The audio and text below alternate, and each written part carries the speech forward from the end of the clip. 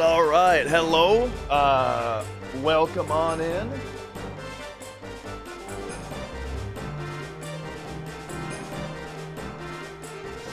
There we go. Okay. Whoa. Let's get this controller cable unkinked here. Oh, I gotta... Mic check? Alright, I gotta go get my, I gotta go get the cat cam.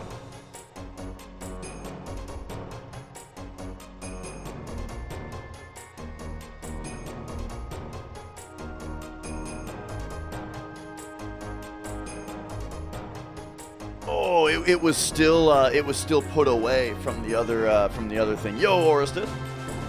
Stream is perfectly timed. I meant to be on like 2 hours ago, or like an hour and a half ago, but I had a bunch of chores to do. But you know, it feels good to get up and do some chores, you know. I got some things fixed around the house. I got, why is there such a big kink in this controller cable? I don't like that. And then, how do you add a profile to Switch 2?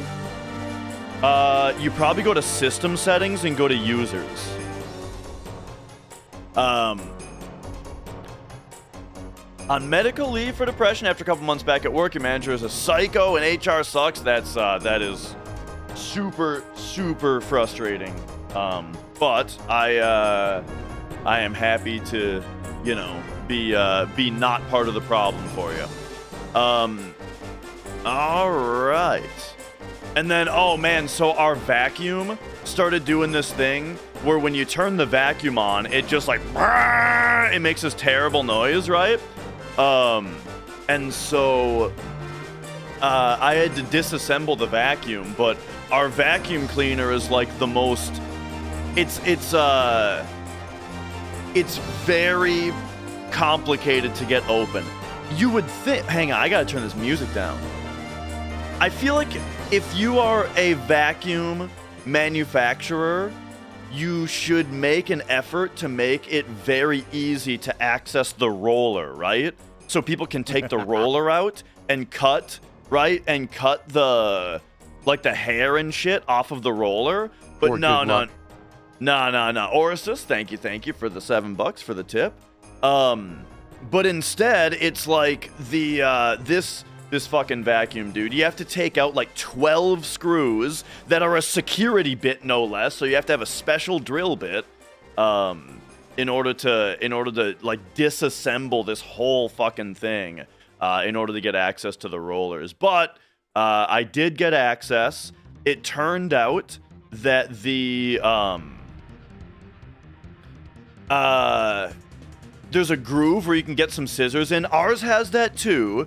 However, there's also like a couple jail bars, you know, in front on the opening, right? It's like the opening to the roller also has some jail bars. So even if you get in there with the scissors, you have to do it in like thirds, and then you got to get underneath the jail bars, and then also the very left and right sides are tough to get to as well, you know? So look, it would just be easier to pull the whole thing out and get all the hair off of it and put it back in, right?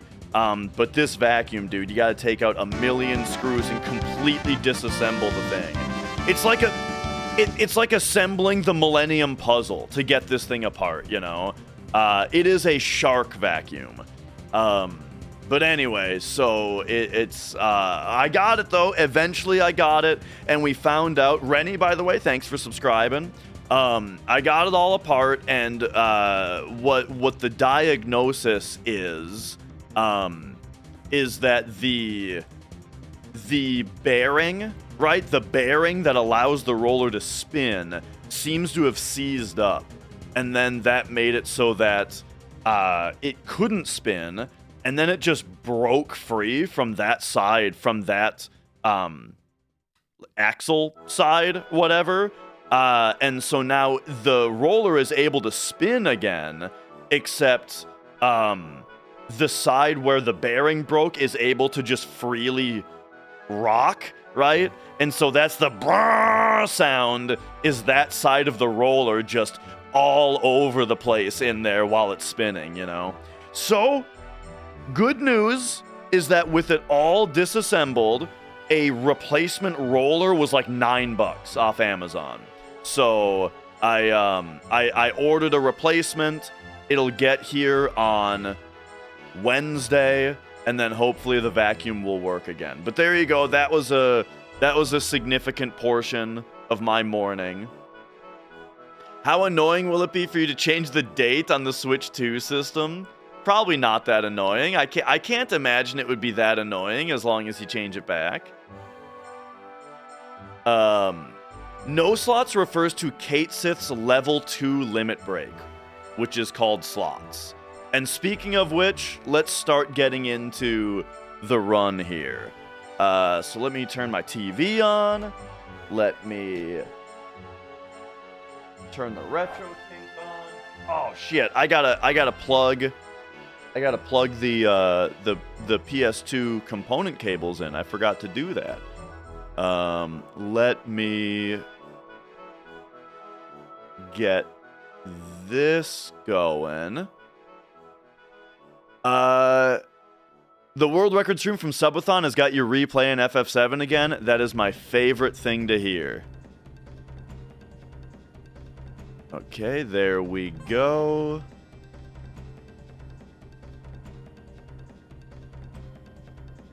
All right. I forgot to actually plug the PS2 into the retro tank, so hang on a second.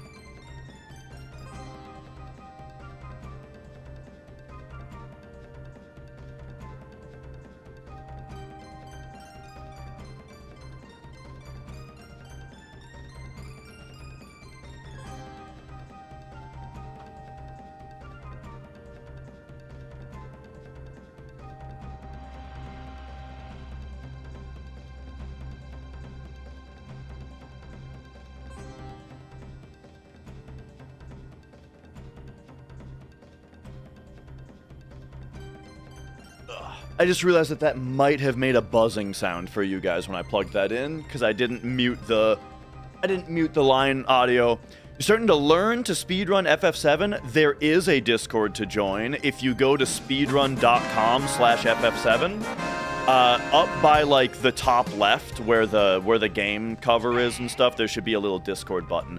Or you can just click on that link that Ace provided. There we go. Vlorkin, welcome. And then Orestus, thank you for gifting a sub also. I usually don't thank followers, but what happened was because you don't want to thank everybody who follows. It's just too much. And plus, people want to follow quietly, you know. The reason that I called that one out is because I heard the sub notification go off. So I looked at my activity feed, and your name was the top one from following, so I just said your name, and then realized that it wasn't you who subscribed, but I had to finish what I was saying, so there you go. But Zeros, welcome on in. Now I can't just ignore people who are following. Now I have to keep it up. Okay, anyway, but Orestus, thanks again for the gift sub there. Okay, there we go. We are ready to we're ready to get in here. We're ready to do this. Let's go.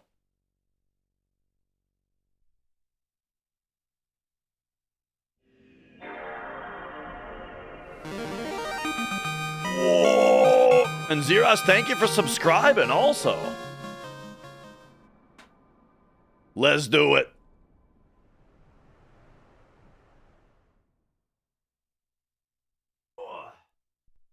All right. You know what's funny about that? About like welcoming every follower, and that kind of thing, is that like a really interesting phenomenon, I think, in streaming is the way where like the more viewers you get, and like the more kind of professional you get. Jimbo, thank you for subscribing. All right, let's start. Boom, there we go. But yeah, like the more viewers you get and that kind of thing, the less you acknowledge those individual things. You know what I mean? I think that that's just an interesting phenomenon. And the reason being that when you are a streamer, it's like something you have to think about is how close to that threshold you are. You know what I mean? East by App, thank you for subscribing. Because it's like, when I first started streaming, I would make a, you know, this was back in Orestes, thank you for gifting another sub out there. When I first started streaming, you know, when it was 2014, and when's the last time that the $100 alert played? So I disabled it. Yeah, I disabled it because I was figuring something out. EMC, thank you as well. At some point, it becomes too much, exactly. Especially if you're on YouTube, and all of this has to do with Twitch anyway, for the most part. But yeah. Basically, like, if someone like Northern Lion were to thank every sub, it would be all he was doing. You know what I mean? And it would break up his, like, comedic train of thought, right? Like, that guy is a guy who gets on a flow and just have, and just has like a whole thing that he's doing, you know what I mean? And so if he's getting interrupted to have to thank people for shit all the time, it would, do I like NL? He's the GOAT. NL is the best video game content creator on the planet. But anyway, what was I kind of saying? Is that, you know, if it was, he's on that Dracula flow type shit, exactly. And so, yeah, if he was stopping to thank people all the time, it would make the show worse. So it's like, you kind of have to think about where you are. Roach King Asmongold, I watch him all the time as well. Those are my two most watched streamers, are NL and Asmongold. Alright. There we go. Orestes, thank you for gifting another sub out there. And, yeah, so anyway, it's just something that I think about, you know, which is that, so basically what I'm getting at ultimately is that I am at the point now, I feel like, where the viewership and stuff has popped off so much recently that I feel like I'm getting to the point now where I need to tone down the subscription alerts. Like, I'll still thank subscribers, but I need to tone down the alerts maybe a little bit, because they're starting to get disruptive.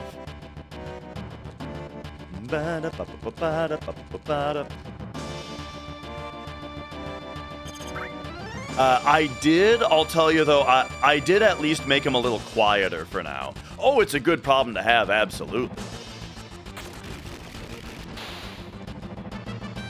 My favorite metal band? So my favorite band is Dream Theater. And, you know, as far as metal goes, like, they're a progressive metal band, right? So Dream Theater counts, right? But if we're looking for, like, death metal, if we're looking for, like, heavy stuff, I would say then that my favorite band is Magua, maybe? Or Death? You know, like one of those two, or something like that. Nice try, EMC. Some streamers go the opposite route and make it as disruptive as possible. Yeah. Does new metal count as metal? I mean, yeah, but if you're asking what someone's favorite metal band is, you know, and they answer a new metal band, then, you know, you got an idea of how the rest of the conversation's gonna go. Nowhere.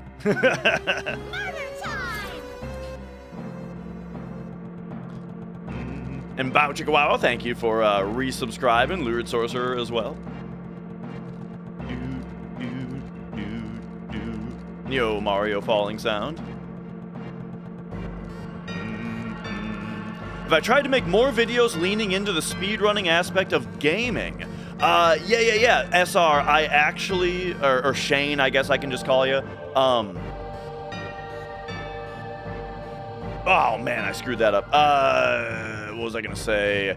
I recorded a new video that is about FF7 yesterday. Yeah, yesterday I sat down and I for the third time, I feel like my loading times are bad today, but you know what? I probably have just been playing the PC version too much. I've been playing the PC version too much, and now the PlayStation load times are tripping me up.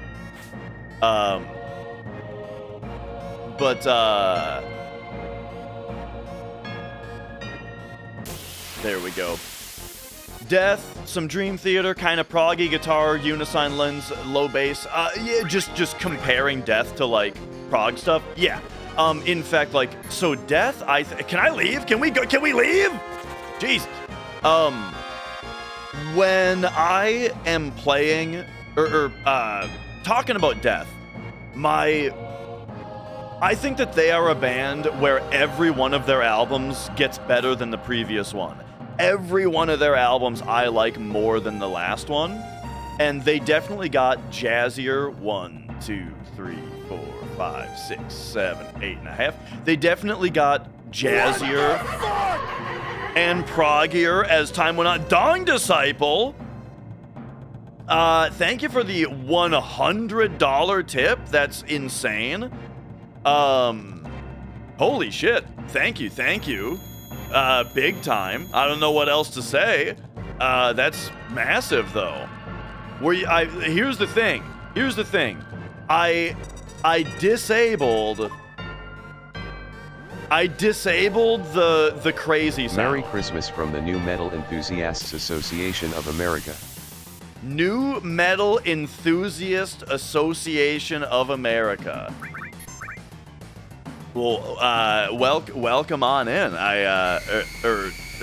New Metal Appreciation Association of America.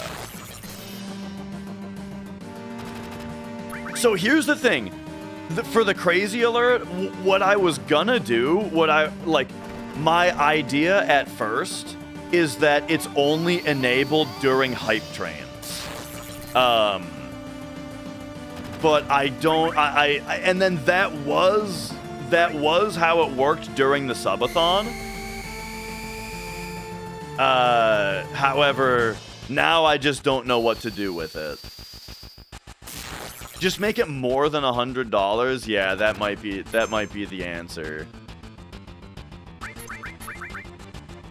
But anyway, I feel like I missed what I was talking about. Oh, so yes, I did record a new video about like a deep dive into FF7 mechanics, and so we'll be able to talk about that. I think I do a regular attack followed by a bolt here. So I'll get that edited up as soon as possible. That's what I'm trying to say.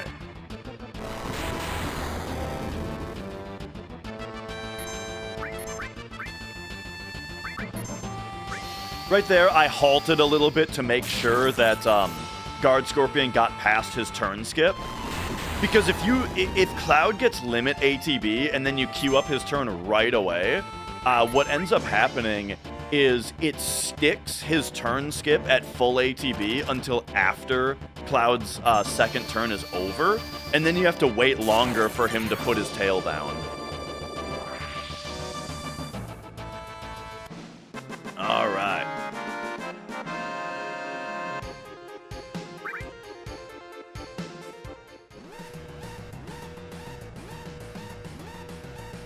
Hafer, thank you. All right.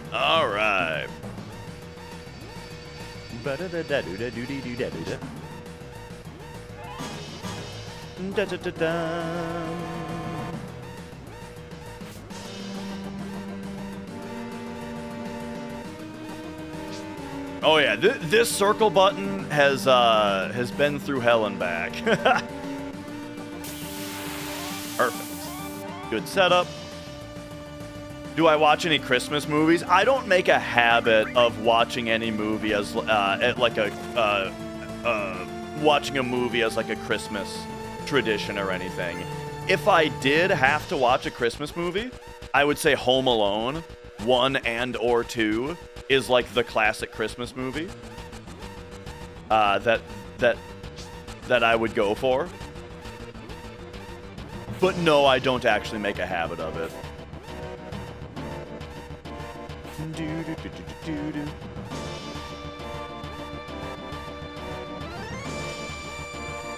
That oh yeah. It the guy in Home Alone 2 that like that red-haired guy that shows up for like one line. Yeah, that guy got super famous now.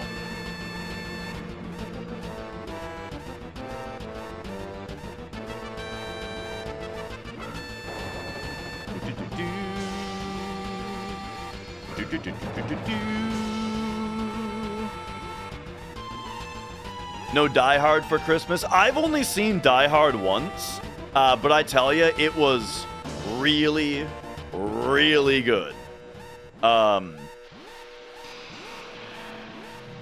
Like, I never saw the movie growing up, ever, for some reason, and, but I, you know, just like a few years ago, I watched it for the first time. And I tell you, my takeaway from watching Die Hard for the first time, my takeaway was, holy shit, Alan Rickman is incredible in that movie. Alan Rickman is so good that, like, it keeps you super glued to the movie the whole time.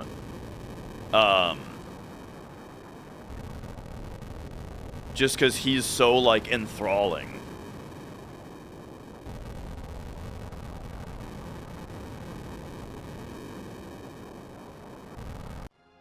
Alright. Potter. I think the first thing I ever saw Alan Rickman in was, Dogma. When I was younger, you know, I really liked Jay and Silent Bob.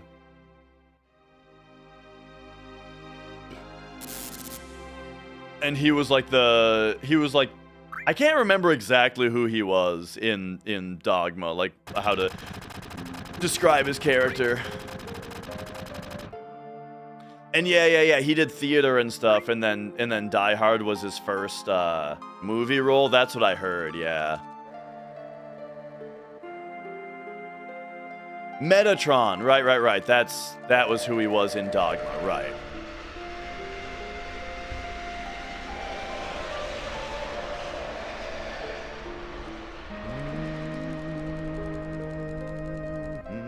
And yeah. Slots refers to Kate Sith's level 2 limit break, which is the run is much more fun without it.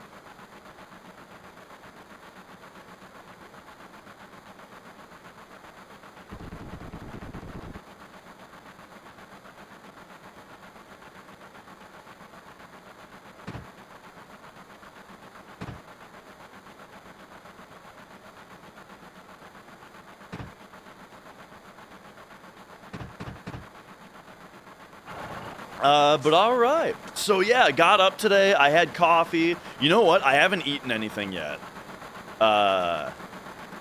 Because like I was trying to have my coffee. But my wife, you know, the old ball and chain, you know, she had all kinds of chores for me, so I didn't have a chance to actually eat anything. And now here we are, starting our run. I've got a Nutri-Grain bar down here, but I don't know when I'm gonna have a chance to actually eat it. Eat it, just eat it.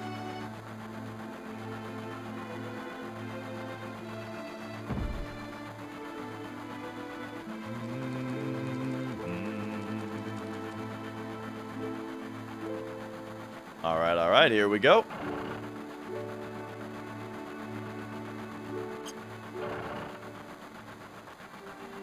1, 2, 3, 4. Is the Vincent mug glitch used in any percent? No. The reason being that we don't have the opportunity to unlock mug, and also it would take too long to get Vincent. It's just not worth it. Also, there aren't very many animations that are worth skipping in any percent. You know, it's not like Hundo where you're skipping Knights of the Round.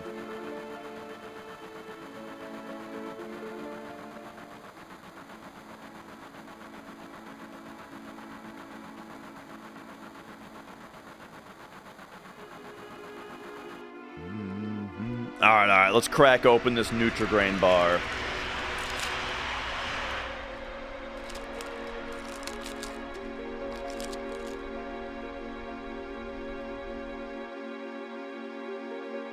I figured out Playground Skip on PC, if that's what you're asking, yeah.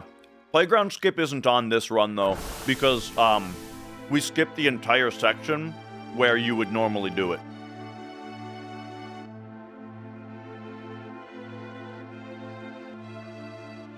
And yeah, plans to retry Hundo, so I did get the record. If anybody missed it, you know, there was that one run that was really good, but I missed Bolt Armlet. If anybody missed it, we did come back and get 8 minutes faster than even that run on a legit Hundo. So still waiting on it to show up on the leaderboard, but, I mean, I think it was good. And so, hang on, I have to think about what to do here. Sell everything by 19 grenades. But yeah, I would still like to get another 100% run in pretty soon. However, in December, it's difficult to make time, you know, with all the holiday stuff going on. So, I'll see when I can slip one in.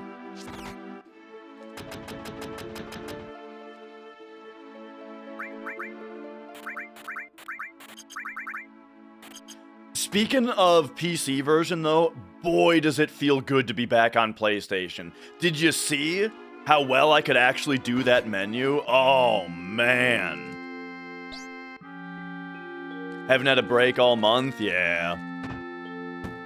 Better to wait for Zeal's route to finish? I don't know. I really, really like the Hundo route.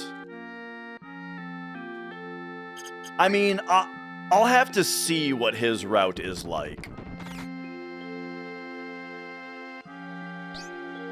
No more double input glitch, exactly.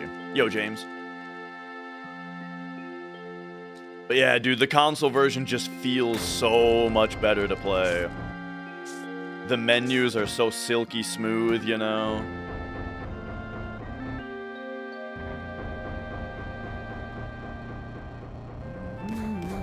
And I get to use an actual PS1 controller. You can use a PS1 controller on PC, but I've been struggling to get an adapter to work. I bought 2 different PlayStation to USB adapters, and neither of them really worked, so, yeah. Was I able to slip in another Hundo world record before P-Town? I mean, I think so. I got a 1432. So unless he beat 1432, then yes.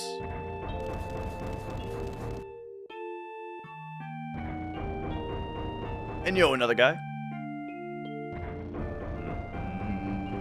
Criminalize speedrunning? Lock me up.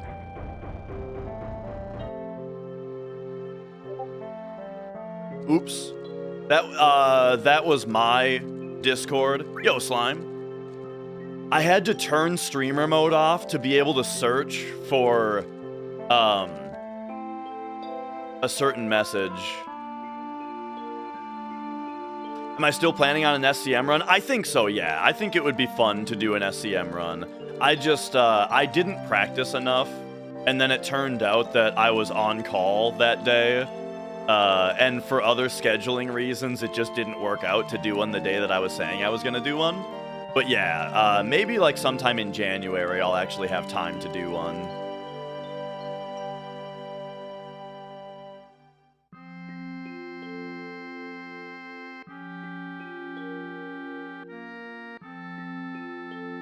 Do I miss Turbo? Yeah, I mean, I like playing Turbo a lot, but, you know, it's just not as competitive, right? So, I like to compete where there's competition, usually.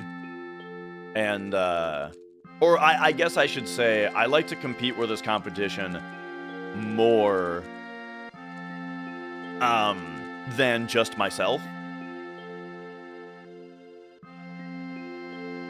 Because, like, with Turbo, I was, like, kind of the only one running Turbo. And so, here we go.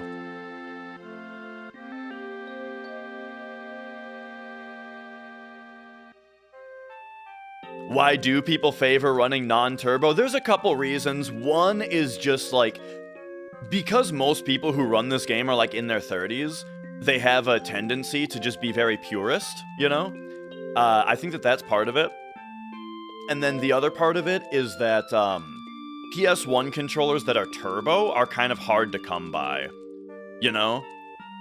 Because there's not really a good third-party turbo controller. What would be the first thought in my head if I saw Billy Mitchell submit a world record hundo? I mean, I wouldn't go into it with any... I don't think I would go into it with any particular favor toward cheat or non-cheat. I think I would just, you know, review it. Well, okay, this would be my thought. My thought would be, Billy Mitchell, he doesn't speedrun FF7, so I better review this run very closely, because, you know, not because of any preconceived notion about Billy Mitchell, but because I've never seen him run FF7 before. So somebody submitting their first run that's a world record in the hundo category would just be very surprising, you know? Okay, so everybody who's used to watching hundo lately, check this out.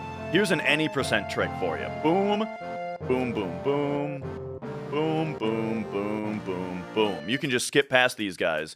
And we skip the entire second reactor and go all the way, all the way to Wall Market.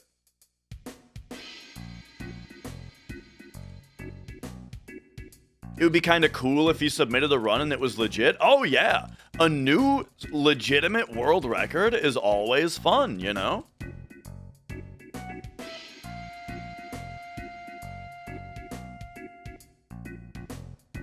All right, boom, boom. 1, 2, 3, 4.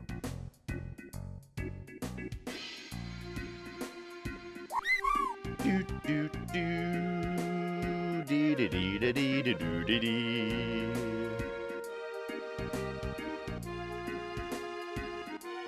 Spent 2 hours trying to figure it out. Watched my video, got it in 3 minutes. Nice.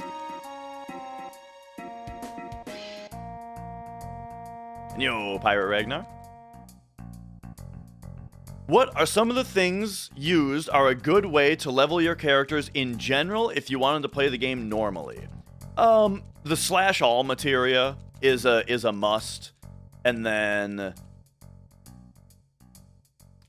I also think that it's much easier to, like, if you're just playing the game casually and you're not looking to do like complicated tricks, the Gelnika submarine, the room that's like to the left, you know, that's where the only things that you fight in there are the squids and the, like, hermit crabs. Those guys morph into speed sources and luck sources. Speed sources are awesome because they make your characters faster, and luck sources are awesome because they make you critical hit all the time. And so, and also in the Gelnika is Yuffie's Conformer weapon, and the Conformer does full damage when you morph with it. And so what that means is, it's really nice to farm speed and luck sources in that room of the Gelnika. And then once you've done that, then doing slash all is, you know, once your characters are fast and lucky, then that's great.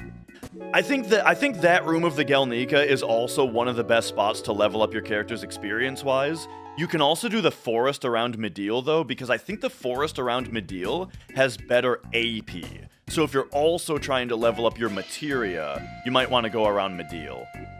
But I mean, the Gelnika also has a lot of AP, so, you know.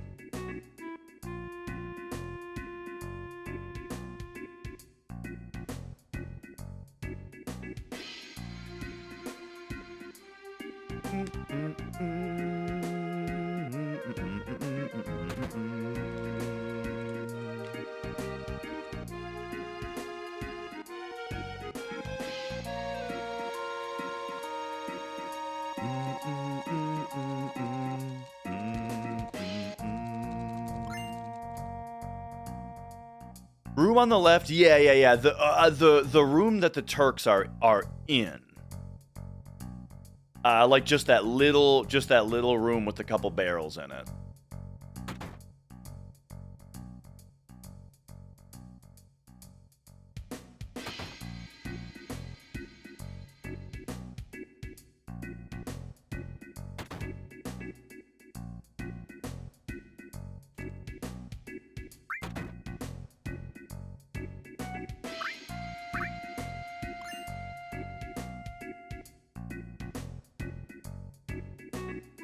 All right, there we go.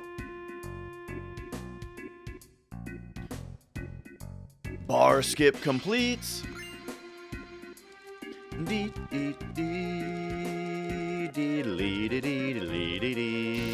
Yo, Lawrence, thank you for the congrats.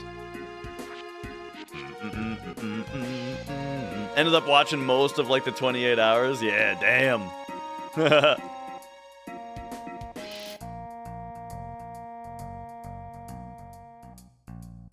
All right, squats time. So here's the thing about squats is you can buffer the inputs. So every input that you have to do, you can just hold it down ahead of time and then swap to the next one as soon as each one goes in. Our power source is a good idea. I just don't think you need them because hang on.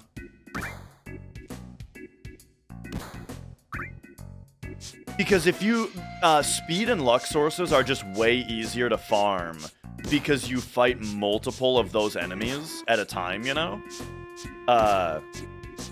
And if you do the setup correctly, then you can W item dupe them for not too much trouble. And then that makes it so, basically, if your luck is maxed out, then you'll crit so often that, like, your power doesn't really matter. Exactly, Tilt. That's what I'm saying.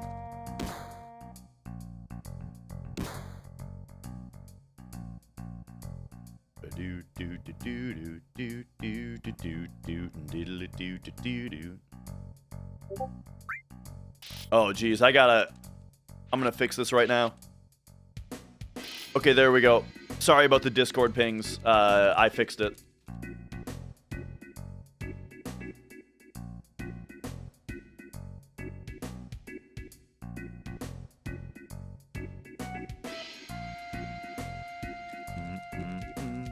Are we gonna get preemptive apps? You better believe it.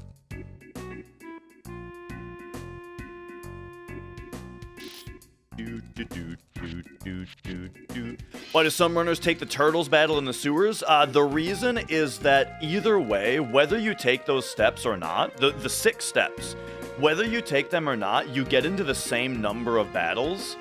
The benefit of taking the 6 steps is that it delays the battle until it's in the train graveyard, and the fight that you get in the train graveyard is skippable. The sewers fight is not skippable, but the train graveyard one is. So the thing is, if you don't care about going for the battle skip, then you can not do the 6 steps and get the battle in the sewers instead, and that puts you way ahead on steps. Because the thing to remember is that steps by nature put you behind. Because as you move through the step route. You burn through your step IDs at the same rate, whether you're walking or running. It is, it's a step ID every 8 frames of movement, regardless of running or walking, right? So if you're walking, that means that you're only traveling a fourth as much distance through those step IDs as if you were running. And so, yeah, with that explanation, that means that by their nature, walking steps put you further behind. Now, the route that is made accounts for walking steps, right? When walking steps are routed in, then they are accounted for, but it means that if you walk too much, you get behind, And so then the vice versa of that, the opposite of that, is what is being used by runners who take the battle in the sewers. What they're doing is they're foregoing the 6 steps, which gets them the same number of battles anyway, but it puts them way ahead on steps to give them a lot of leeway on the train graveyard, because the train graveyard is one of the hardest screens in the game to have good movement on. So, yeah. But again, the benefit of taking the 6 steps is that you have a chance to skip the train graveyard encounter. And if your steps are perfect, you just don't need the extra, you just don't need that extra leeway if your steps are really good.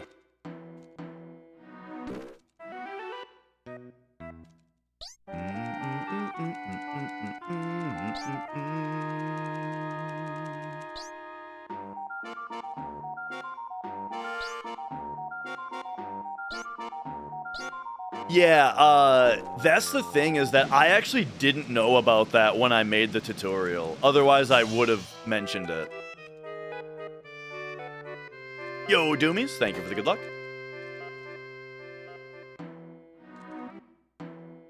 La-dum, da-dum, ba-da-ba-da-bop, bop, bop.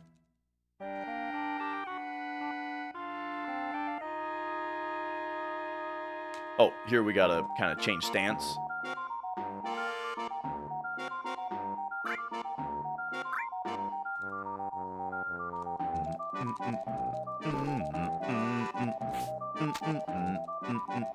The battle skip is hard for everybody. I think battle skips in general are like the hardest trick in the game. And I generally don't like doing them. It feels really good when you get them. But in general, like, for example, I hate when the step route calls for the battle skip in the reactor. Drives me nuts. So I am very, I'm very glad that no category that I run right now has a step route that does the battle skip in the reactor.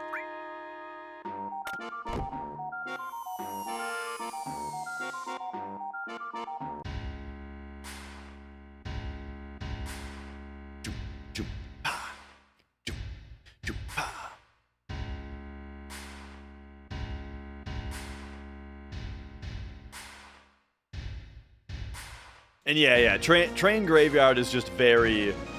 That's kind of what I was saying. It's one of maybe the most difficult field in the game to get through efficiently on steps.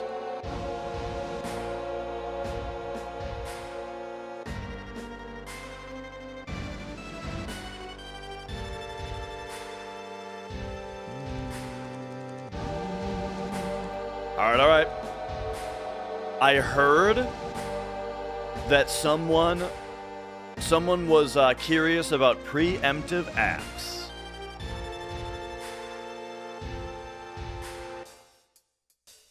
So here you go. Boom. Boom, boom, boom. How comfortable do you have to be until you use something during a run? Oh, I'm the type that I like to just, well, hang on a second.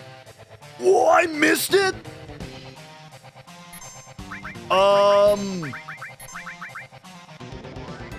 I gotta see what happened.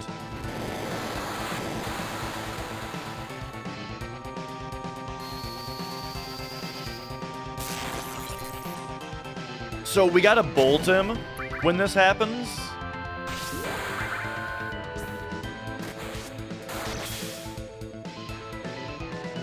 But no, this is basically a dead run. I can't PB off this. The way that you get a preemptive on a boss battle, I'll tell you how it works. You're doing that right here. It's really In a moment. But first, we're just gonna finish this battle anyway, and you'll see the time. You'll see the time difference. That's crazy, dude. I haven't missed preemptive apps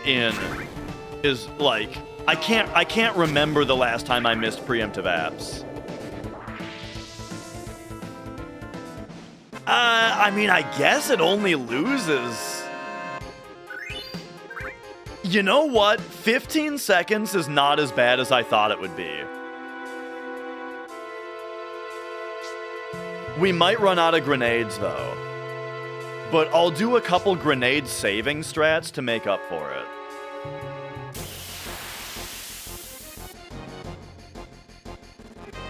Okay, so we were a step ID too late.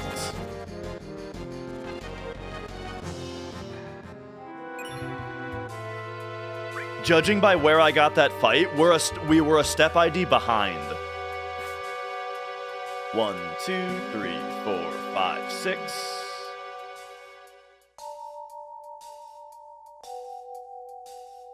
So now I have to take that into consideration for the battle skip as well.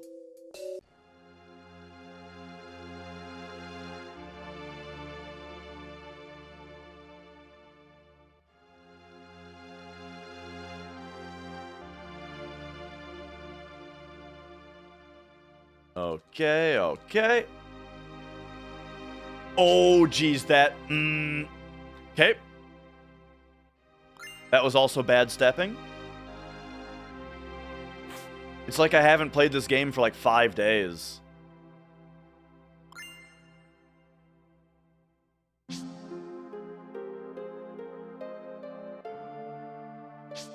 Okay, I'm gonna go for the battle skip in the middle of the S. Oh, I'm so far behind, dude.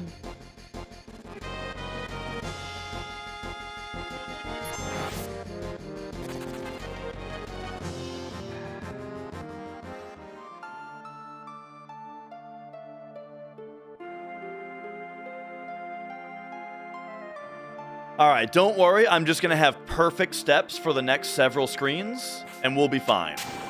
No. We don't need to double train. We'll be fine. I mean, what I should say is this is bad steps for me, but it's totally runnable.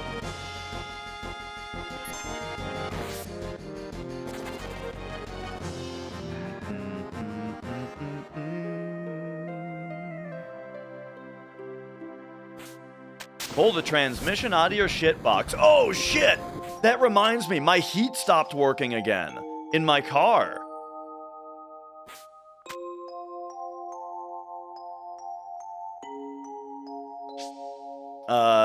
So I gotta... First, I'll try... I've got a cousin who's a mechanic, and he fixed it last time. The reason, Shim, is that or Sam, I guess, is that we actually skipped the cutscene where you get to name her. So the part where you fall into the church and you meet her and you give her her name, we skipped that whole section. It is a 2012 Challenger. V6. It's the wimpy V6 model. 2.4 liter, I think.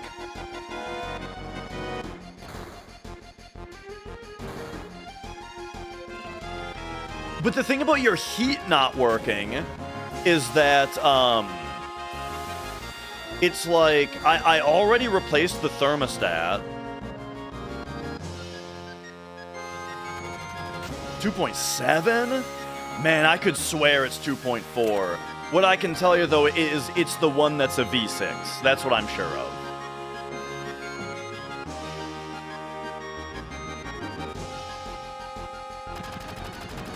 So her default name is Aerith in the original release. What's very interesting about it is that her name in the ROM is Aerith with a TH.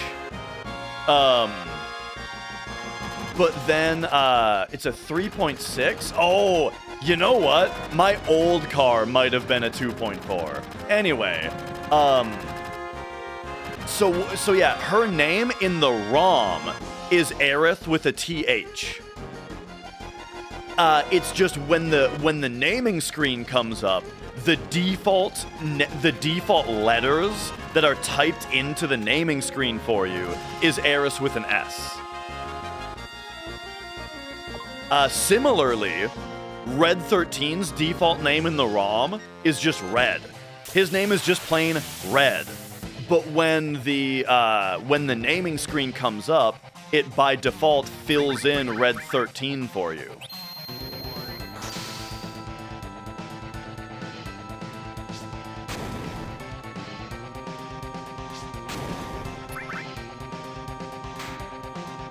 Okay.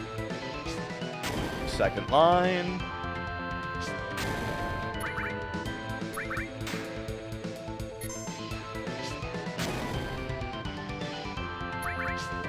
Get me a braver. You know what's funny, Madi, though, is that that's just what his line is. He doesn't call Red 13's name on that line. The literal written dialogue is Nanaki is Nanaki. That's his name. If you're talking about the specific, yeah, that specific line, that's just how it's written. Nanaki is Nanaki. That's his name. That's just what he says, no matter what Red's name is.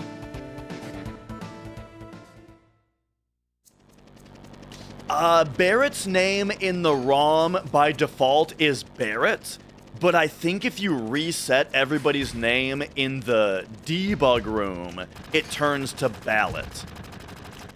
Or something like that. Right? I think that there's like a debug room option that resets everybody's name, and when you do that, that's when they get all fucked up.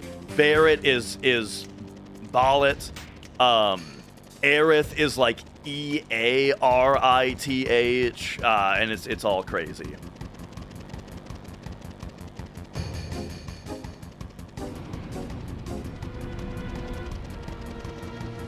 And then there's other just fun facts about characters' names in the ROM versus the default input is that because Kate Sith and Vincent... All right. So Kate Sith, when you do the Calm flashback, you play as young Cloud and Sephiroth, right?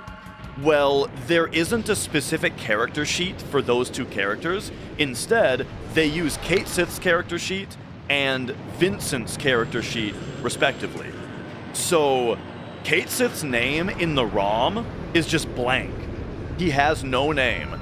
But when you name Cloud, when Cloud's naming screen comes up and you name him, it inserts that name into Cloud's name slot and Kate's name slot. Because then when you get to Calm Flashback, it's using Kate's character sheet, which has Cloud's name. And then it's sometime later then it overwrites all of that character sheet with Kate Sith's stuff. And then also, similarly, Vincent's name in the ROM is Sephiroth, because that character sheet is going to be used in the Calm Flashback, and then later it gets overwritten with Vincent stuff. What Final Fantasy would I recommend? 7. I think 7 is a great place to start because the story is really good, the characters are really good. I feel like the gameplay is modern enough, right? It's just, this game is just one of the best games ever made. However, I am also someone, though, who always I like to start at the start. I'm a big fan of play Final Fantasy 1 on NES, you know? Because then when you play Final Fantasy 2, you get to appreciate all of the advancements that they made, you know? And then when you play Final Fantasy 3, you get to appreciate, you know, the all of the decisions that they made for the next one, right? And then and I think that that's fun. Are the stats rewritten also? I think so. Advancement in 2, like it's a thing? Dude, Final Fantasy 2 has actual characters with an actual story. Like, they went way more into, like, writing a real story for 2. And then, like, even if you don't like the mechanics of 2, they definitely are more complicated. They definitely were trying to make like a more complex system that's going to be an enhancement, right? That was their intention. And also on top of all this, 2 fucking rules. What are you talking about? It's a great game. Talking about 2 on Famicom.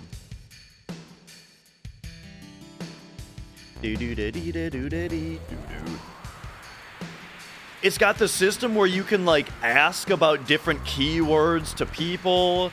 You can like open the item menu to use items on the field, which is fun. Oh, dude, we're totally fine on steps. We can almost jaywalk with this steppin'. But I'm not gonna jaywalk for safety, though.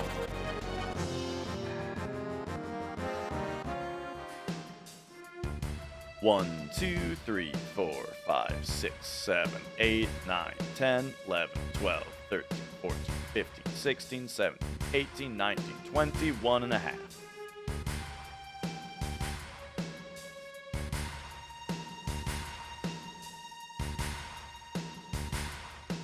Oh, that's right. It's time to do elevator manip. Someone was asking what kind of skips we do on any percent. We already did guard skip. Now, this isn't a skip, but it is a very complicated trick called elevator manip. So the first thing we need to do for elevator manip is determine where we are currently on the RNG table. And the way that we're going to do that is by timing the glows. Timing the amount of time between glows at the bottom of the elevator. I mean, waterfall. At the bottom of the waterfall. So watch the bottom of the waterfall with me, and I am going to be clicking a stopwatch to time the amount of time between the little glow-ups.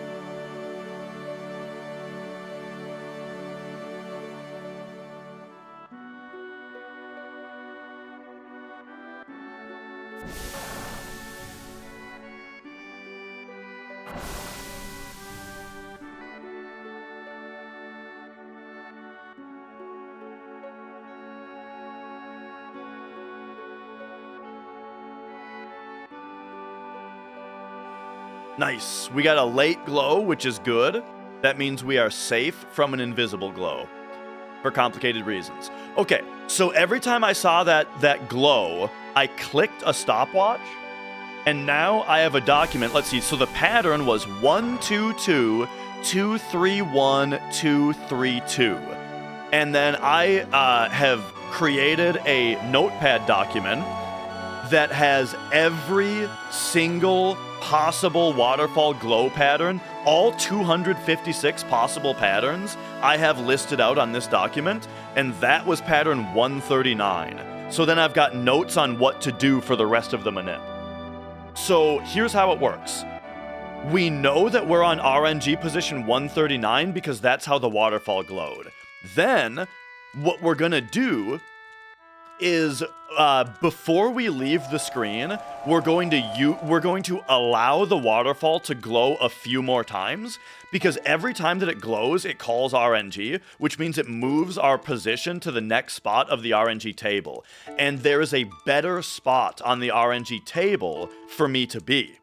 And so once again, I pre-researched all 256 possible patterns using a spreadsheet that Brutal Speed made. Brutal Speed is the one who really did the work. And so here's what I know, is that on pattern 139, we want to wait for the save crystal to do like an extra half a spin. We need it to get to 3.5 spins before we leave the screen, and that is going to allow the waterfall to glow a few more times, which is going to put us into a much better position on the RNG table once we get into the elevator. All right? Does that make sense? Counting the waterfall glows told us where we are on the RNG table. And then waiting a little bit is going to manipulate us into a better spot of the RNG table. And we know exactly how long to wait because I've written down how long to wait for all 256 different patterns. This one, I can leave anywhere between 3.5 to 3 3/4 spins on the save crystal. Once again, the waterfall is what's actually advancing RNG. The save crystal is just an easy way to time it. So, once we get out here, everybody watch the save crystal with me, and we are going to press left while holding run between 3.5 to 3 3/4 spins on the save crystal. Here it is. 1 spin. 2. 3.5. And there we go. Now we are on a better RNG position.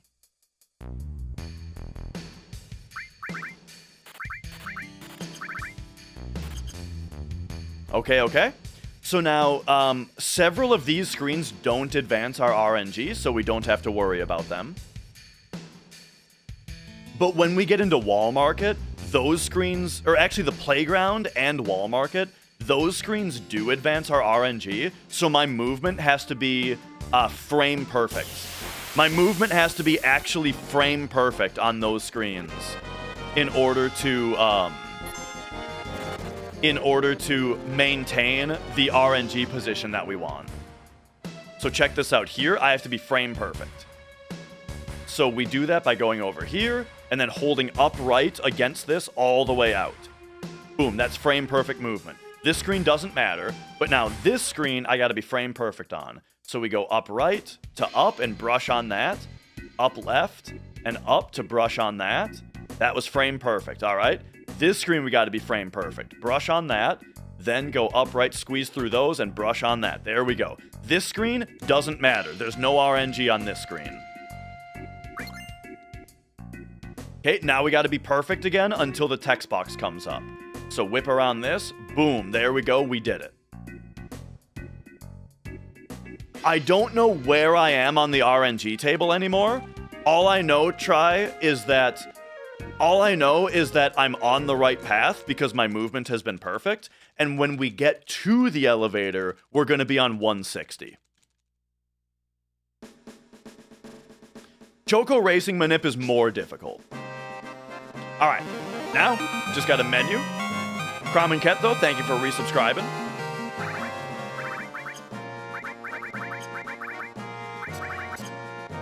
Boom.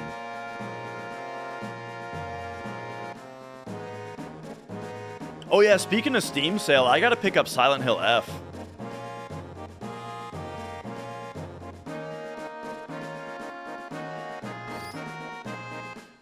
This screen we also have to be frame perfect on. However, there's a nice aspect of this screen, which is the swinging pole.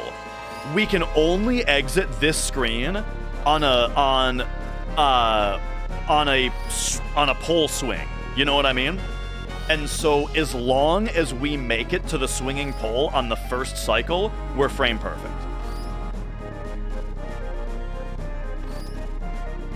Gave you rage as a kid? I may have already told you this, but here's the trick. The way that you get the swinging pole first try every time is you press circle immediately after hearing the squeak. So here we go. I just got to get the first swing and then buffer movement out of it, and we'll be frame perfect.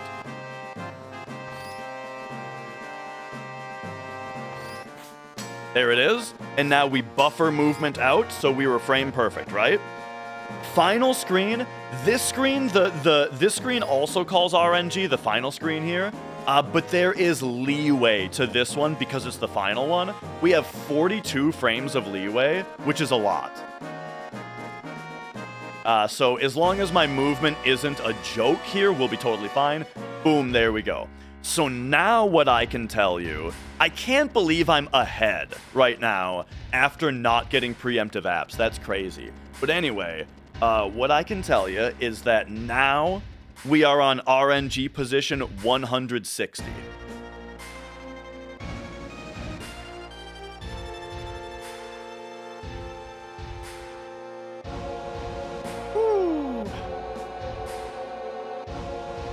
Oh, it feels great just to be playing on PlayStation again, Zoa.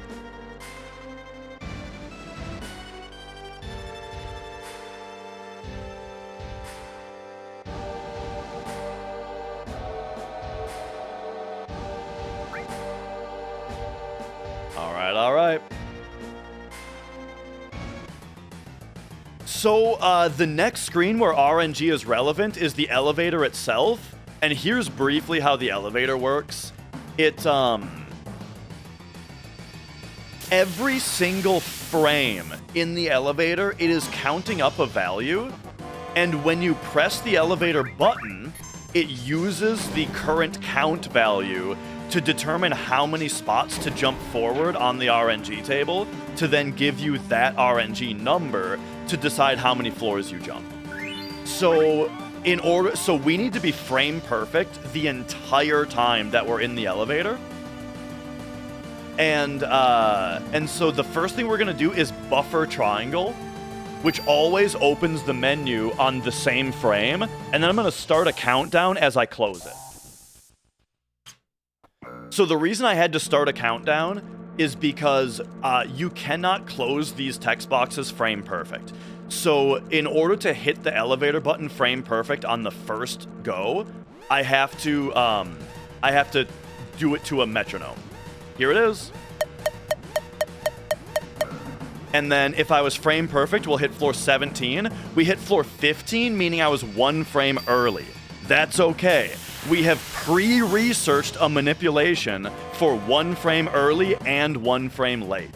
So now what we're gonna do is a sequence of buffered movement and timing in order to do a pattern of 4, 3, 2, 5. So next we want to hit floor 29, and we're gonna do that by passing 4 frames past neutral. Here we go. 4 frames past neutral. 1, 2, because I was too late, and so that means 2 of those 4 frames already passed. There's floor 29. So now we need 2 frames to hit floor 38.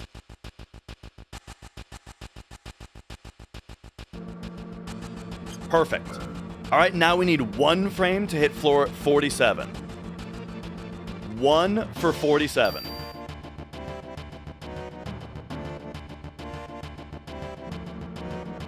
Okay, I was neutral, so we do 1. And now finally, it's 5 for 59. 5 for 59. Here we go. 5. 1, 2, 3, 4 buffers because I was 1 late, so 1 of the frames already passed. So what's with the buffers? Every time that you close the menu and hold triangle, it passes exactly 1 frame. So basically what we're doing there is I know that if I walk the cloud up to the button,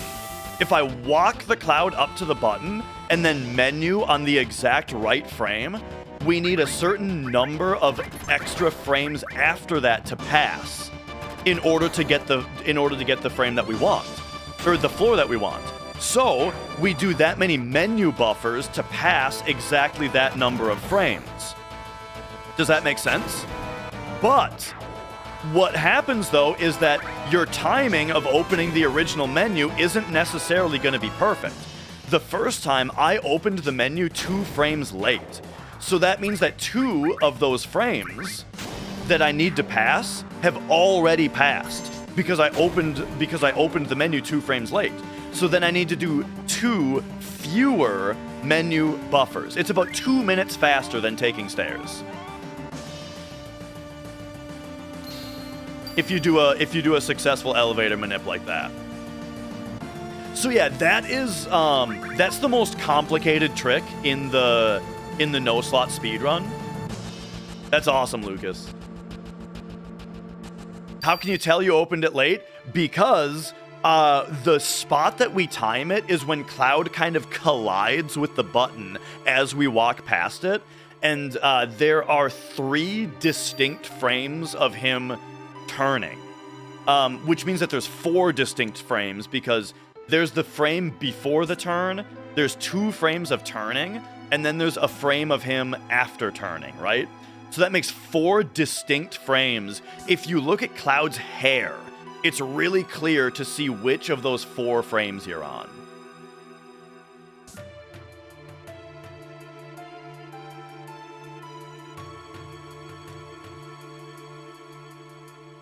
Hang on, I have to not fuck this up.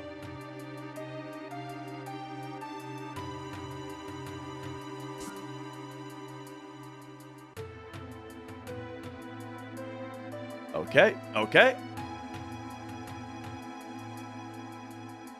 There we go. And yo, monkey.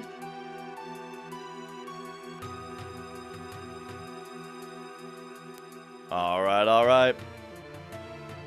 I am Panthers. We are coming up soon on a on the RPG Limit Break channel. I'm going to be commentating the TAS with Ace Zephyr.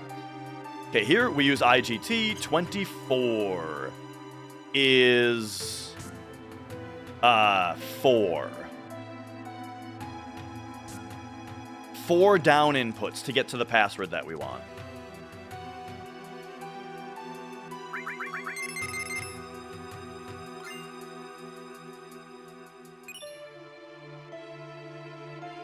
There's a new task. It's the newest one. Ba-da-bum-bum-bum-bum. And Panthers, thank you for subscribing.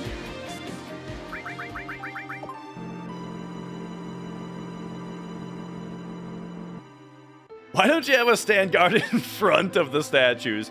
I've never thought about that before. That's hilarious.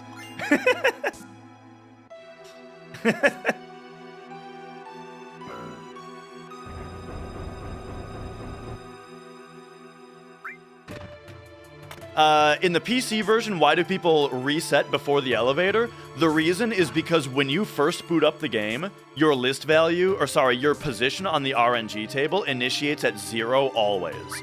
So on PC, they don't have to, on PC, they don't have to count the waterfall and do all that stuff. Because by doing a quick hard reset, their list is just always in the same pattern and they can always do the same manip. And the reason that we don't do that on PlayStation is simply it takes too long. The rebooting a PlayStation takes way longer than rebooting the PC version.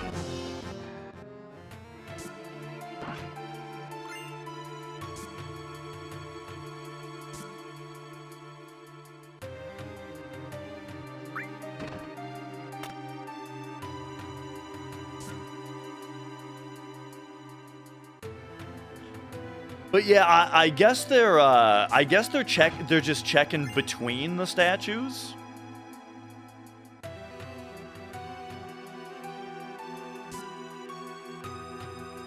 Soft reset does not do it, Strife. It has to be a hard reset.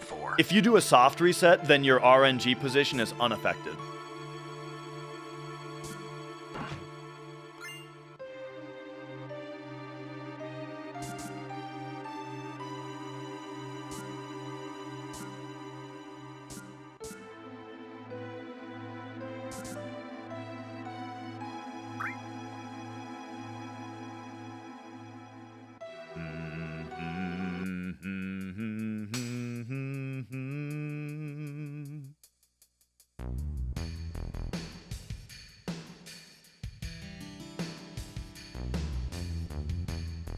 I have not run CSR.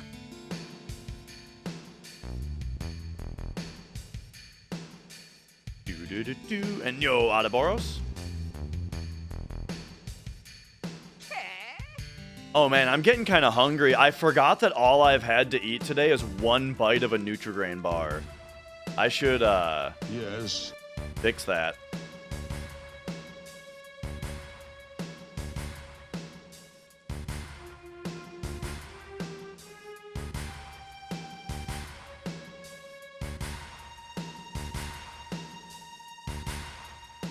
CSR is a cutscene remover.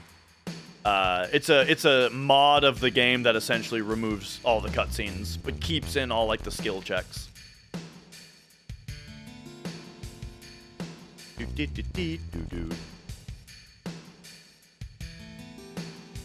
Da da da dee da doo da dee doo doo.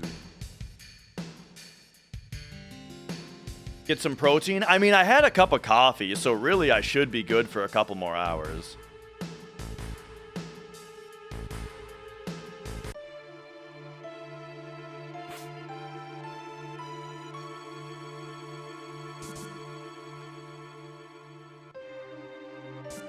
Is PSX the same? You mean like literally the PSX, not not just calling the PS1 that?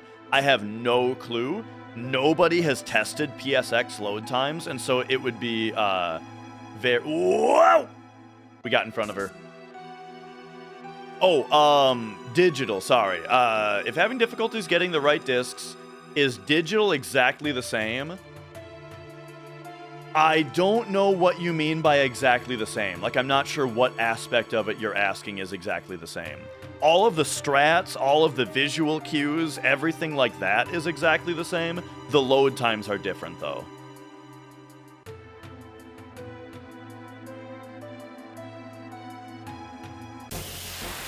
Any versions of FF7 to avoid for a casual playthrough? I would suggest playing the original PS1 version, you know? There we go. Hang on a second. I would suggest playing the PlayStation version because the battles just the battles especially just control so smoothly. And it doesn't have double input glitch and that kind of stuff. But if it's not feasible for you to play the PlayStation version, I mean, the PC version's fine. And the HD console version is fine, right? I just think if it's within possibility, the PlayStation version is the best version.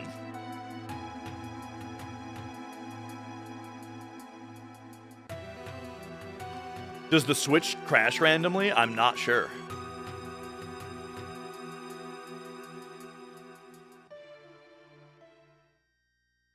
Do.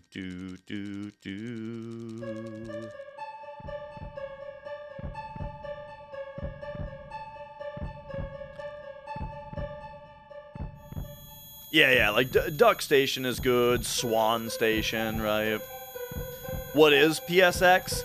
I don't even know. There is a device that is literally called the PSX.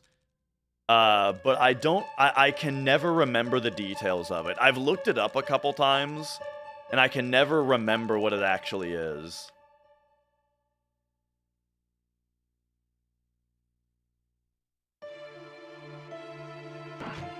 PSX was original gray brick? It's not. I'm telling you, there is a device that is called the PSX. And I think it only came out in Japan. Now, see, this is what everybody is so confused about. This is actually a pet peeve of mine when it comes to PS1, is that there is zero reason for people to call the PS1 the PSX. It doesn't save characters. It's not easier to say. All it does is cause confusion between the PS1 and the Japanese-only device that is literally called PSX. Which is why you might notice that I, Dash Retro, never refer to the PS1 as PSX. I never do that. Because I think that it is pointless and confusing and annoying to do so.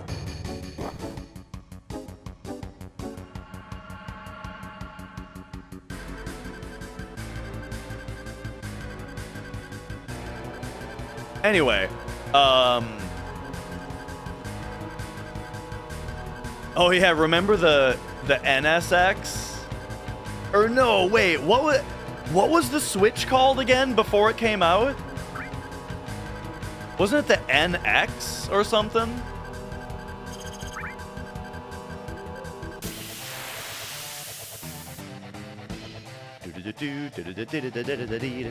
All right, here we go.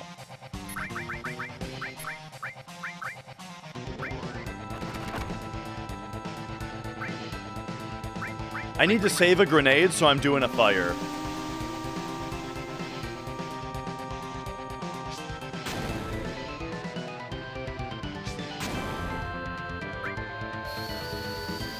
I need to remember that I did this, though. Oops.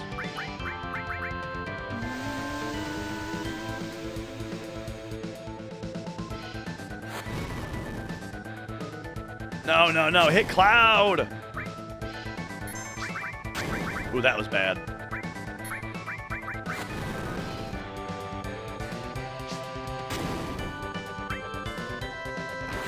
Oh my gosh, nobody hits Cloud? Okay, terrible sample fight, apparently.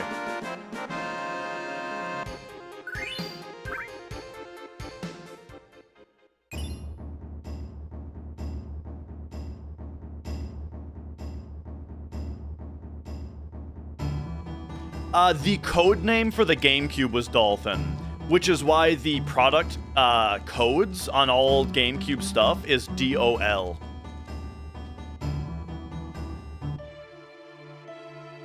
Like the GameCube unit itself is DOL-001.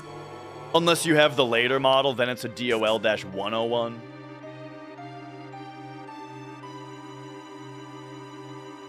The code names are kind of cool.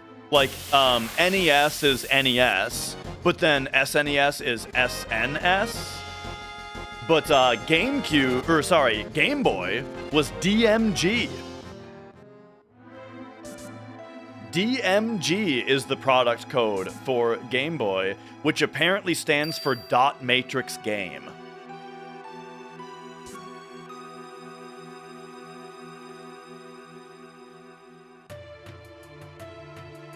And then, the Wii was Revolution, and I want to say that the product code is REV. Let's see, I got a Wii remote right here.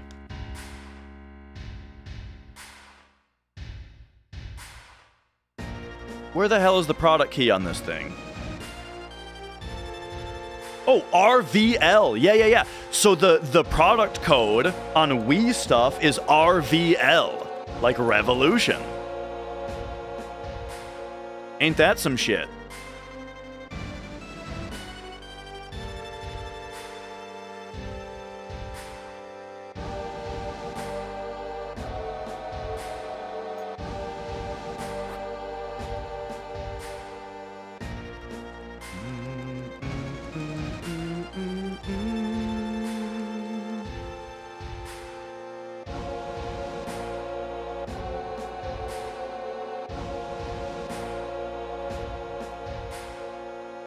But yeah, there's a bunch of, like, all kinds of consoles have, like, different code names before they come out. Like, I want to say the PS3 was called, like, Project Chicago or something.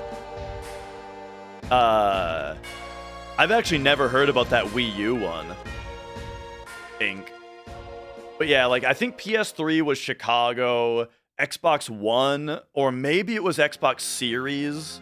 I think it was Xbox One was Scorpio.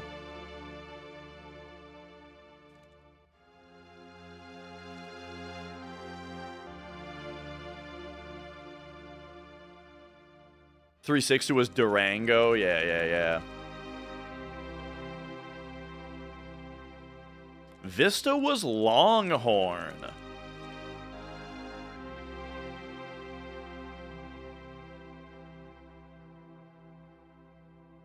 And yeah, Fenry, it's a big part of why I like running the game, is just the soundtrack.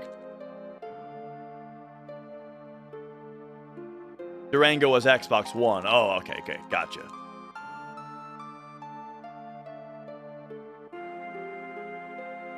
Don't call me Mr. Scorpion. It's Scorpio, but don't call me that either. Is that,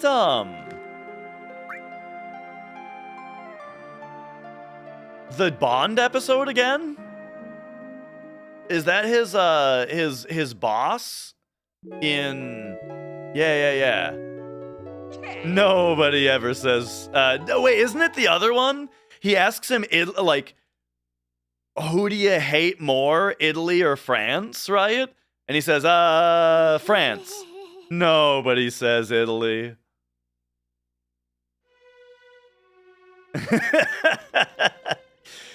Man, that is a good episode.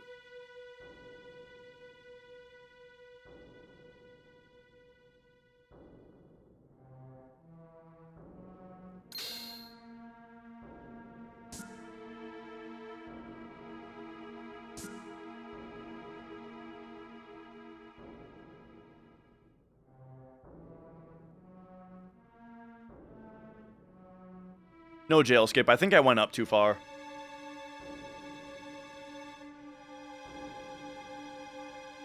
Woo. Just streams the first 10 seasons? Nice. That's, I've got the first 10 seasons on DVD. Hey, I tell you, the French are making moves lately. I feel like France has gotten a huge aura boost in the last, like, 3 years. You know, there was like, remember when Gojira played the Olympics, right? That was a big one. Gojira playing the Olympics, that was the coolest shit. Fucking Expedition 33 was a big one. Yeah, dude. Expedition 33. Was I supposed to have gone to... Oh, yeah. I forgot to do a menu. I forgot to do a menu.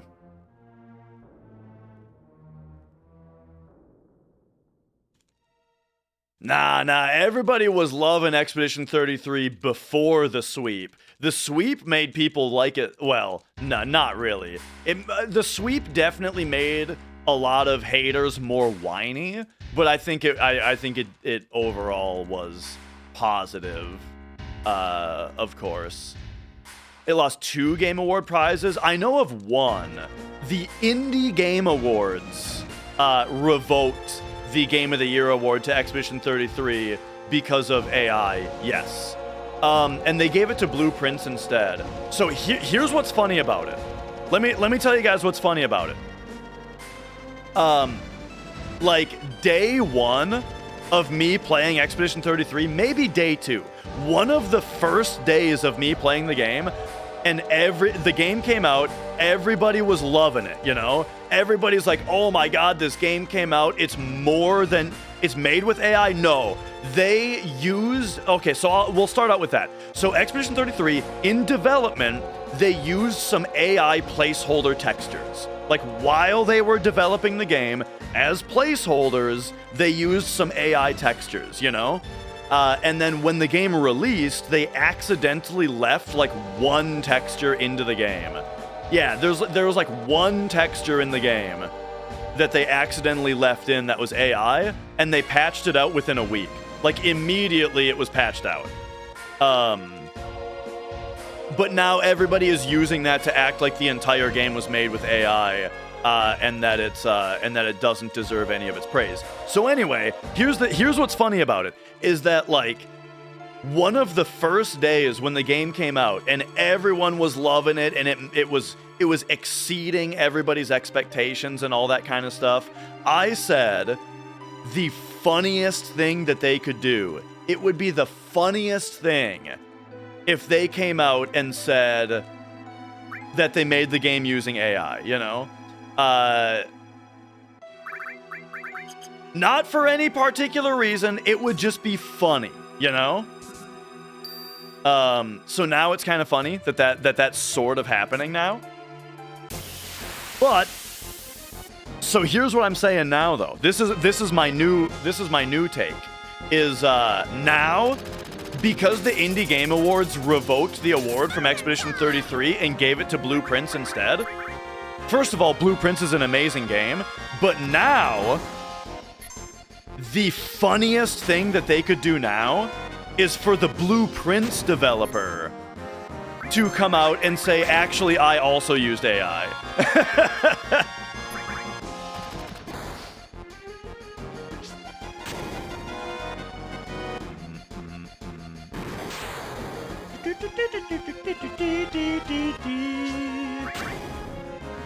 But yeah, my stance on AI stuff is that in general, I think that if AI makes art, it's just I think by its nature, it's generally gonna be trash, right? If AI if art is like 100% AI made, it's gonna be trash just by nature, you know?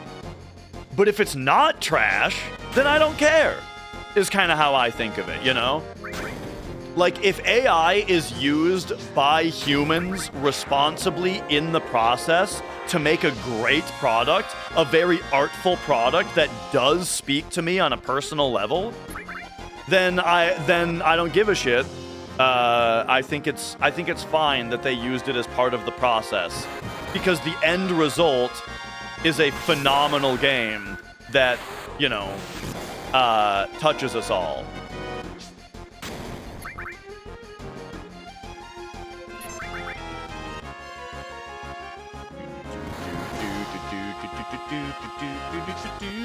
Okay, I think,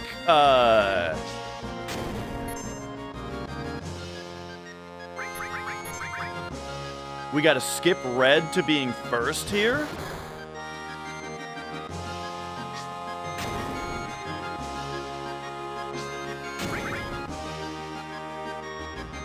Tracer's seething, it does kind of remind me.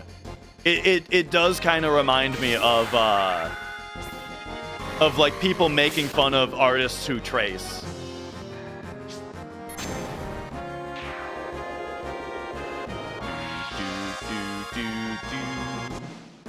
I also have I do have other concerns about AI for sure.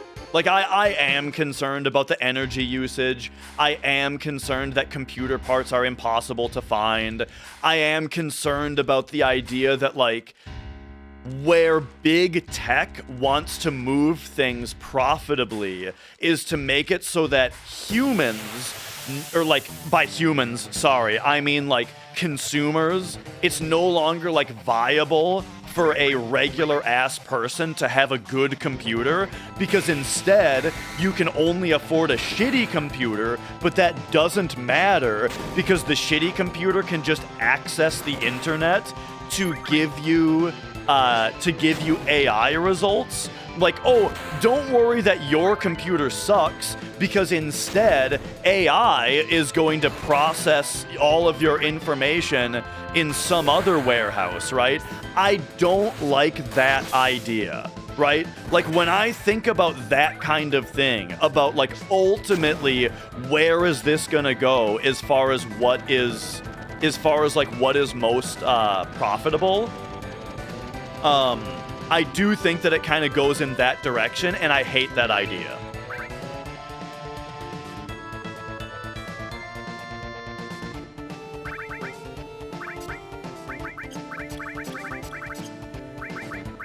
God, the PS1 version feels good. But yeah, so do you guys know what I mean about that? Where it's like, I hate the idea of like, we can't have a computer that has good processing power anymore. Instead, we can only have something that accesses the AI database. Hate it.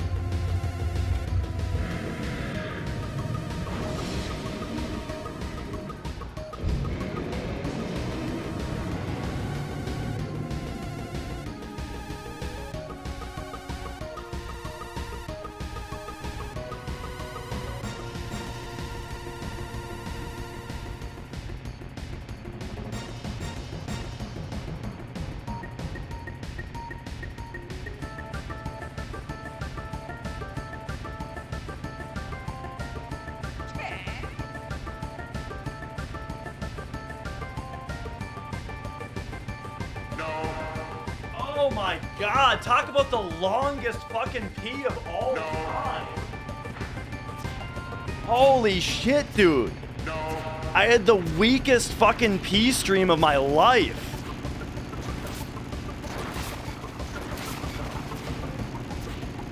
Yes.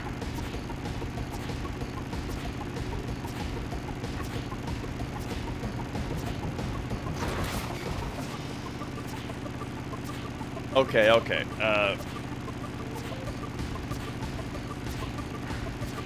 So now I gotta do a strat here where I'm gonna let one bike pass because Motorball always attacks the character that has the highest HP, and I want that to be Cloud. So I'm gonna allow this bike to do some damage to Tifa and Barret. And there we go. Now Cloud will get attacked by Motorball and hopefully gain his limit break.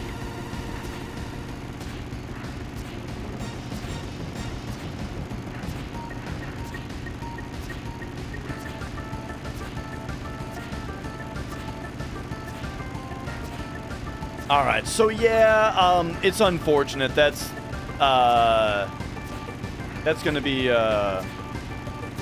really rough on the time.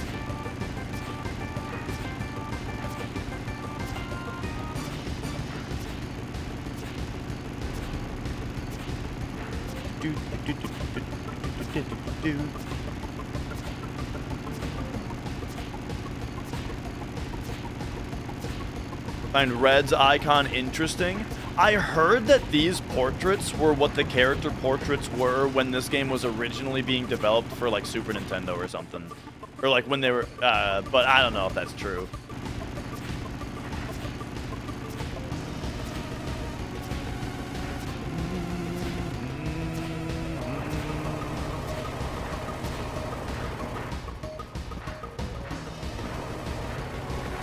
All right. But yeah, ultimately though, to wrap up my thoughts though, I think that like condemning Expedition 33 is kind of throwing the baby out with the bathwater, you know? Like, I have all of these reservations and worries about AI, but I mean, I don't think that there's any denying that, that like, the way that they used it for Expedition 33 was responsible, obviously because the product, the end result is, you know, one of the best games I've ever played.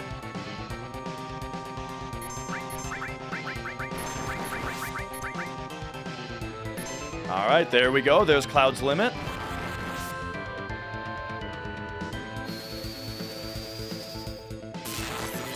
.222 is right on target.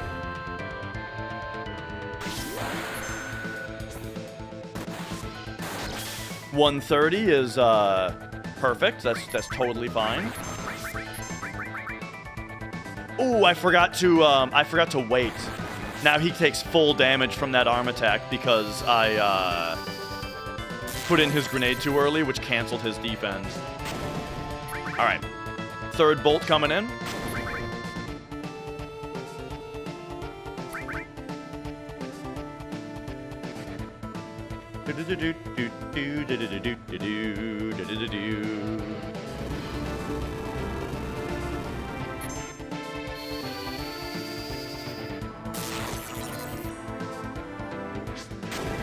Fourth bolt.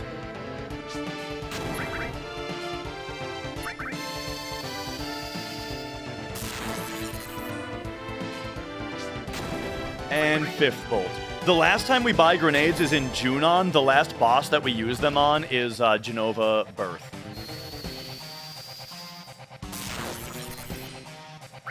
But they are a little bit useful after that for a couple other things. So it's good to have a couple extra. How do you prove that you didn't use AI in a game? That's why I think that, like, part of the reason that I think, like, the idea of revoking the game award from Expedition 33 is kind of dumb, because it's like, how on earth do we know that Blueprints didn't use AI? You know what I mean?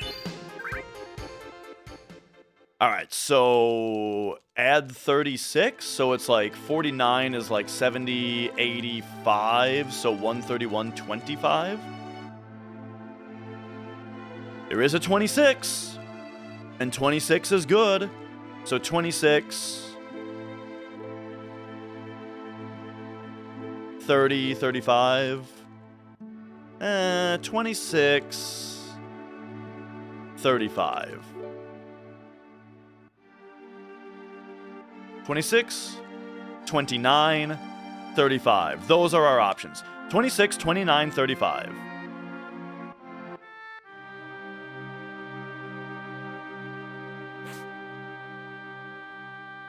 Ah, shit. Nope, not even that. Oh my god, dude. So, we gotta take 35 here, probably. 131, 35. Alright, there we go. So, man, this is looking real bad. Stupid pee break during the motorcycle cutscene. There's not enough time to pee. The problem is that my bathroom is up a half a flight of stairs and all the way across the house, and so I just do not have time to pee during that cutscene.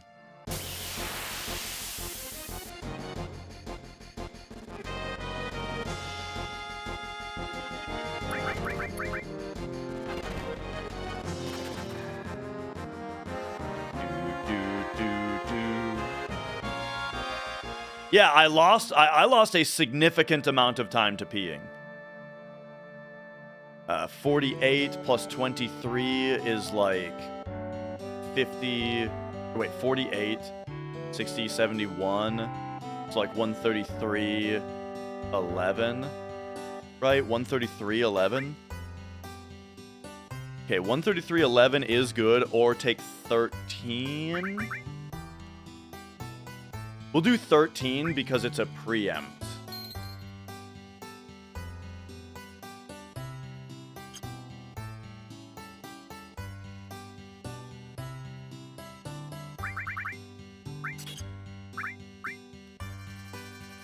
Is that all we... Yeah, that's all we do. Okay, 13...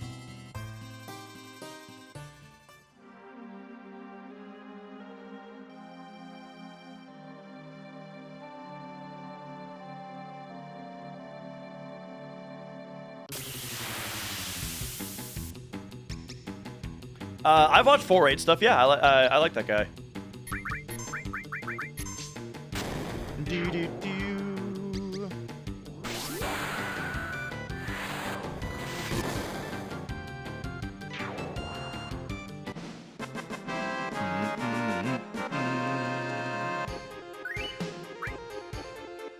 All right.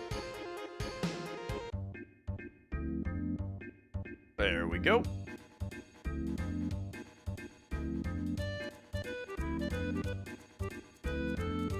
Ooh.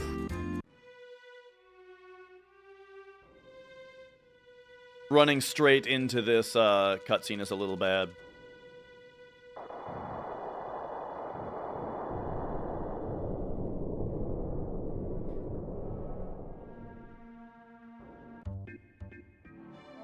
Hopefully, I can still get on the chocobo with the chocobo in that position.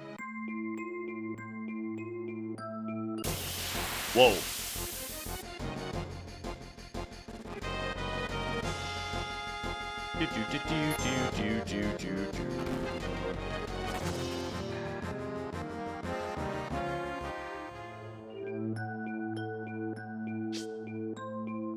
Man, I feel like I'm a bit rusty, but I guess it makes sense because I haven't played in a few days, and then also I've been running hundo. Like, you know, this is my first run back to any percent in quite a while. Please get on the chocobo. Okay, good.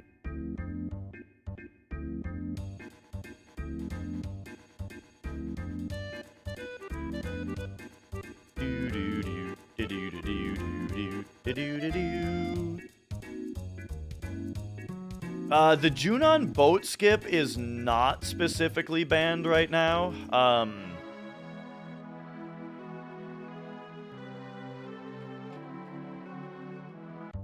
You know, that was something where it was like, when we were discussing basically how to nerf cloud surfing for any percent, or for no slot, sorry, no one could really agree on what the definition should be.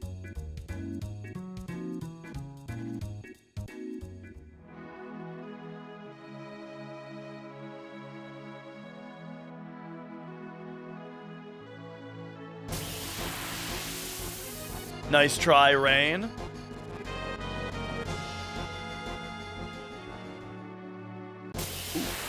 Pretty good distance there.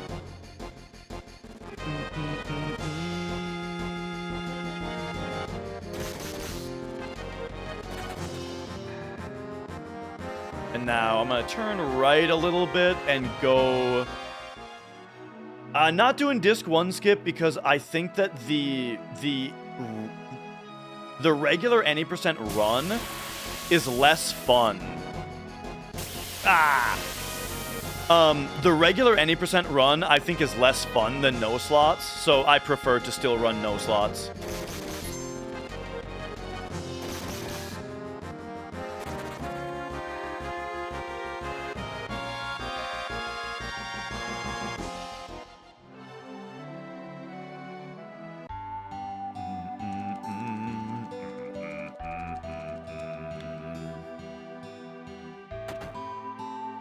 No one's running no slots on PC.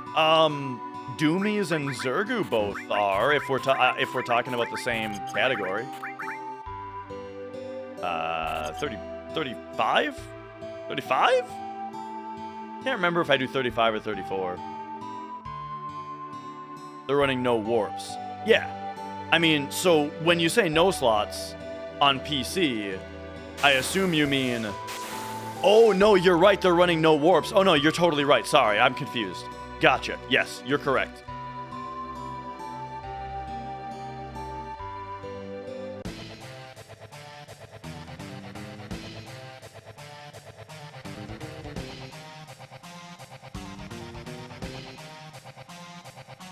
And yeah, being a minute behind at this part in the run kind of makes me just want to play Dragon Quest.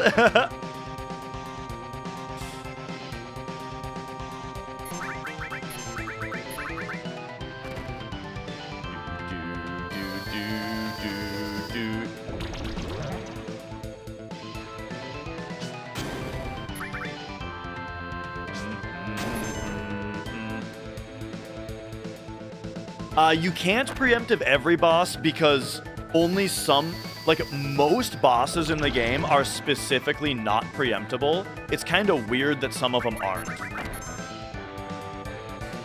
aren't not preemptable, you know what I mean? Uh-oh. That was 3, right? Okay, so the run might be dead right here to Bottom's Well. Especially because, here, no, we gotta go like this.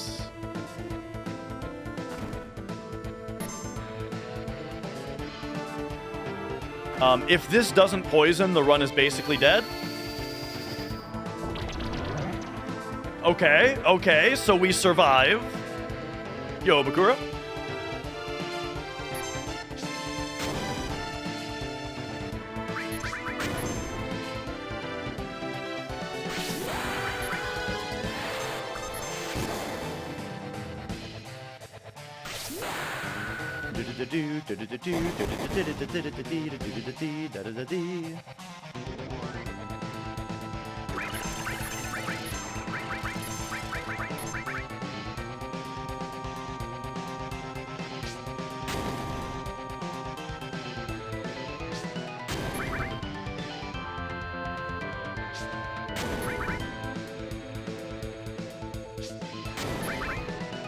We good?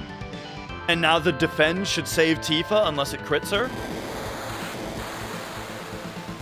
Alright. Everything is still fine. We're just insanely behind. I think we play Dragon Quest. I think being over a minute behind and then getting a 4th try poison on Bottom's Well. Nah. This run is not going anywhere.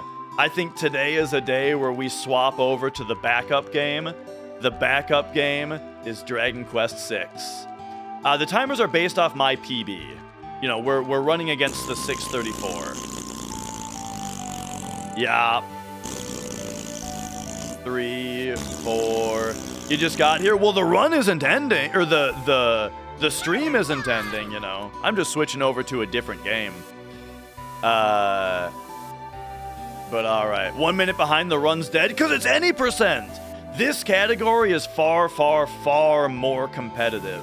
The thing about the Hundo run is that, like, Hundo on PC, I'm basically only competing against myself, essentially. You know, this is the category where we're actually competing against the best of the best.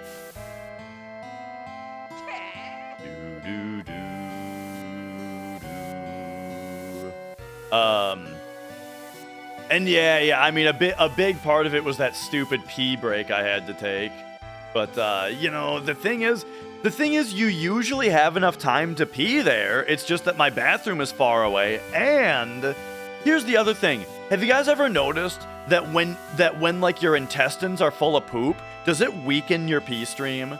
Do you guys have this experience? Where it's like, you know, if you could sit down and poop, but instead you're just gonna pee, your pee stream's really weak? Do you guys know what I'm talking about, or is this just me?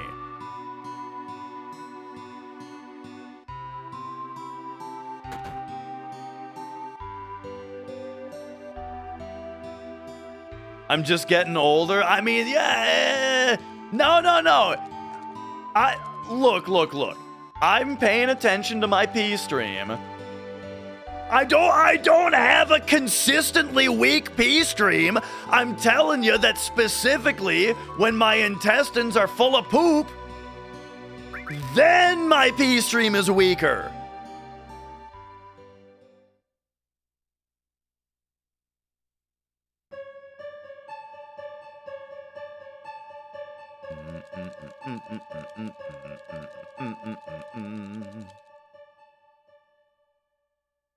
All right.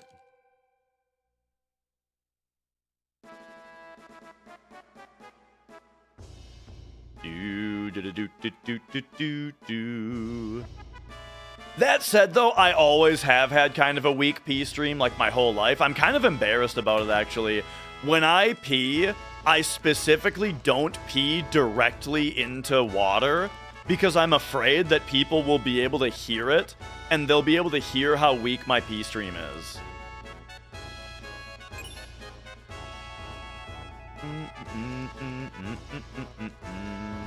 That said, though, I don't like hear other people's pee streams very often, so I don't really even know if my pee stream is weaker than average. I just kind of assume it is.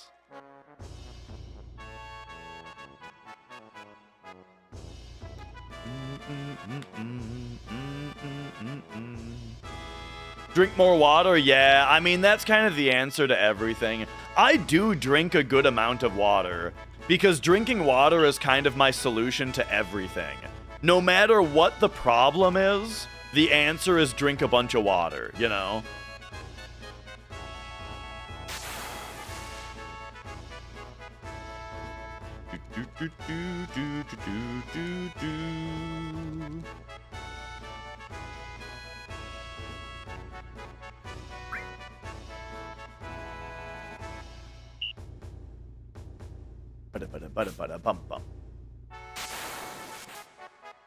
I don't drink 1.5 gallons every day, though. I don't understand how people can even have the time to drink that much water. You know, it's like people who smoke a pack of cigarettes a day, you know? It's like, how do you get the time? My hands are busy all day, dude.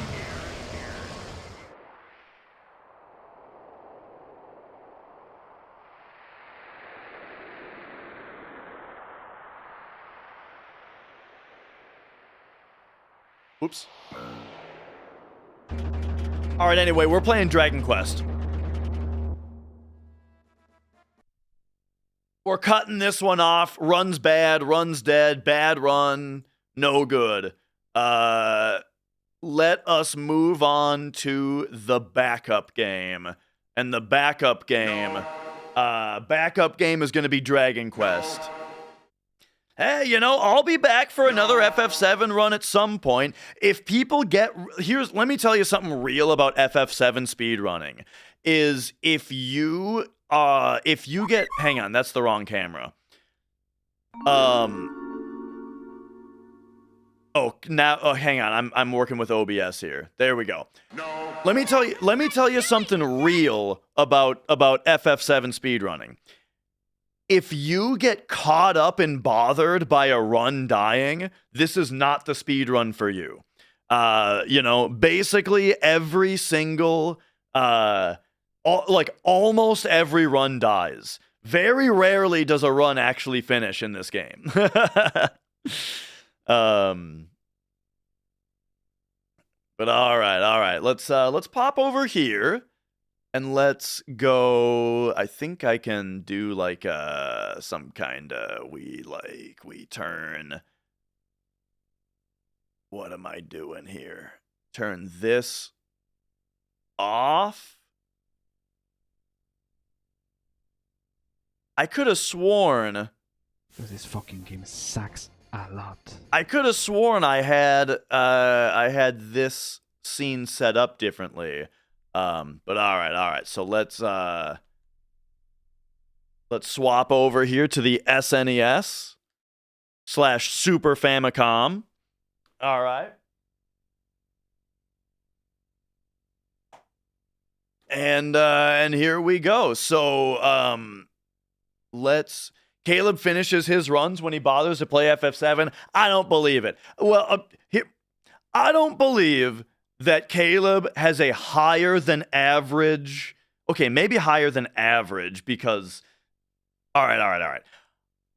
I would like to see the over under on me versus Caleb percentage of finished runs because I don't think it would be that different. All right. But here's what we're doing. Oh, wrong camera. Oh, I haven't streamed for like 3 days, and I don't know how to stream anymore. Boom, we are playing Dragon Quest VI, original Super Famicom version. Oh yeah, dude, look at that cover art. Hell yeah. We've got it loaded up in the Super Famicom, and I've got the cartridge modded in order to deliver the English fan translation of the game. So, here we go.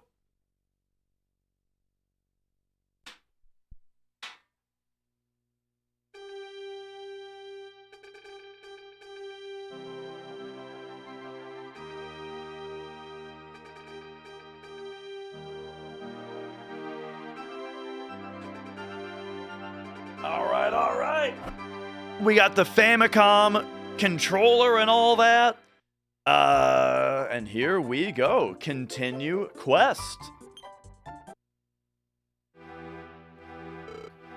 And then last thing I gotta do is we gotta find the optimal phase here. Looks like it's probably 4. All right.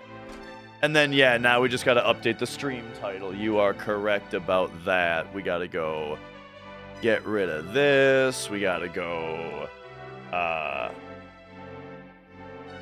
SNES. Dragon Quest Series first playthrough.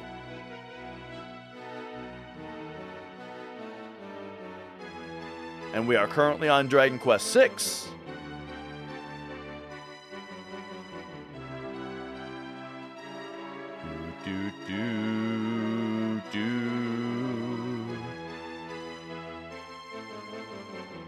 Oh, my favorite Twitch feature happened where you set a new game and then hit update stream and then it reverts your game to the previous one.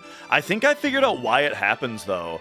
I think it happens if you edit your tags. So if any of you guys have the same problem, on Twitch. I think that's what it is. If you update both the category that you're in and your tags, I think it will revert your category back when you hit save. All right. Welcome back. I wish you a safe journey. All right, here we go. So, what we are doing right now is I was going through a tower where I'm getting the shit kicked out of me. And we're getting the shit kicked out of us real bad. However, I had a thought. I had an idea. And that idea is that the problem that we're facing is that we get blasted by magic spells. So I've got two options. We can either grind until... Well, no, I don't think that grinding is going to help. Because I don't think that wizard... Well, we know that priest is not going to learn anything that helps us, and I don't think wizard will either. And so I don't know about wizard. I'm not sure. So I think maybe what I need to do is I need to turn these two characters into fighters, just for now, so that they have a lot more health to work with, and that they deal more, and have them deal more physical damage. You know what I mean? So that's gonna be my idea for today, to re-tackle this fight. We could probably just brute force it, but I think that this is the way. I think that this is gonna be the smartest way forward. So this here. Thinking about picking up Dragon Quest V? I mean, my suggestion is always to play the original. Alright, so here's what I'm going to try to do. I'm going to say, let's take this guy, and if we make him a soldier, now he'll be able to equip the, one of our, like, hero swords or whatever. And then we'll take Muriel, and we will make her a fighter.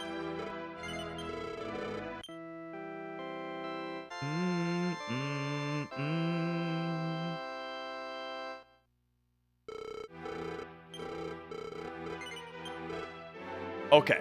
Now, I think I'm gonna go formation. Where is formation again? Order. Get my two fighters, and then my two soldiers, and then my two fighters. And now we gotta look at their weapons. So instead of the moon folding fan, she should be able to have something a bit better. So you've got full plate. You've got thick armor. You've got thick armor. Alright, so I think we can take this full plate. We can't give it to Muriel. Oh yeah, she's a fighter. Alright. So then, sorry, I'm deep in menus right now, so I'm not gonna necessarily, or I might miss chat. But okay, so definitely though, we want to go to our sack and take Holy Sword. Oh, that's not as good as the moon folding fan? That's really interesting.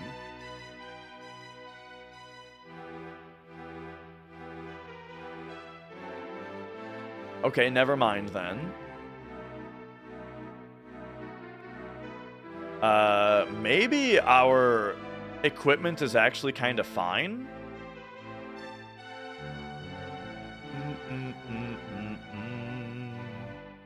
Ba-da-bum-bum, wow.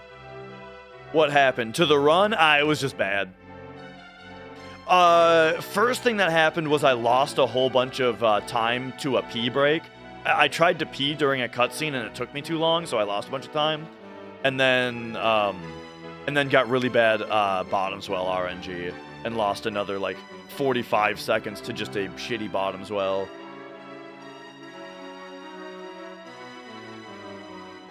So instead, we are enjoying a different game. So yeah, let's see if this does what we need it to. I think I need to stop at an inn.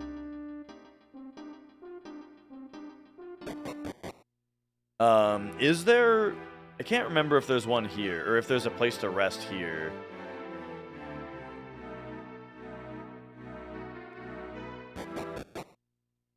I think we'll just go return to... probably Rydok would be a quick one. Right? I think they've got an inn right away here. Yeah.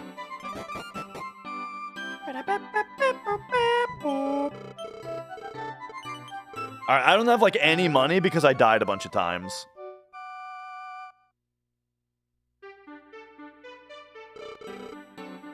Alright, but now we're going in with this formation.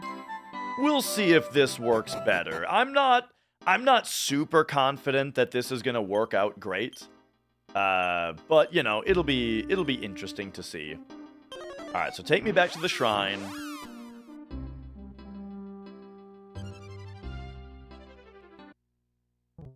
Oh, that's right. I forgot that it doesn't fly over forests.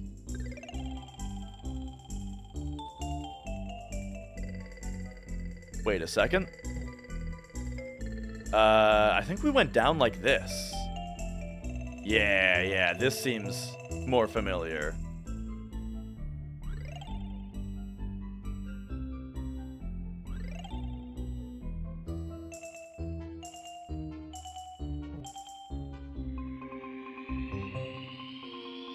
All right. Here's the tower that we're currently working on. Let's get back in there.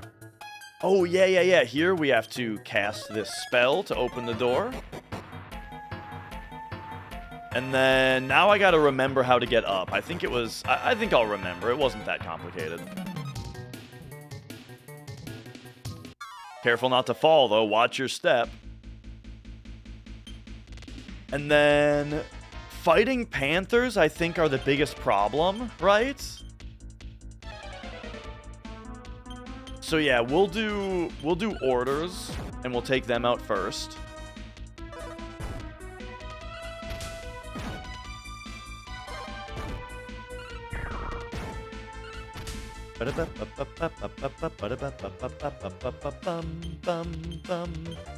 Alright, and then we'll just go after them. Yeah. Dragon Quest 1 is very grindy. It's like that was their whole idea for a game, it seemed, you know, was like a game where you do random battles to build your strength, and then you use your strength to get past the next, like, you know, obstacle. And I think for what it is, I love Dragon Quest 1. Oh, wait, we don't have as many heals now because everybody's fighters and soldiers. Yeah, that's something I have to be wary of.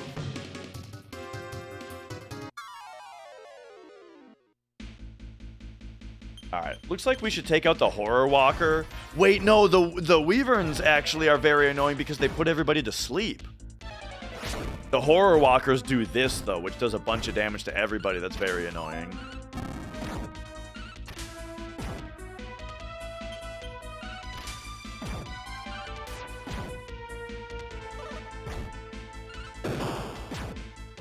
Yeah. This might not be the smartest path forward.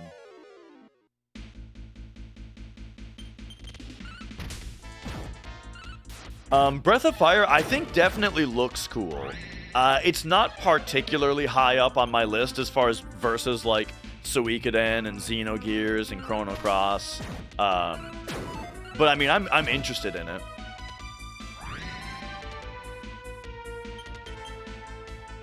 Ba-da-ba-ba-ba-ba-ba-bum.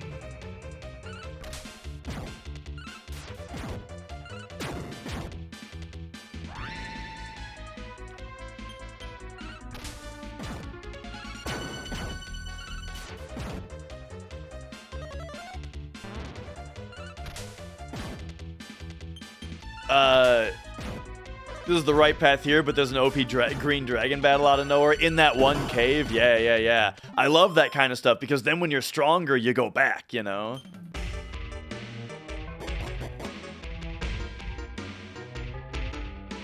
Okay.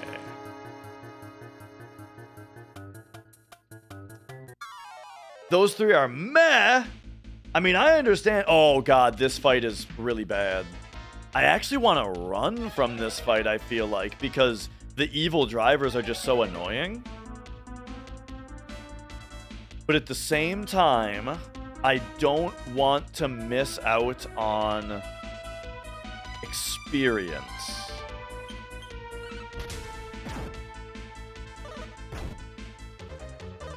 But these guys, they're just super annoying. They with how many attacks they do.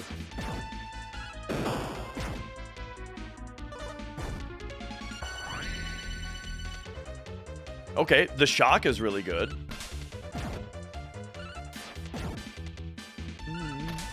Yeah, exactly. Like, you don't have to fight the dragon. It's something that you bypass and then come back for later, which I love. Okay, that fight wasn't that bad. Well, now he's attacking it. Oh, God, now he's doing the sword spin that hits everybody. Oh, and then he attacks again. Okay, never mind. He got one more attack in where he kicked the shit out of everybody. Oh, man, I've been playing Metaphor. That game also, like, you make one mistake and then the enemies just get a million turns and just completely kick the shit out of your party. Okay, I feel like heal all is for you. Man, Hassan doesn't have, like, any good spells. So, like, we gotta use his MP. But he just hasn't, like... He hasn't learned the good heals yet. But, I mean, this is the most efficient thing to do right now, though.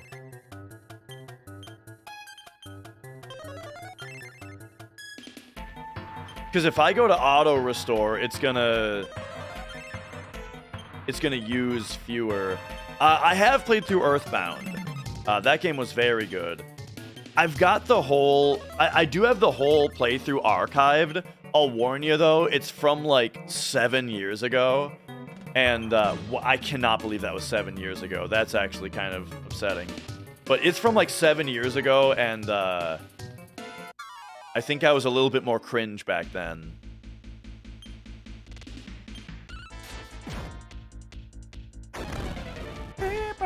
Oh my God, the fire breath.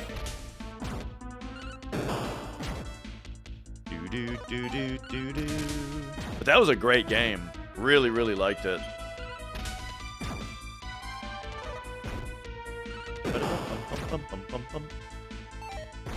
Oh! Okay, well that's bad. I didn't realize they did that.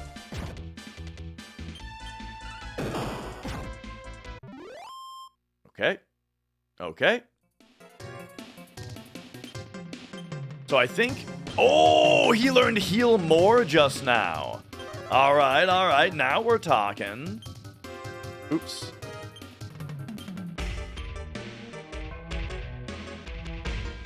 So now, let's see. We'll heal more you.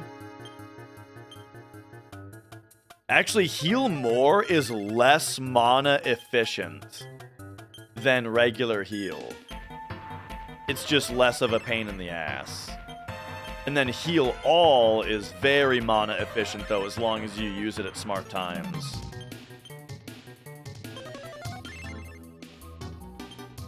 And yeah, the first-person aspect of the battles in this game actually bugged me at first. But I'm used to it now.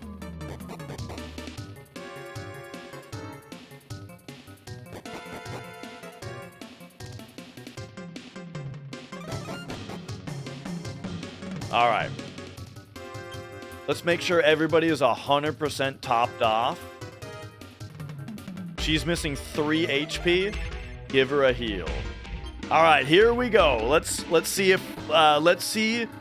if having more physical characters helps us out on this fight. Having less healing might be more of a problem, though. But all right, let's go. We'll do fight. You can do... Oh, actually, I want to see if we can get a sap off on him first. And then you need to save your MP. You do Spirit Punch, and you do Defense. Where is it? Increase, that's what it's called. Ah, he's already casting Reflect. So now the sap gets reflected on us. If dash was fast enough, I thought that might work.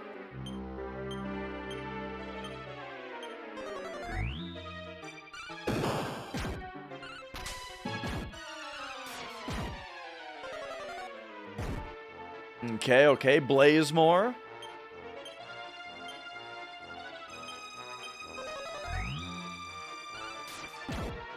Not that big of a problem.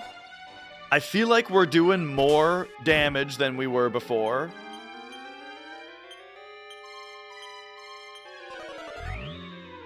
But I mean, that's because we're not healing yet.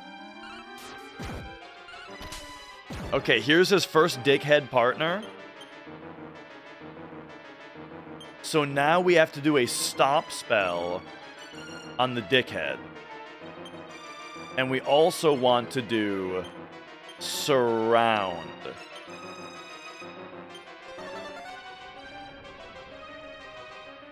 Ah, didn't work.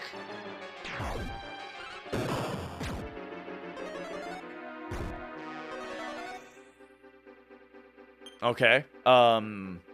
Stop spell didn't work either. We gotta try. We gotta do that again. So stop spell, you. And then you, I think, need to do a heal all on Hassan, since he's getting a little low.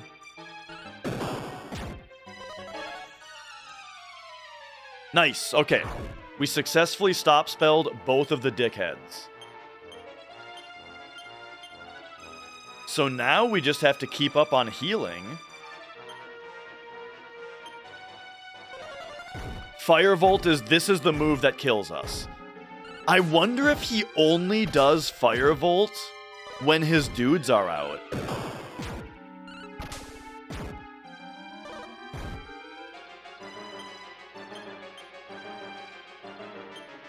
That might be how it works.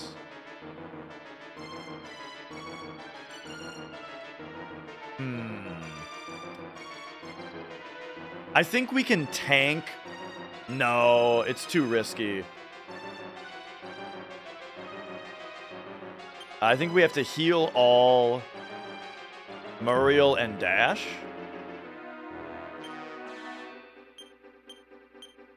I already did Muriel, right? I can't remember who I already heal-alled. Hang on. I can't lose this way. Heal all. You will do Dash. I think I did do Muriel, though. The first time. And now you do yourself. Okay. There's Firebolt again, so good thing I did that. Oh, brother. Okay. Please don't kill Dash. Oh, okay, there we go. We got maximum efficiency, heal all. This is rough now, though, because now you have to heal all yourself.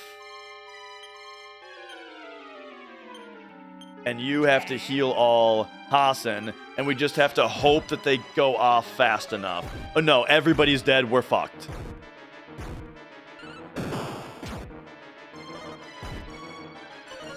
Yep. That's so annoying. The Firebolt does so much damage. It kind of seems like he only does it when the assholes are out.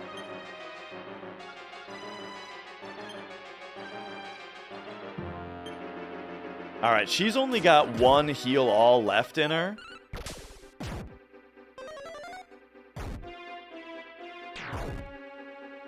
I guess this is what I get for not... Oh, the crit! I guess this is what I get for not surrounding them. So, okay, surround is good, and I do need to do it.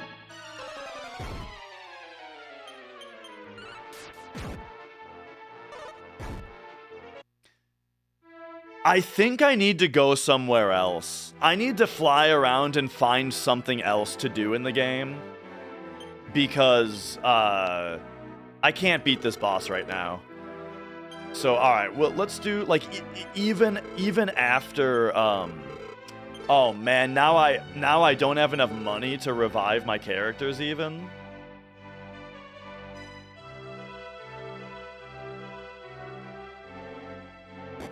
This is the first time that's happened. Yeah, if like, I feel like if restructuring my whole party around this fight didn't do the trick, then we're kind of just screwed. But here, I need a little bit of money.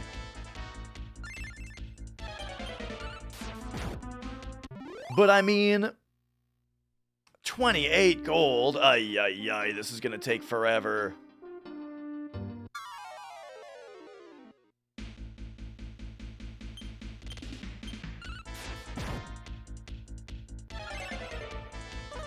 Oh, and we gotta get rid of the tree first because they put me to sleep. What was I gonna say, though? I mean, if I successfully get a surround on the outer dudes, then maybe that is the way to go. Like, maybe that would have worked. I think I'm just more interested in looking around right now, though.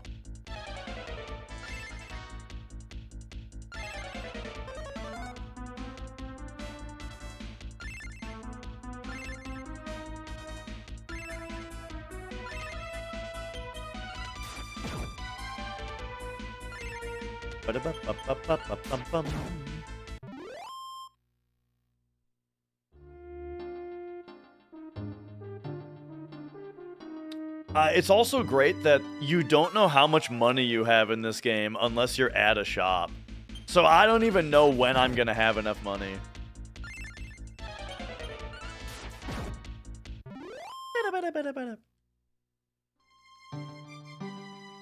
But I think we need to fight like 8 fights? Or like 9 fights? Yeah, that is a jank that is very surprising. I don't know if it has to do with using the fan translation patch that gets rid of that information, or if it's just how the game always was.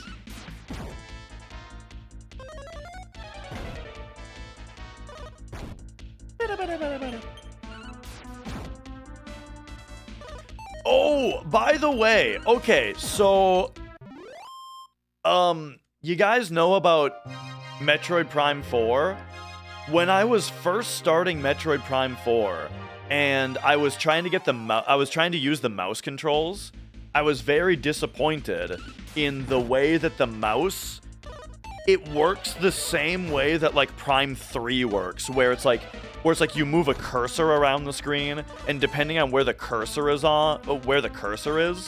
Samus, like, automatically turns. Except the mouse just moves the cursor. Turns out that's just one setting. There's actually another setting that makes the mouse controls behave like you'd expect. So now I kind of want to try playing it with the mouse control, with the proper mouse controls. The dual stick controls, though, just feel really good on the game, though, so it probably isn't even necessary.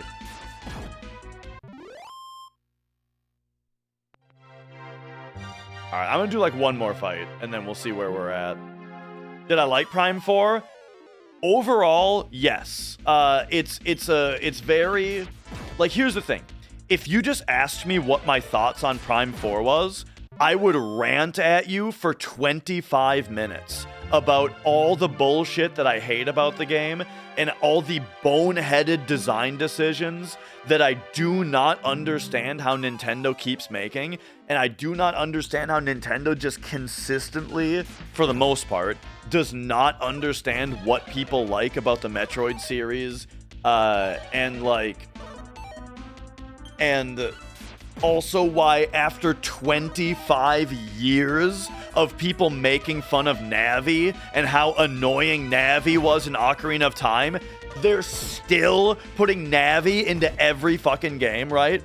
I could rant for 25 minutes about everything that I hate about Metroid Prime 4. But, despite all of that, I still played the game obsessively until I was finished with it. And then, until I beat it. And then when I beat it, I immediately started up hard mode with a smile on my face. So like, yeah, I think I do like the game. The game is really fun. It's really fun. But man, is it far from what it could be.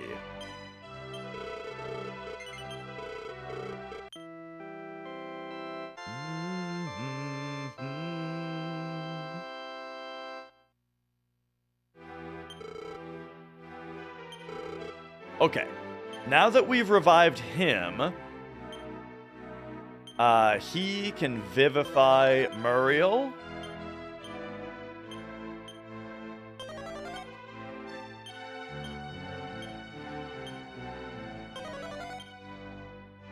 Okay, now that she's revived... Oh, she doesn't have enough MP. Okay. So now...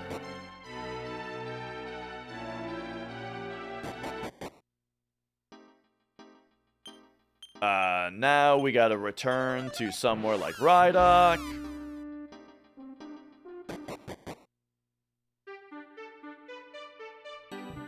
Sleep at the inn so that my newly revived party members get their MP back.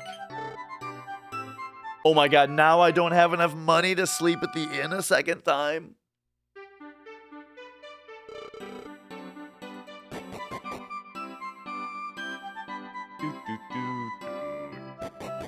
Yeah, we gotta go somewhere else. I am unable to beat this boss right now. Alright, so then we revive Hassan. Now, let's say return me to, like, Sheena? This place must have a cheaper inn, right?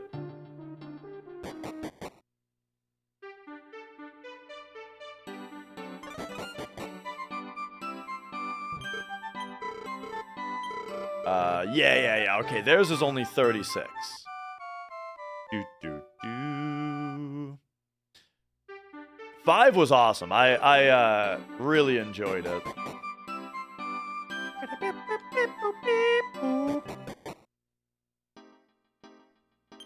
Okay, now that we've done all of that, now I want to get my characters back to the classes that I'm trying to level up for them. And I don't even remember exactly what they were. Yeah, the story was great. That was definitely the high point of it. So you... What was he? A thief. So you back to a thief.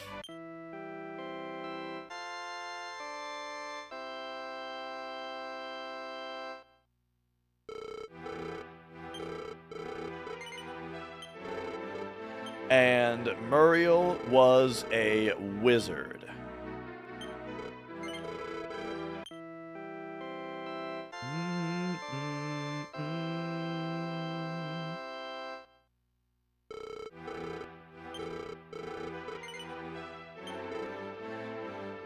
And then just to make sure, I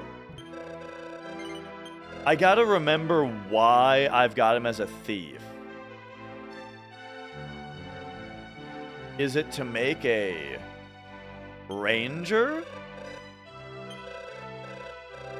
Yeah, because he's been a merchant, so now he's gonna be a thief and a beastmaster. Gotcha.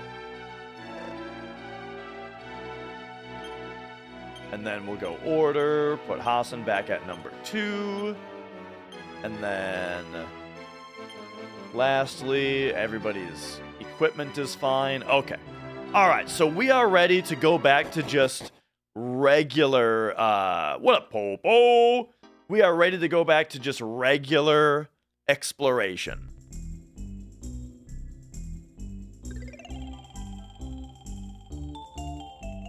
So, let me open up my notes. First, we've got my paint document. And then here's notes. And, okay, so in the upper area, we got L. Identify opens door. And then boss is hard is what I'm gonna write for my notes for this place. And then, all right. Did I make the map? I just screenshotted this screen. And then, you know, and then I screenshotted the other map as well. And now I'm just drawing on them in paint. All right, so let's see what else we can find. I kind of want to try to find the Metal King. Have I seen what's up in like the circular area up there? No, I want to check that place out.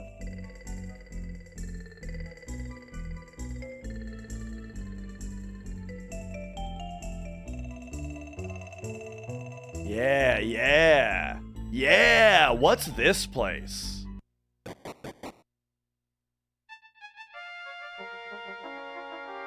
Oh.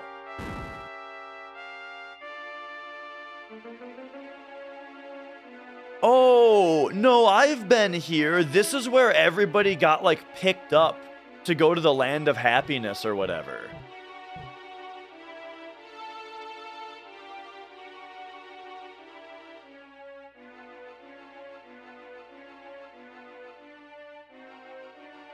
Yeah, so I doubt anything else is gonna be the deal here.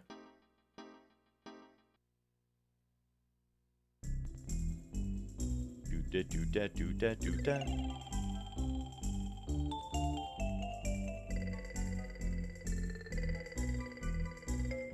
Am I at endgame? I don't think so, not even close. Not yet. Okay, do I have this mapped? This is probably just a staircase down, right? But no, I don't have this mapped. This just takes us down to the real world, I'm guessing, though? Yeah. Okay, so...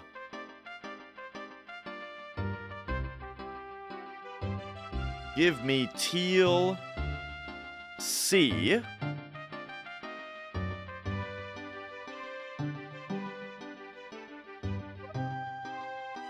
And that puts us right here.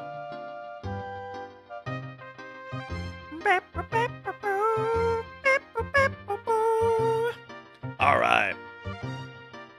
Well, let's have a look at what we can find around here.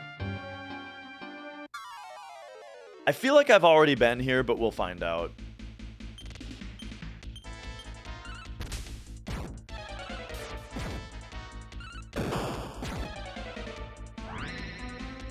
Bum, bada, bum.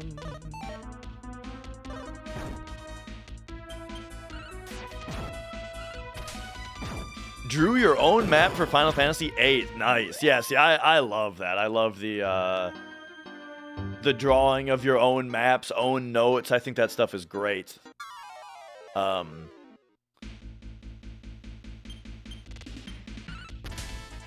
A lot of these are the same monsters that were I mean, considering the difficulty of the enemies of where we came from and the amount of experience that these guys are giving, I feel like this is where we're supposed to be.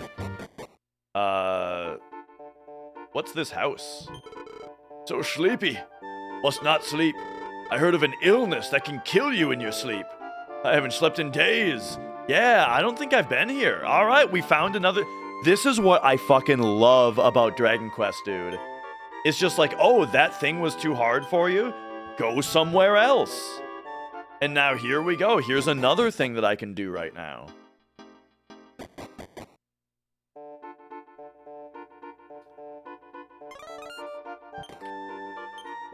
I kind of feel like I have been here. I'm not sure, though. With the tunnel completed, I can get back quicker. I'm so grateful.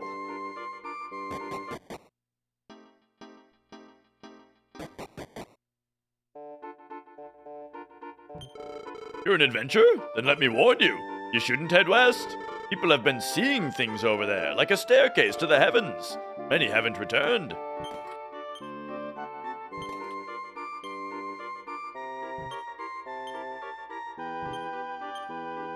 Yeah. As far as a modern JRPG, though, I mean, the second, like, third of Expedition 33 is like that. It just extremely open for you to do everything in whatever order you want. Love it. Okay, so I wonder if I can interact with that guy who says he hasn't slept in days. Hang on, though. I feel like I have been here and done all this. Right, like, didn't we help him finish the tunnel? By... Yeah.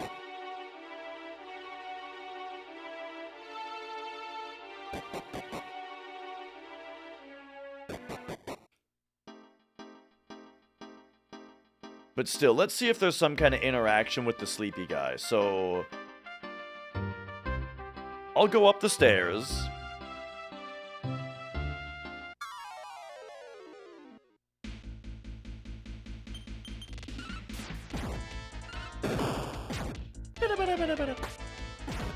But then I'll also say, if I do just want to grind some levels in order to overcome that other boss, this seems like the place to do it, you know? Do I like the Western version of Mario 2? Oh, yeah. That game is awesome. 5 out of 5. Whoa. I have not played all the Dragon Quest. This is my first playthrough of the series. So, I've only played 1 through 5, and now we're on 6. So far, I think my favorite was 4. But I did really like 5 also. But yeah, Mario 2, I love the level design. You know, the graphics are great. Soundtrack is, you know, an all-timer. The different characters are fun to play as. It's just a great game.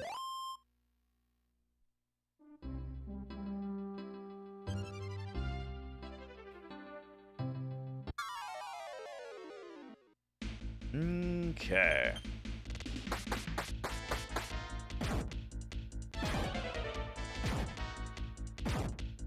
Oh, wow. These are low-level enemies.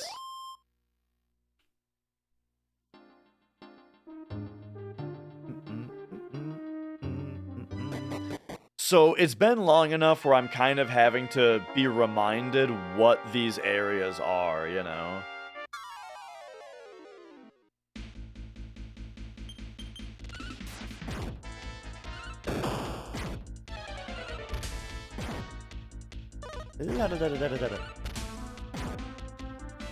Think I'm gonna like 7? I think so too. And then I've also heard that 8 is like the best one. If those guys were worth 300 experience. And this is an expensive inn also. Maybe I'm going kind of in the right direction here. Okay, so there's a staircase there. An already opened treasure chest over there. But yeah, basically, mostly what I hear about Dragon Quest is that 11 is the best one, and if it's not 11, it's 8. But I mean, I don't necessarily, like, you know, I usually have kind of a differing opinion from the general consensus. But it does just make me very interested in those ones, though. Alright, what's this place again? This is the town of Calcado. Oh, it's you! Now that everyone's returned, the town is like it used to be. Unfortunately, my plants won't grow no matter how much I tend to them. They restored the well, huh?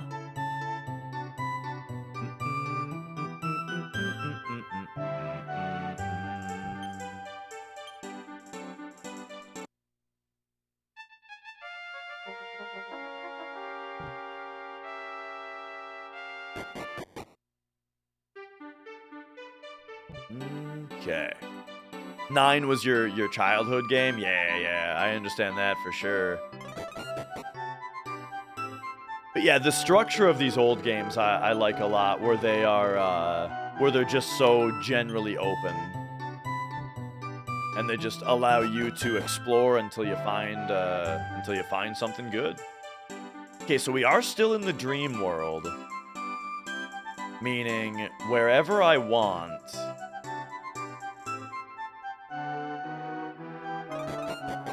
Wherever, whenever I want, I can teleport back to my flying bed. Whoops.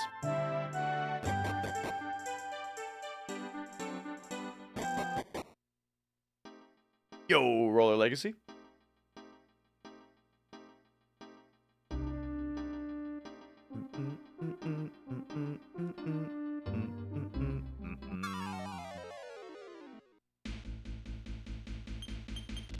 Oh yeah, I never played Ultima, but they seem kinda cool.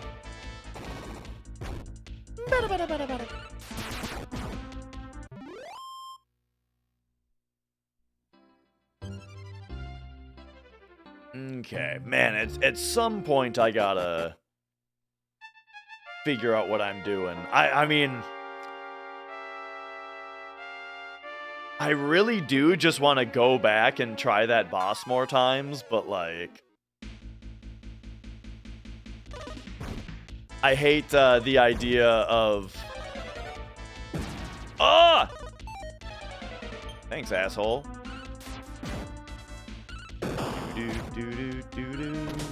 Yo, Kino.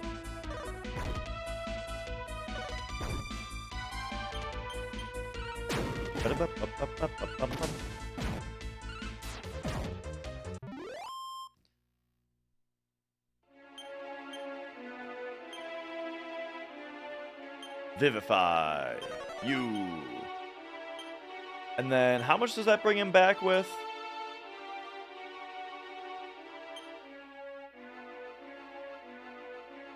How much current HP does he have?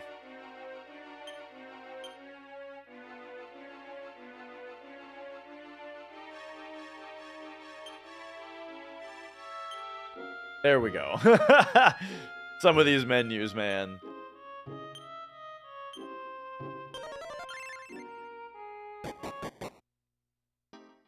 All right, there we go. 1 hour of training plus new shift on Christmas. Oh man. Yeah, that's a bummer. I had to take an I got to be on call on Christmas Eve, but that's not that bad. Most on call days, you don't get called.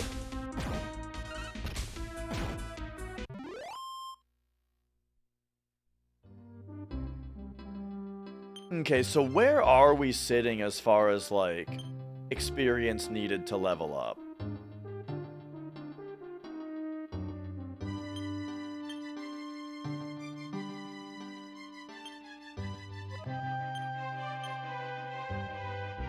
Oh, I don't know if they... I guess I don't know if they tell you that.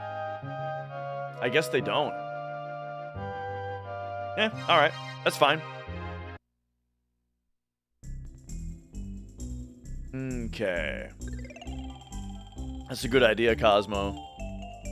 The ringtone for the on-call work phone is the random battle theme. Sysadmin, I do network engineering, so I get called when there's a network problem. What is this? Have I been here? I don't get many visitors here. Let me tell you something useful. It's said that there are 4 legendary armaments. He who collects them will be delivered unto the castle of the gods. I think I wrote this down already.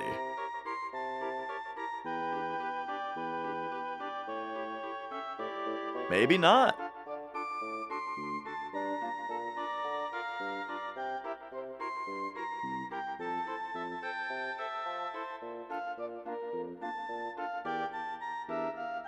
Okay, oh, he's not gonna tell me anything more. I thought he was gonna tell me more about them. Okay, never mind. Oh! Small metal.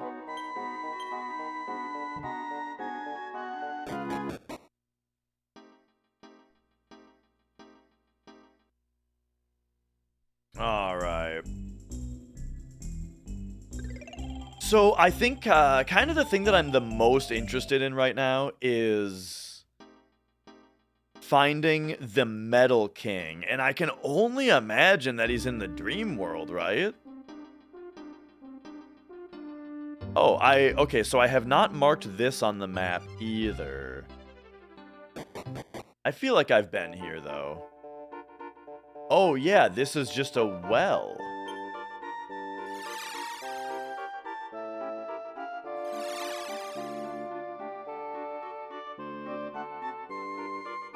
Okay. Is it a one-way? Oh, I haven't looked in the well on this side. All right, okay.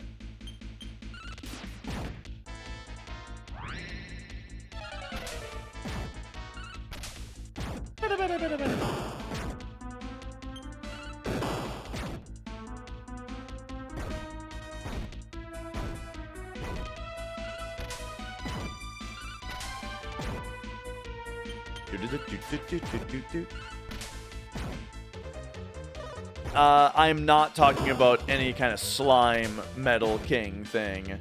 I'm talking about the Metal King. I feel like I met him. I think I met him. I have no idea, Rain, how far I am. I feel like I met the Metal King when we went to the Land of Happiness, if I remember right. Okay, here we've got another transport to mark down. This will be transport D.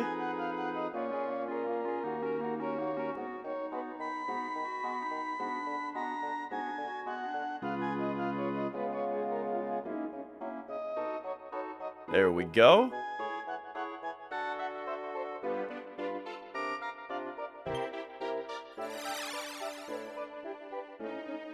And then, I know the map is still up, I'm just teleporting, so I can open the map and say, that teleports us right here. Oh, and wait a second, this part of the map is unexplored. Okay, yeah, let's see what's going on here.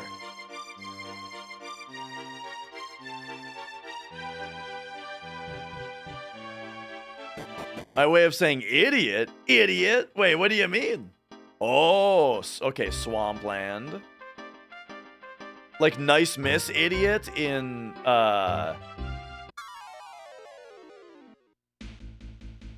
FF7. Oh! Yo, we're fighting lamp mages here? Okay, so this place is our level. I need to heal my party. Okay. This seems very much like where we're supposed to be.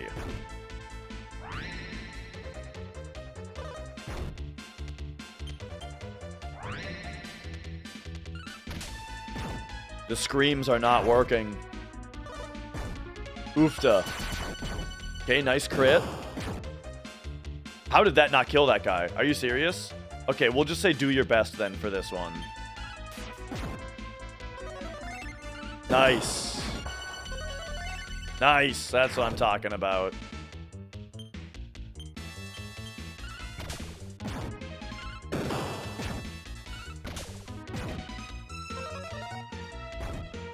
Okay, yeah, these guys are tough. This feels like where I'm supposed to be.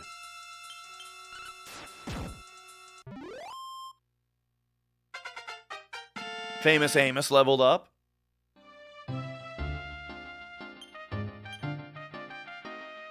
Alright, so let's see. After that fight, you can level up or heal him. I think we do one of these. How much do I recommend 5 and 6? As fully as I would recommend 1 through 4 so far. The bar of quality is still, like, they're still above the bar, you know? Both 5 and 6 are hard recommendations. That's so funny because I think they're both fucking fantastic.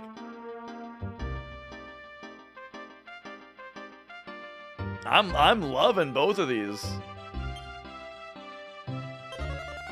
Like, if you liked 1 through 4, you will like 5 and 6, as far as I can tell so far.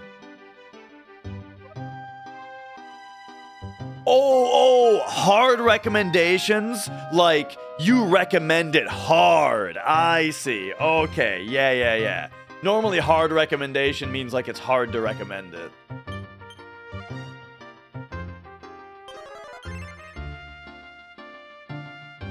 Alright, what do we got up here?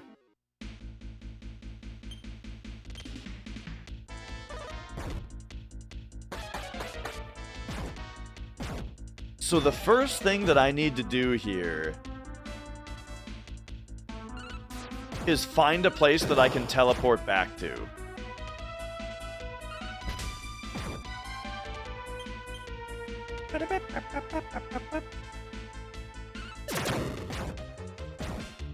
I mean, I don't know. It doesn't matter that much, I guess. But yeah, off stream, by the way, just chatting. Finished Yakuza 4, started Yakuza 5. So that's the Mrs. Dash game, or that's the game that we're playing together. But then on my own, I finished Metroid Prime 4. However, I am playing a second. I started up hard mode right away, and I'm playing through hard mode right away. But I'm also playing through Metaphor. I'm getting into Metaphor finally. Cyrus. The name is Cyrus. I don't give a fuck who you are.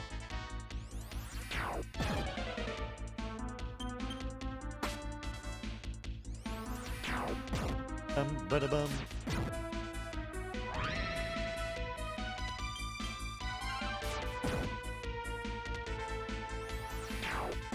It's funny to have Cyrus come up 20 seconds after Rain made a Trailer Park Boys reference. Ooh, we're a burglar now. Learned Map Reader.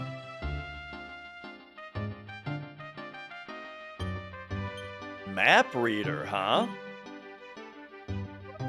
About building or cave?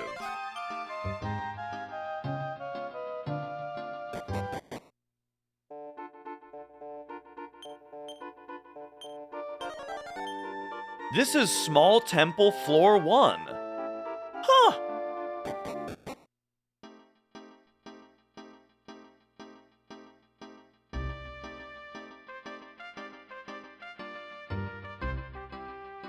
Okay. Nothing over here. Harbuckle.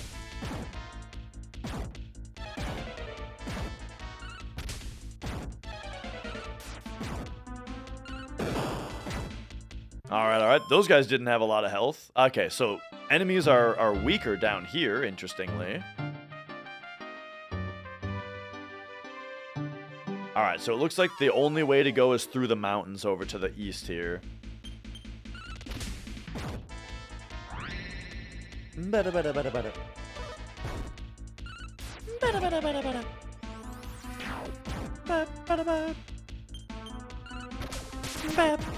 Most underrated game of 2025, Tormented Souls 2.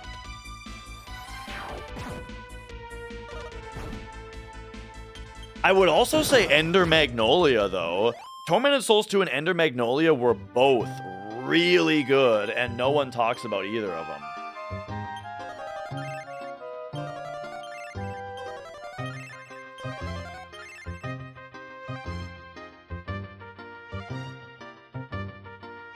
Ooh, we've got a town.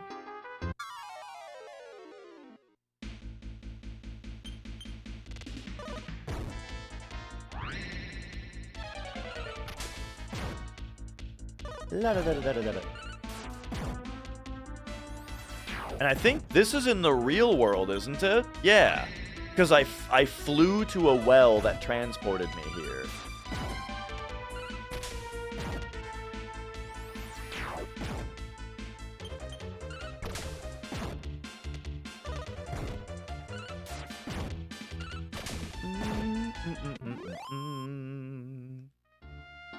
The goof off is now arrogant. Nice.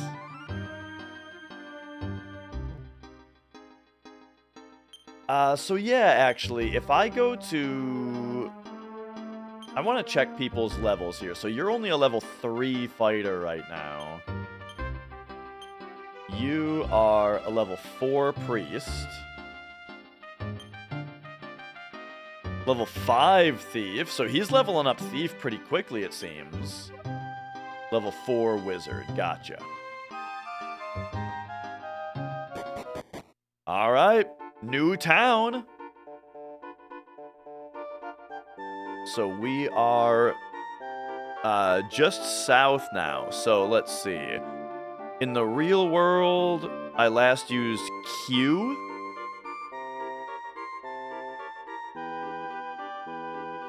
So this is going to be R.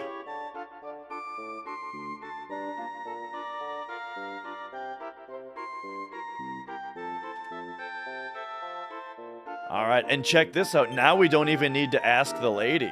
Map reader. Oh, no meaning? Okay, never mind. It's for it's buildings and caves. You've come deep into the mountains. This is Zaxxon Village. Alright, Zaxxon Village.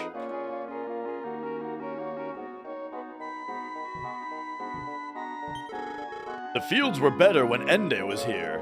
The money from selling his armors was our largest source of income. I wonder where that old man has gone off to. All he left was his dog Silver, and his wife who won't leave the house. Okay, there's the dog.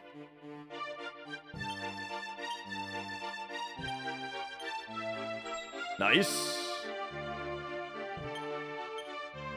Oh.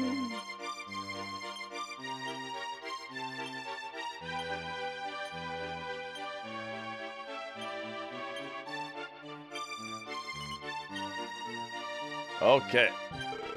With such a small field, one person is easily enough, but it still takes a long time to get everything done.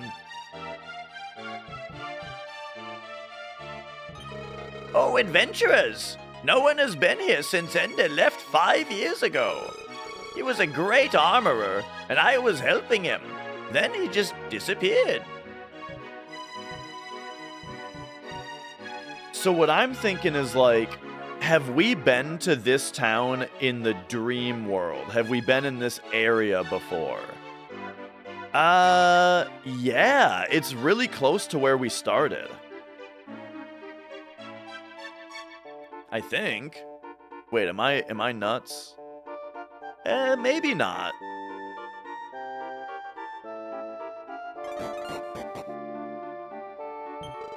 You're not from around here, are you? What could you possibly expect to find in our little village? Get out of here! Oh, all right, lady.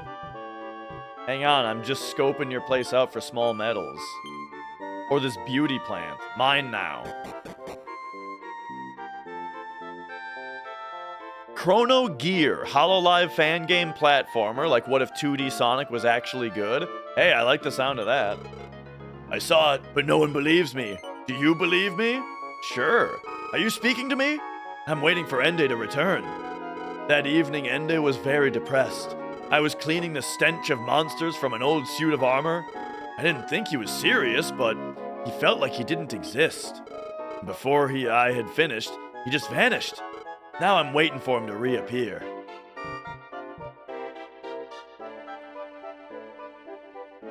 Okay, so I'll just write down, Ende vanished 5 years ago.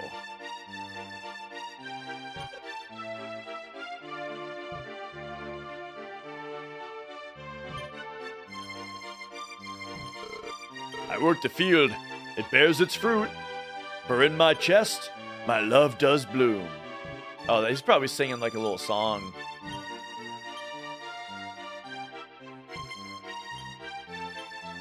Hey. Demon pot!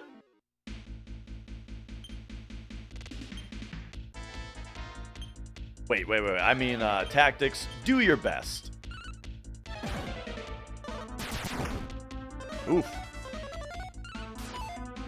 Everyone's trying to cast bead on it. Never mind. No magic.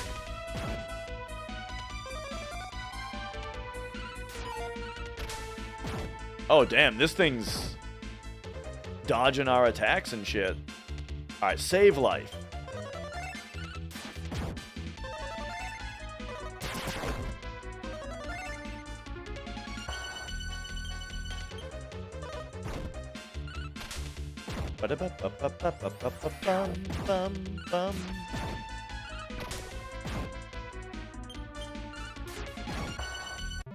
There we go. All right.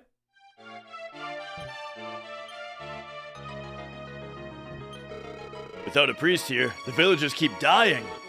Helen does her best to cheer up the sick people. However, if Hende doesn't return, I'm used to be a traveling nun. When I first arrived here, I saw how sad everyone was. So, I told them interesting stories I knew, and slowly they began to cheer up. Would you like to hear one of my stories? Yeah, baby. Very well. This shield changes as you look at it from the side. Oh, is this? Okay, we heard about Sufida's shield earlier and the mighty demon king. Did he go to church today? It may seem strange, but anything is possible. That story made no fucking sense, lady.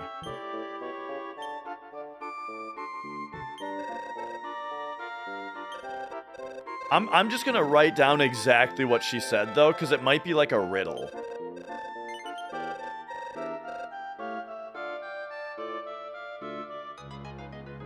Alright, where's my notes? Here we go. This shield changes as you look at it from the side. And the mighty Demon King, did he go to church today? It may seem strange, but anything is possible. This is the most translated from Japanese to English text I've ever read. And I don't mean that it's awkward. What I just mean is like this type of phrasing, you know? When you play fan translations versus like localized games, how long have I had YouTube chat not up? I think I've had YouTube chat not up for a while. I'm sorry about that. But no, I've not played Breath of Fire. Okay. Yeah. When you play translations that aren't localized, but they're just like fan translations, you get a lot of phrasing like this. It may seem strange, but anything is possible. You know, it's like a very Japanese thing to say, from what I've picked up. Just kind of the way that, like, the Japanese language structures its sentences and the way that people talk, you know? You kind of get that type of phrasing and notion a lot.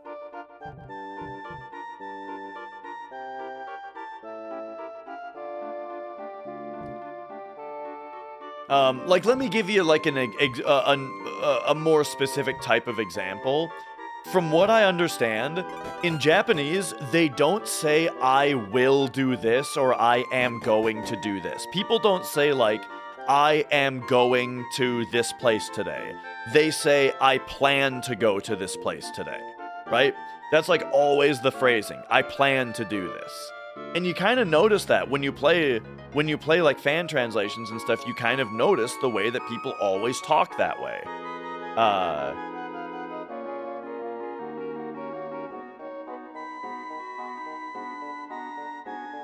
Okay, so what I'm picking up from this town is we gotta find Endo. Or we gotta figure out a way to get this dog out of the way, you know?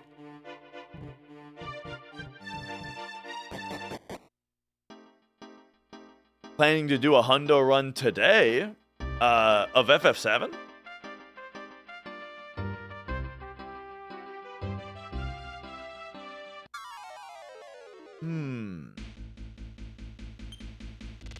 Wait a second, was there nowhere to rest in that town either? Huh.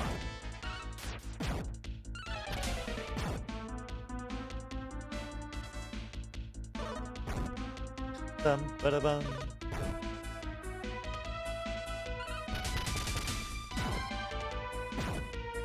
Oh, I see. You're given like the example of the speech that I'm talking about. Yeah.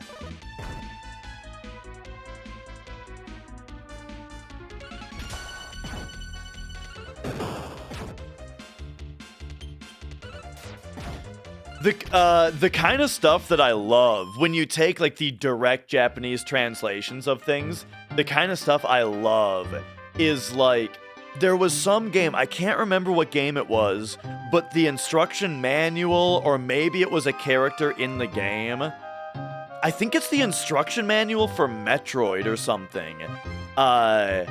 It says something like it's encouraging you to draw your own map. And it says something like, it may seem like a pain at first, but you'll find it can be very rewarding, or something like that, you know? It's exactly stuff like that. It may seem like a pain at first. Maybe it was Legend of Zelda, yeah. But it's like, that is so emblematic of like the kind of sentence that you get with that with the really faithful translations.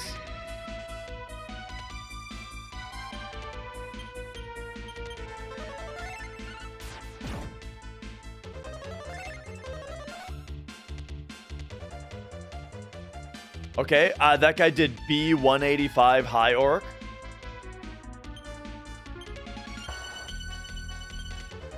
It is more rewarding, though. I mean, that's the thing. It's also completely true. JRPG battle screen transitions, tier list. That's an awesome idea. Awesome idea. What are some of the games that have the best battle transitions? I really enjoy Final Fantasy VIII. The like side smear that Final Fantasy VIII does. Love it.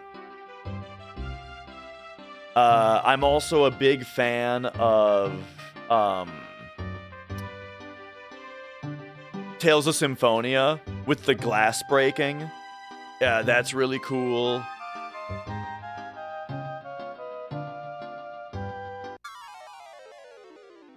Yeah, the screen crack and breaking apart of Tales of Symphonia was awesome.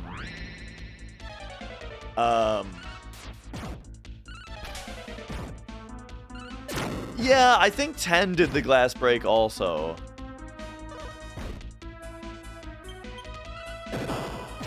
I like Resonance of Fate a lot. Resonance of Fate also does it, and in that game, it's like bullet holes get shot into the screen, and then it breaks. Love that. I've never played a Dragon Warrior Monsters game.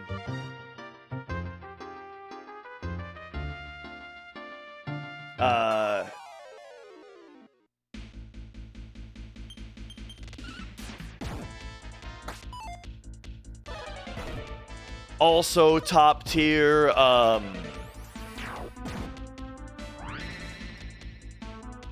I also really like the transitions of like the recent Atlas games, Metaphor and like Persona 3 Reload. Man, those have really cool battle transitions. And transitions back out of the battles also. Like, dude, just the general presentation of moving from a dungeon into a battle, from the battle to the result screen back to the dungeon. Like, modern Atlas does that shit so well.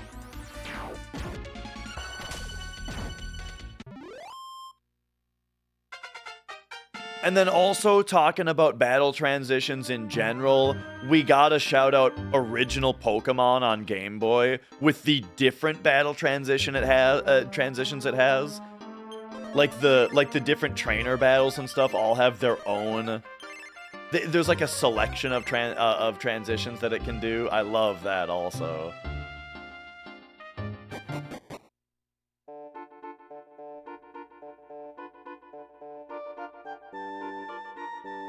Man, great topic. Okay, can we get into the back of this house?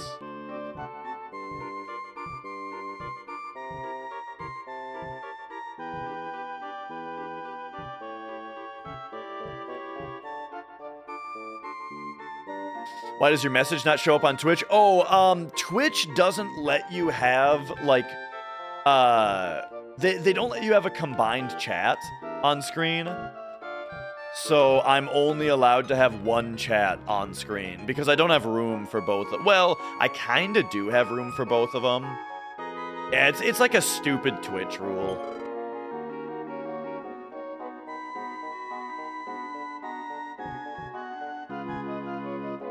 So that also means that when I respond to a YouTube message, I have to remember to read it out loud first, so people know what the fuck I'm talking about.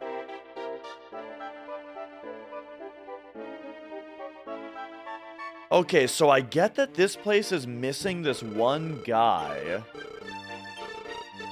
People were sick. Okay, where do I go back to? What is A? A is... We're in Dream World. A is Life Cod. We need to go to B. Or no, yeah. I guess we gotta go back to... Nah. That'll take forever. We should teleport to D. Or E. Or H. Calcado? Or the shrine? Alright, here's what we're gonna do. Return me to... Oh, okay. We have to go back in the well first. Legend of Dragoons was pretty cool, yeah.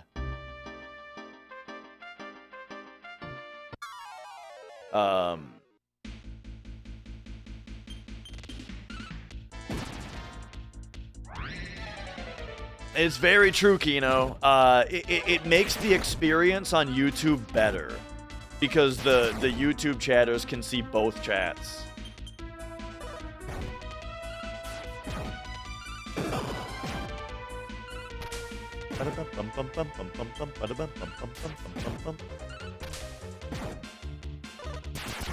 Jeez!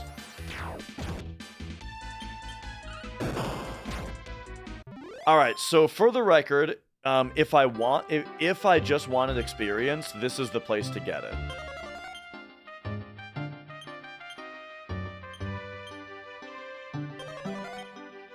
Ah, jeez. Oh no, we don't have enough MP to keep trying to revive.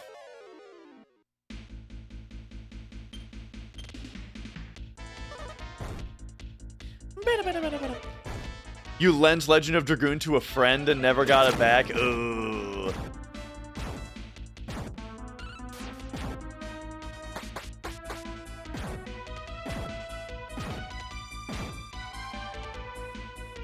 I don't know if I've ever Yeah, Vivify can fail, and it's only like later that they're gonna get a revive that does better. Probably when they're a Sage.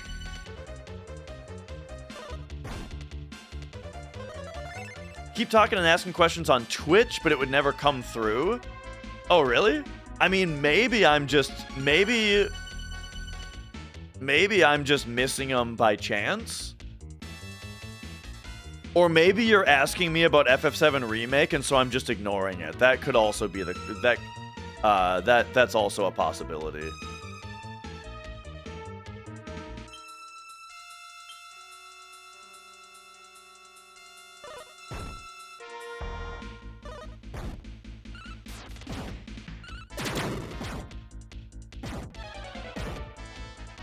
I guess we should put another one of our characters in place of Muriel here.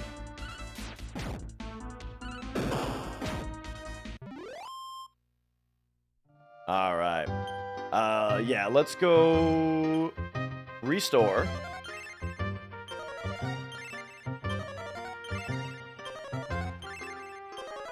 And then in order now we can go, let's put Barbara. Get Barbara back in here. Wait, is she my goof off? Yeah. We got to get the goof off in the party here. Sometimes Twitch just has a non-working chat. Yeah, dude. Especially on mobile. Sometimes on mobile, I can put messages in and they just don't show up. It drives me crazy. All right, so now can we go to Calcado? This should be the best place for me to rest. Oh wait, do they even have an inn here? Might be this. No. Might be inside.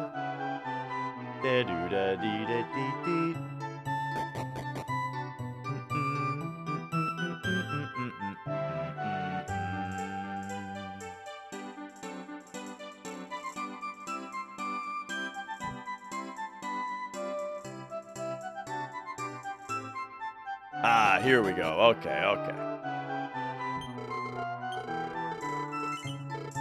It might be worth looking around this town a little bit more again, because I'm not super confident that I talked to everybody here.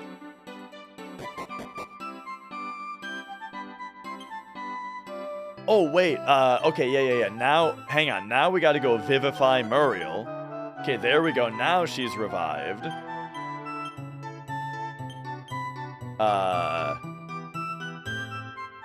And now...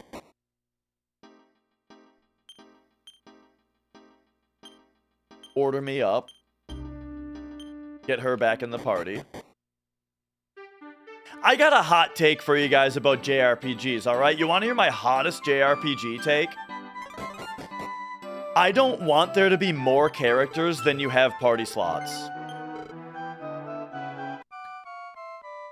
If your battle system has 3 characters, then make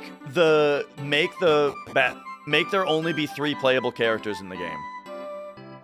I don't want to have to pick who's in my party. Now, there are exceptions. If you make a battle system that utilizes your back row, that then is acceptable. For example, Expedition 33, right?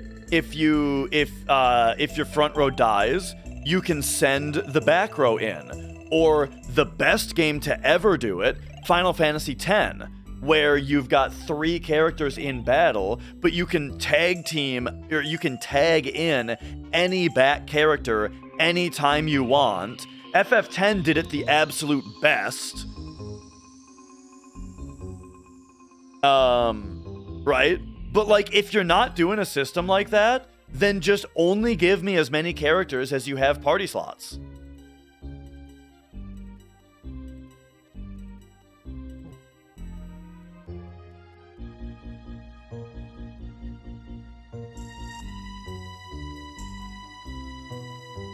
Alright, so... I think what we want to do here is... I gotta see if there's anything else to look at around this area, you know?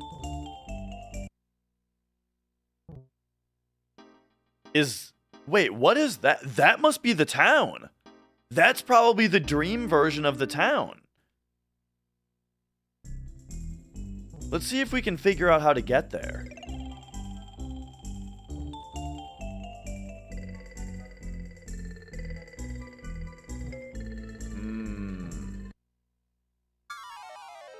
Whoa, the slowdown.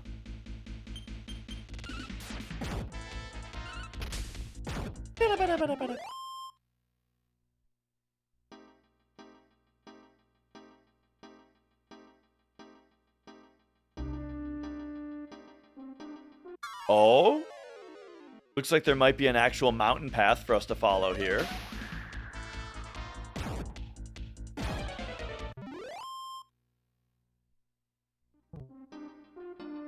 Ah, no, this is like this? I think we've already seen this.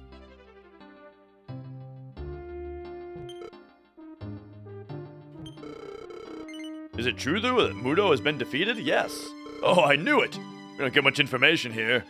Okay, okay.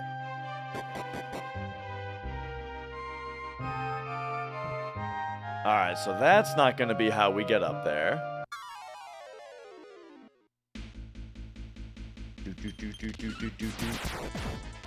I have seen metal slimes, yeah.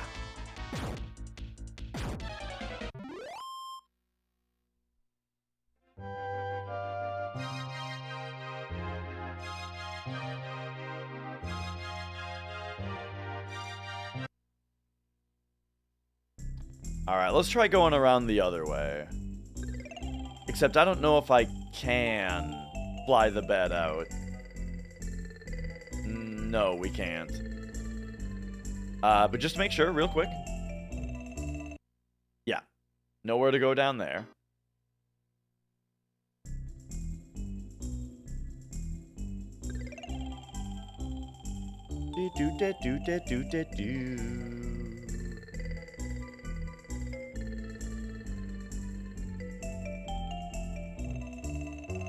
Alright, going up and around this way.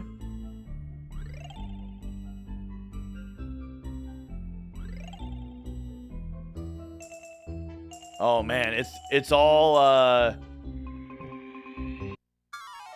oh, the slowdown. It must slow down when your caravan isn't like spread out.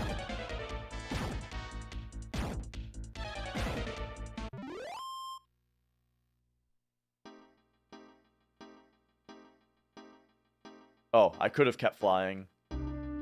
Oh, here we go. Wait, that's just life. Oh man, it's just life cod is all I've been looking at this whole time, dummy. Ah, jeez.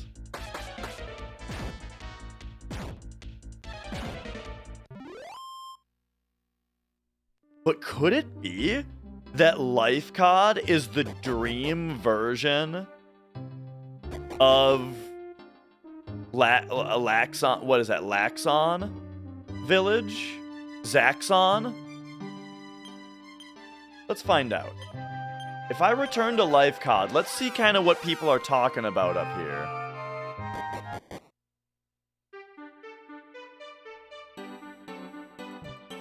Whoops. This is the village of Life Cod. The Demon King isn't here yet. Hooray! I feel like...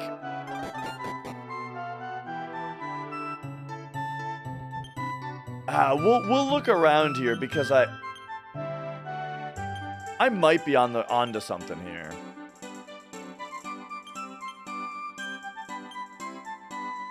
Nice, 3 defense. You know what? Give me the wisdom seed also. Oh, I didn't even see what it did.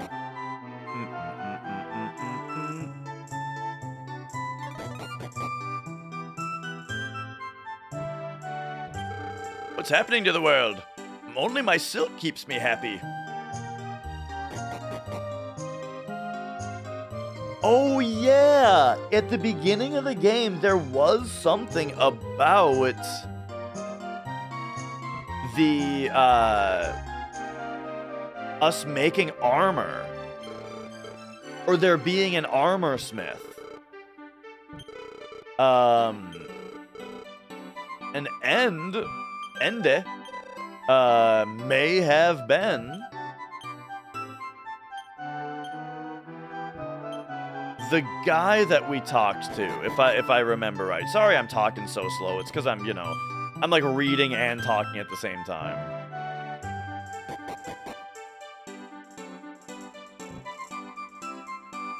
But okay, I haven't looked at this town in a while, so I think it's worth looking around. That spirit armor, it's very expensive. My best work, only 7,000. I would actually like that. But we're gonna need more money first. Okay, so I need to remember that that's here for sure. Yeah, dude, spirit armor. I'm gonna have to save up and buy that. First of all, let me save real quick, because it's been forever since I saved.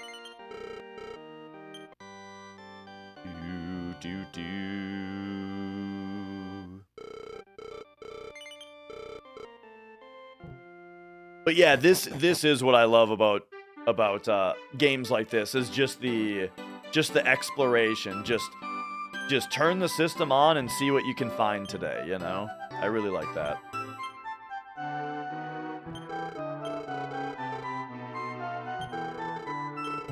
The hero returns. We saved the world.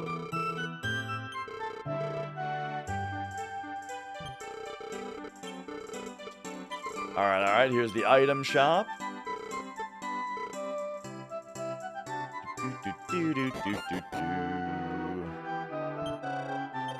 Oh, yeah. Here we can take a rest.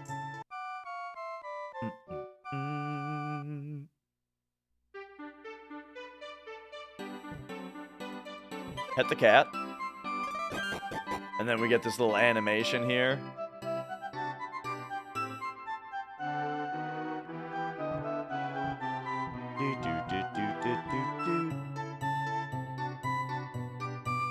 Did I talk to you?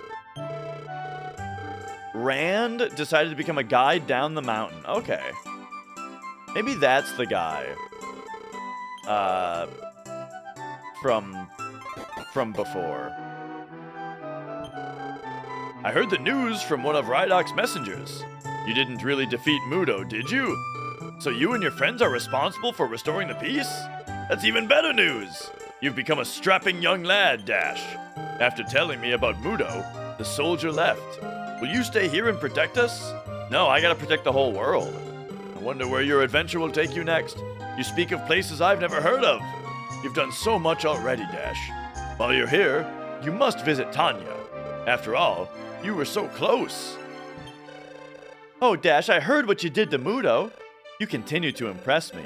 Do you remember your promise to marry me? No. You don't? Be careful, my love. Wait, no, I do remember. Will we? Yeah, sure, why not?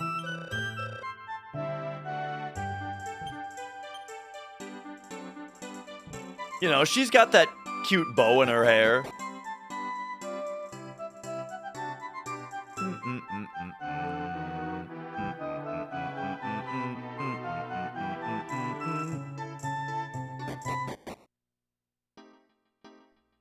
Alright, so getting to the bottom of what's going on here. If we go down to Sheena, let's kind of refresh what people down here are saying.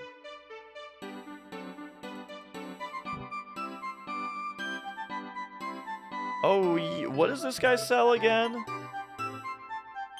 Oh. Oh.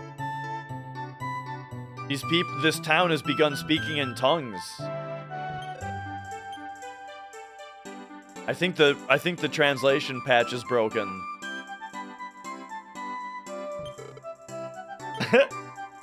Oh no. Hopefully these guys don't have anything useful to say. Because all this shit seems broken.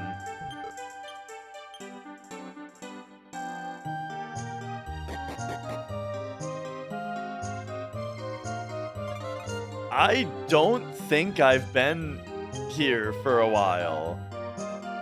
Or like Wait, that's right, we have money in the bank! I totally forgot that we have money in the bank. All right, we can buy the spirit armor.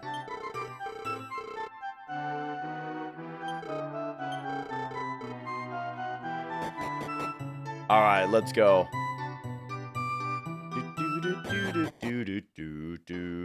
I mean, we already did the stuff that we needed to do there, so hopefully it'll be fine.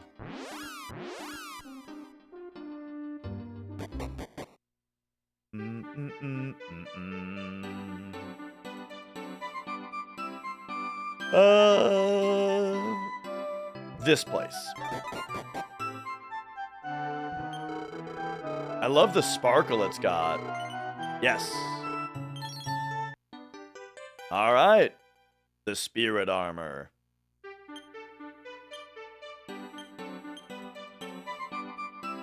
Ooh, it's good and it's very stylish.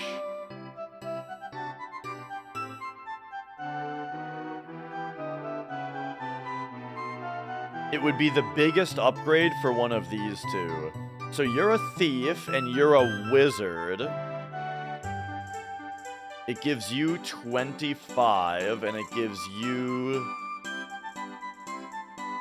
only 19.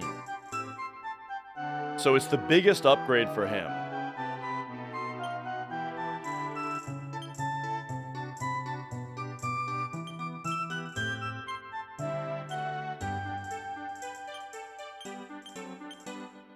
Nice.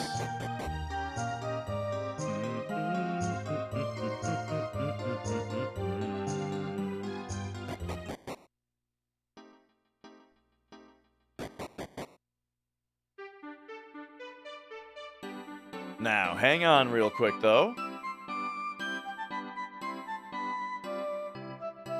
He doesn't have more, does he? No, okay.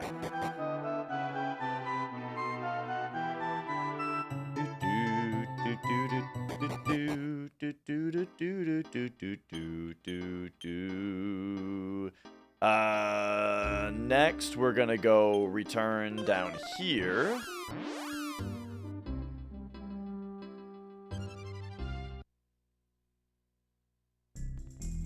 And I want to check out this area a little bit more. Oh, so, okay, it is separated.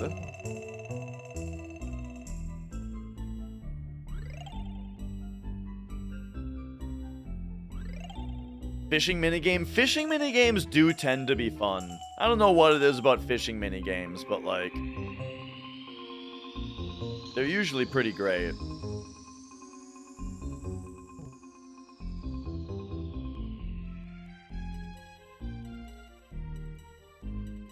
I got pretty good at fishing in Yakuza 3, but then, or in 4, I mean. Wait. Well, in 3. Yeah. And then I didn't do any fishing in Yakuza 4, and now in 5, I don't know what the hell I'm doing.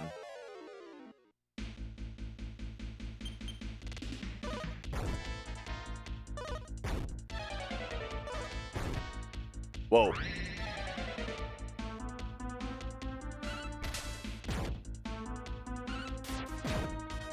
Uh-oh.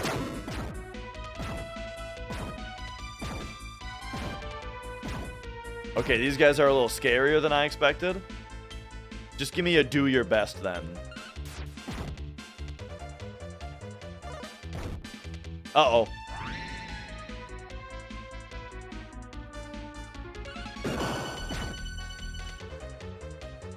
I feel like there's no way that this is gonna go well. I think what we have to do is fight, Spirit Punch. You are gonna do Expel. Yes.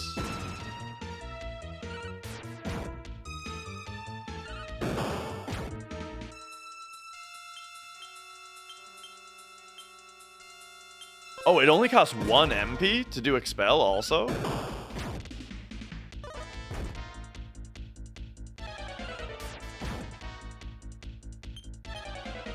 The fact that they killed one of my guys early on, though, makes it scary. Uh-oh.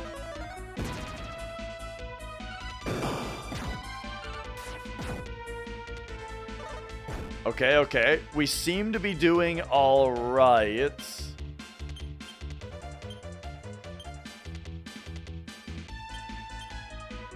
As long as we finish them on this round.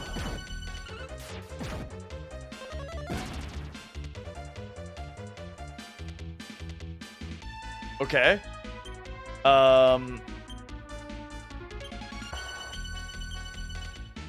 You now need to heal all yourself. It's the only option. Fuck!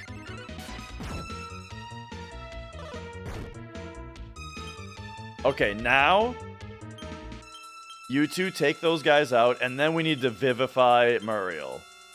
Oh my god, these guys. And the Vivify didn't work, of course.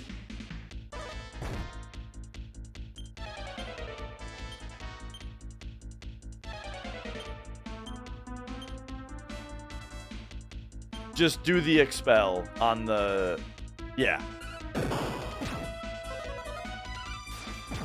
Okay, okay, okay.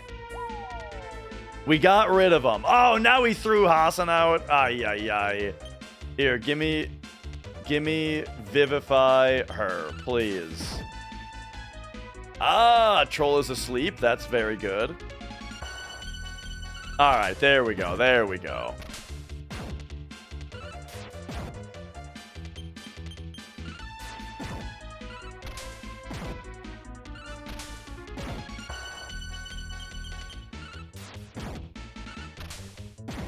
Dang, that guy's got a lot of health too.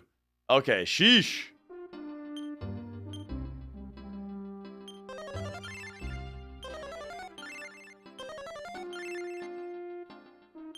Oh yeah, and now we have to redo our order.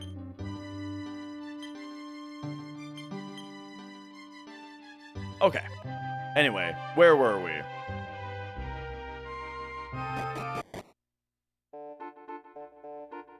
Back here.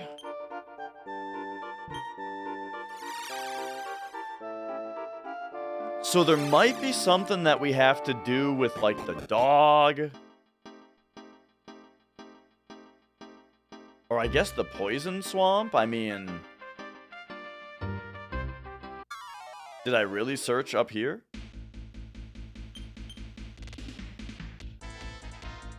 Oh, we're on follow orders right now? Here, let's do no magic.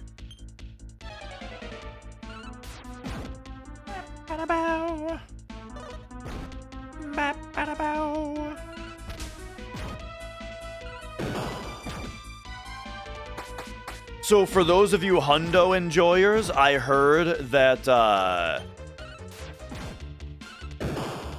what do you call it? I heard that Slime, Brother Slime, big Dragon Quest fan, by the way, is going to be doing a Hundo on Christmas. Christmas Hundo he's planning on. So that's fun. That's exciting. And yeah, the more like allies that they call, the more experience you get, I believe. Yes.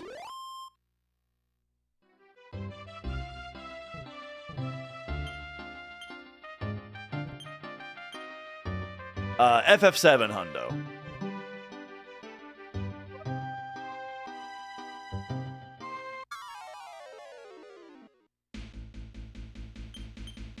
Magic Beat.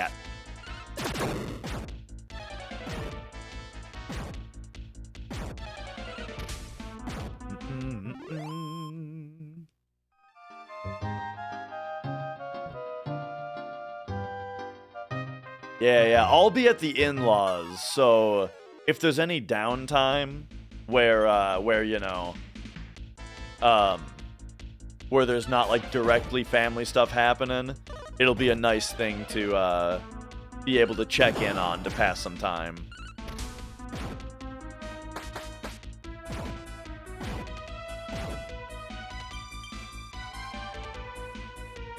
Ba-da-ba-ba-ba-ba-ba-ba.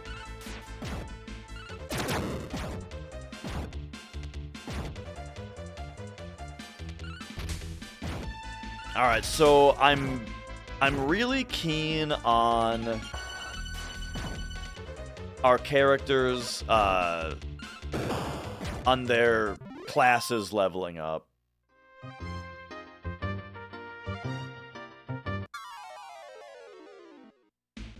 How do you kill them? I mean, as far as I'm concerned, you just have to crit them. If you can crit them, you'll kill them. So it's as far as I'm concerned, it's just a luck thing. Sometimes you get them.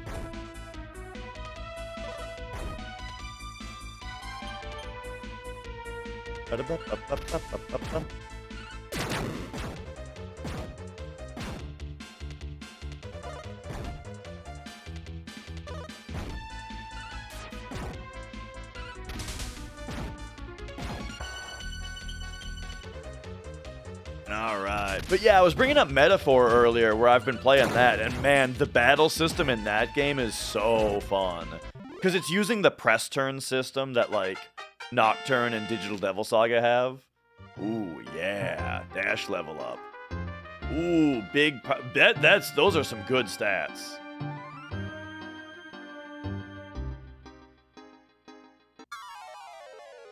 But then also, it's like you can change formation from front row to back row as much as you want. And yeah, it's got some cool stuff going on.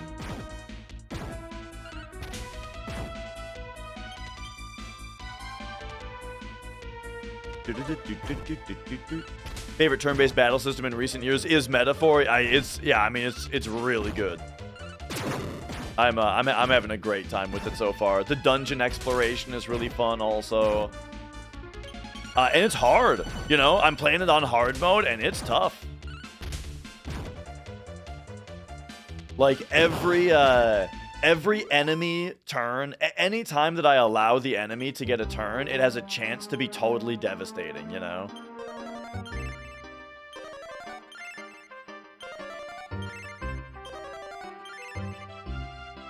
Thinking of getting one of the Persona games on the Steam sale, but not sure which one to get. As far as, like, Persona 3 Reload, Persona 4 Golden, and Persona 5, they're definitely all the same series, you know what I mean? Like, they have a lot of similarities in the way that they play. Yeah, I mean, you know, I don't know. My advice, as always, is just to play the PS2 original, like, okay, so the game that got me into the series was Persona 3 for PS2. So that's the one that I would recommend, you know?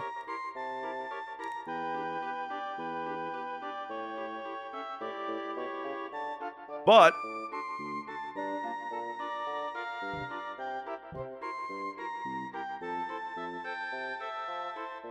if you're gonna play one of the ones off of Steam,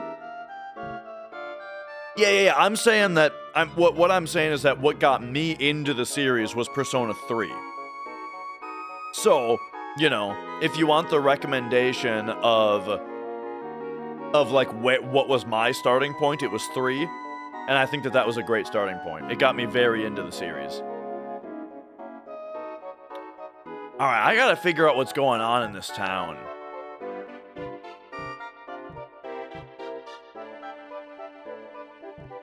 We gotta figure out what to do here.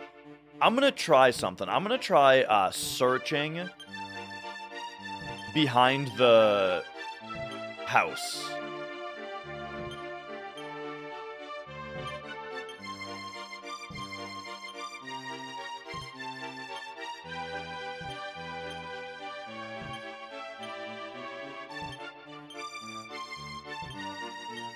But yeah, as far as like which Persona games have the best what, I think I actually like the characters of 5 a lot. I kind of thought 5 had the best characters. 3 had really good characters also, and 4 had really good characters also. The thing that 4 is the best at is the plot. 4 is the best at being like, what is the situation? What are we doing? What are we looking forward to that's coming up next, you know? The whole structure of 4 always had forward momentum, you know? But then 5, I think the battle system in 5 was the most fun. And like the dungeons in 5 were really good as well.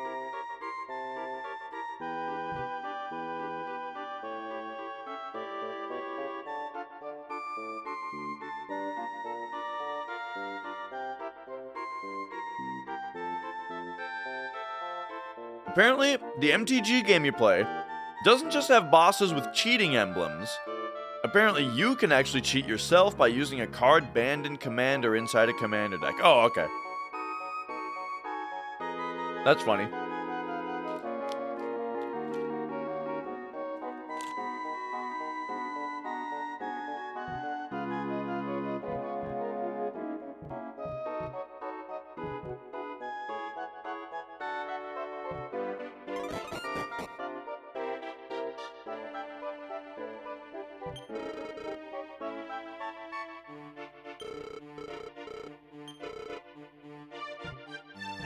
So this lady wants me out of here.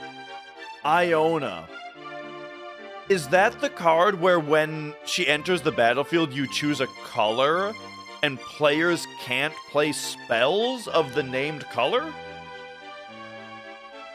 If that's what that card does, then I am extremely impressed by my memory.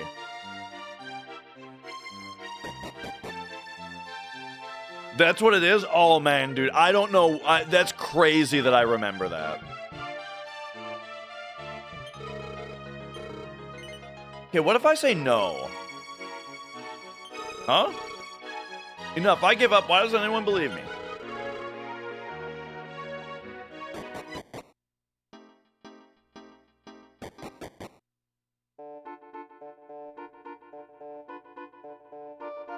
Okay, we gotta leave and come back to get back on this guy's good side. I'm waiting for Ende to return. That evening, he was very depressed. Cleaning the stench of monsters from an old suit of armor. Didn't think he was serious, but he felt like he didn't exist. Before I finished, he just vanished.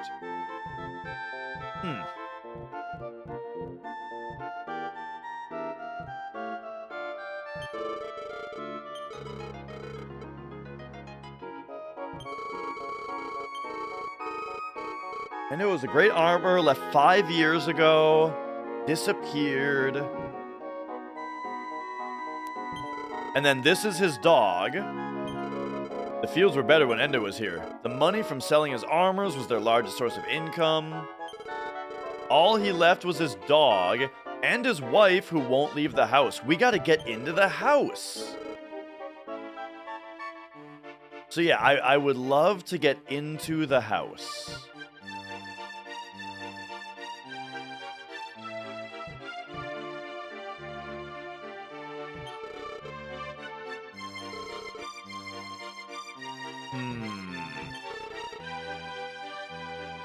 So there's got to be a way, like, a way to get the dog out of the way. Or just a different way to enter the house, but it's probably getting the dog out of the way.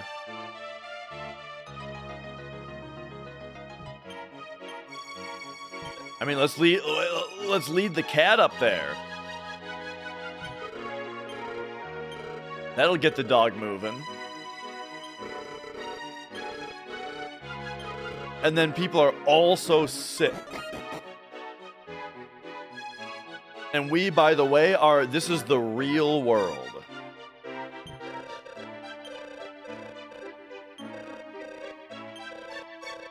Okay. What if I say no to the story? Yeah, we're busy. Sister Helen's stories are just nonsense to pass the time, but somehow it's comforting to listen to her voice. If only we had a priest. I've got a priest. Hassan's a priest, dude. Order him first. Alright, there we go. Because, right, isn't he a priest? Yeah. Hello, priest here.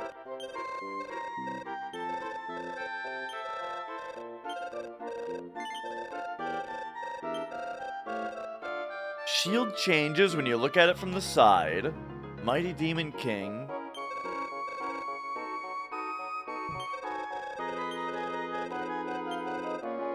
Okay. So nothing like that.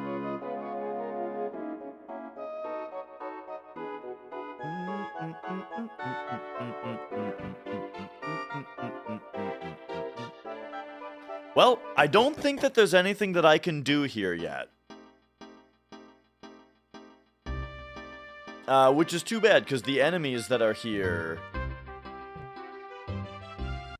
are very good for our level, as far as like how much experience they're worth and such.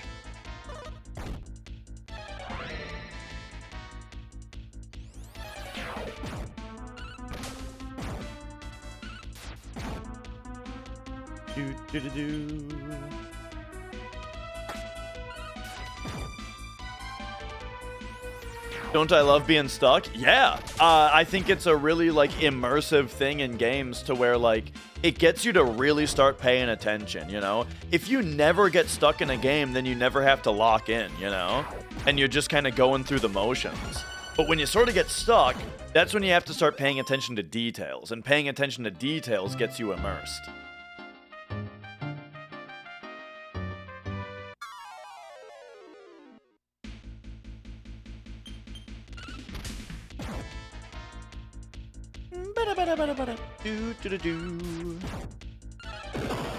So I think for now what we need, for now I'm just gonna write it down that I don't know what to do here yet. In fact, I'm gonna go up to loose ends. I've got loose ends at the top here, and we're gonna go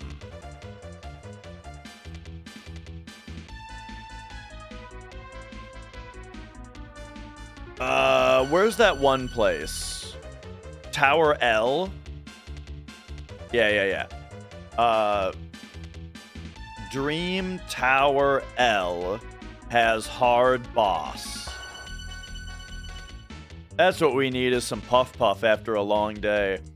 And then we've got Zaxxon Village. What do? There we go. So I've written down to return there maybe once I get a clue.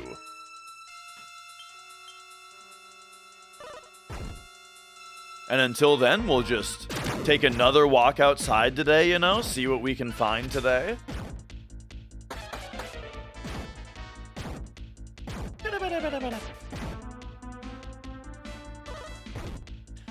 I think one thing that's pretty likely is that I'm supposed to be able to beat that tower boss right now, and my tactics are just really bad.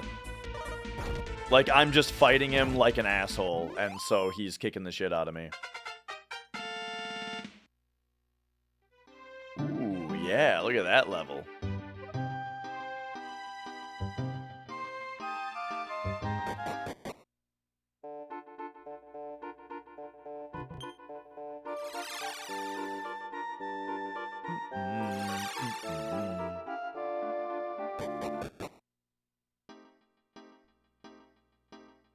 All right. Oh, I don't know where my bed is, so I guess we'll just return to Brydock.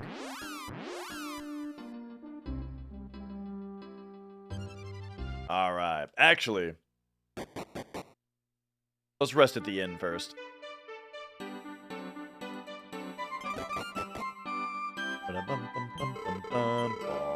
Man, this is a good town theme. Yo, laid back. Yeah, this game is great so far. I think I'm liking this one more than 5. Just because now, like, 5 never really had the point of being stuck, you know? That one felt very linear. What if I investigate the hole on the bottom right? Let's go check that place out. Let's see what's going on down there, eh?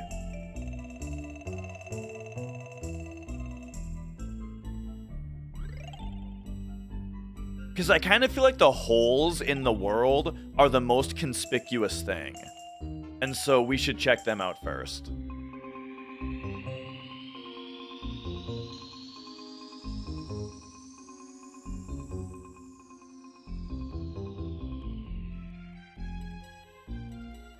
Whoop.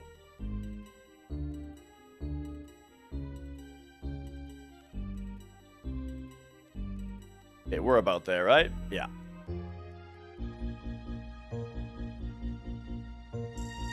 Okay, so here's the mountains. We just gotta find, here it is, a clearing of grass. Oops.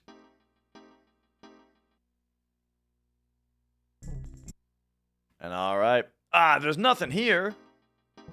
Oh, I see. Okay, so the hole is up there, but we can't access it from this side. Yo, Mappy. Dark Goyle. I don't think I've seen these. Whoa! It's a lot of damage.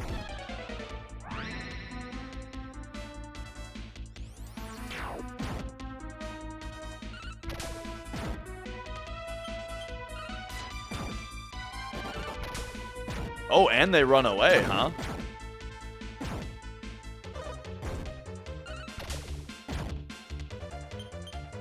Do, do, do.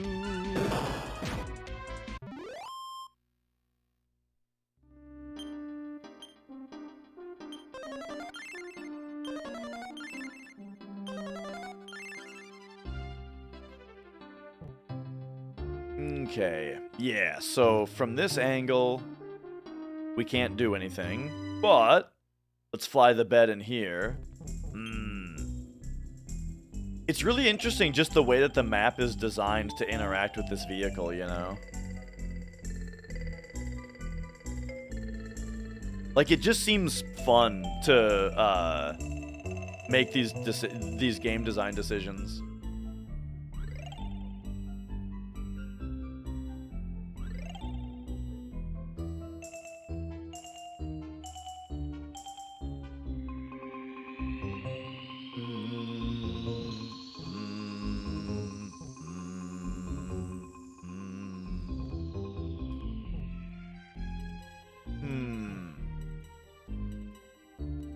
Okay, so we can only access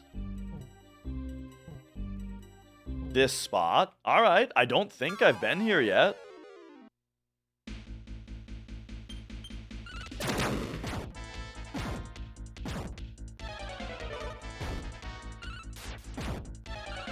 I think these enemies are my level also. Aren't these guys in the tower as well? So that's promising.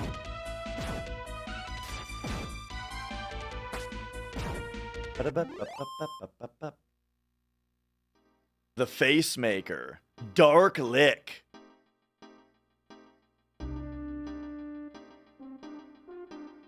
Oh, but there's nothing here?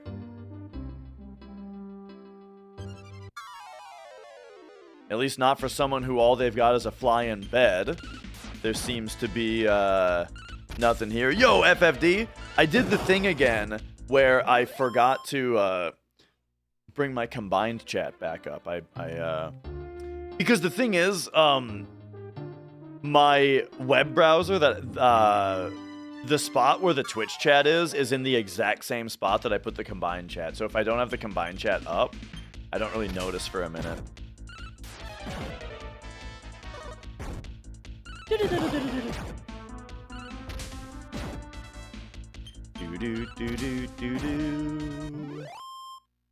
All right. And yeah, right, the FF7 run, it was not happening today. I mean, you can't do anything about a 4th try poison on bottoms, well, you know. I made some other mistakes, though, for sure.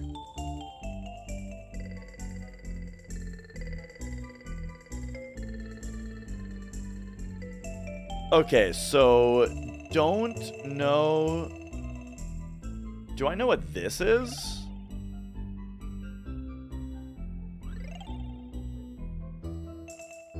I haven't marked anything down. What's this little cave?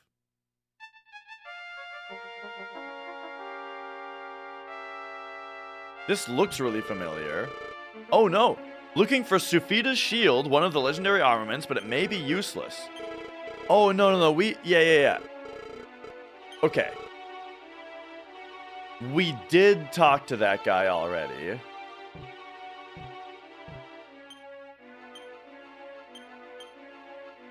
What if I use identify? Oh, no. It does not. Okay, does not work.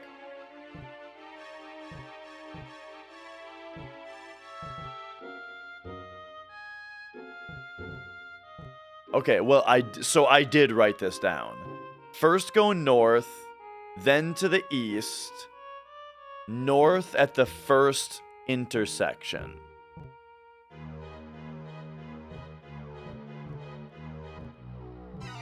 But it looks like this cave is just this. Here, let's ask you to map read me. No meaning here. All right. So what could he be talking about? First go north.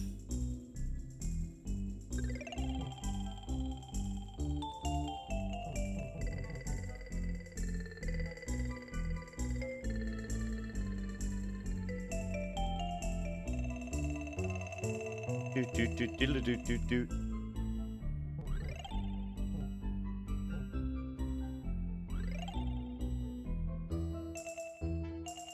Yeah, I don't think we're finding the thing. The shield right now. You think I intentionally peed too long? Why would I? What happened was I didn't take a bathroom break earlier, and so after the Reno fight, when they swing down the cable, that's a way better bathroom break.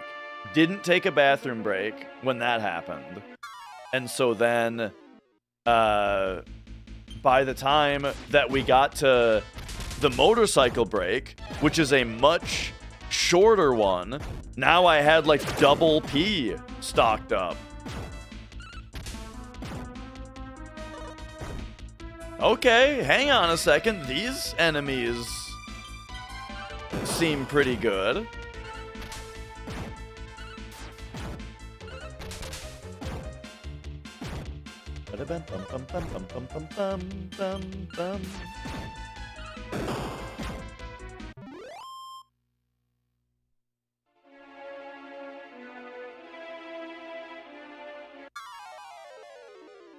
I feel like I remember this place. But maybe I, Whoa, yeah, maybe I left because the enemies were scary.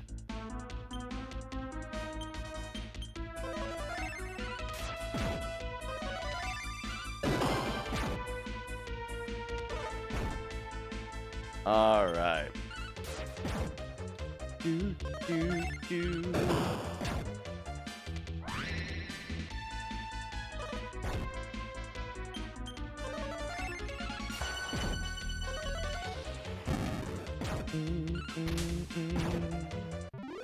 All right.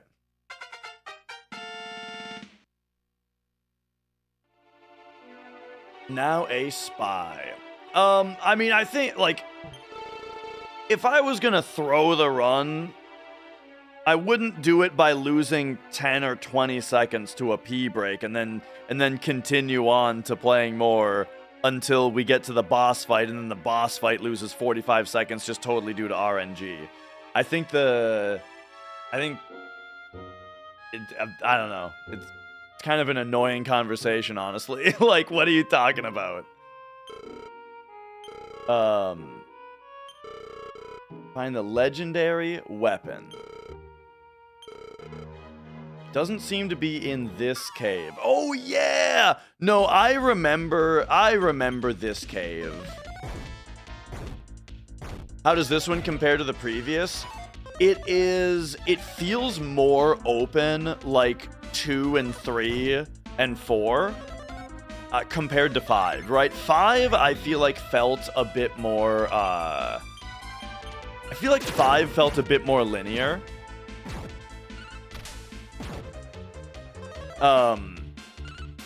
And so I'm really liking that about this one. Overall, I'm kind of enjoying this one more than 5 because of that.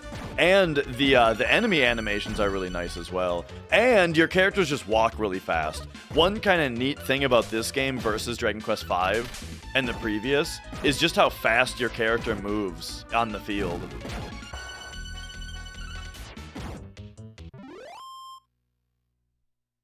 Like, check this out. We're just zooming.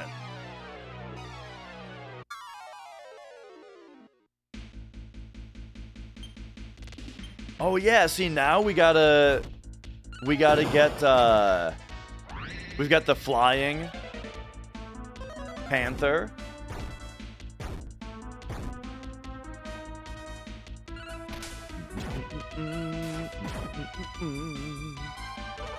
I mean, it made sense though that 5 was kind of linear because the story that they told was really good, you know? And they needed to tell it in the order that they told it, and it was great.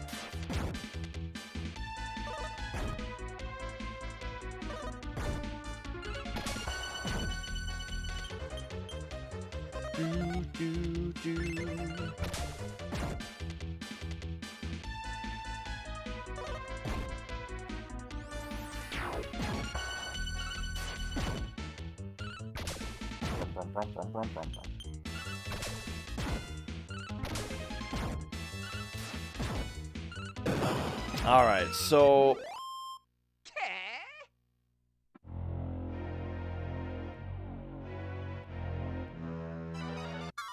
I did already get through this cave forever ago. Developed a small old school RPG, check-ins for RPG streamers that would be interested in trying the demo. So the demo releases on Christmas. What's the name of it? The Shaman Diary.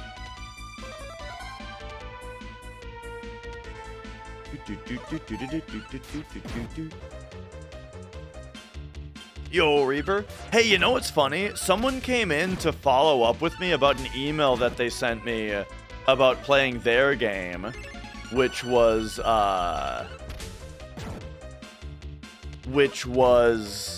I think they said it was called Vade Retro, but then I looked at my emails and I didn't have an email about it. So I don't know what they were talking about. Final Fantasy dude, thanks for the super chat. Fund for a closer bathroom. I mean, look, I know exactly where I would put a urinal if I installed a urinal down here.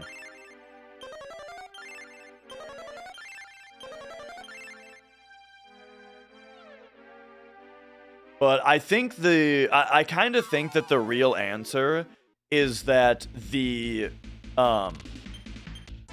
that particular break, the motorcycle cutscene, I just think that break just isn't long enough. I can't consider that as a potential bathroom break because it simply is not long enough. I heard that Dwayne "The Rock" Johnson always pees in bottles.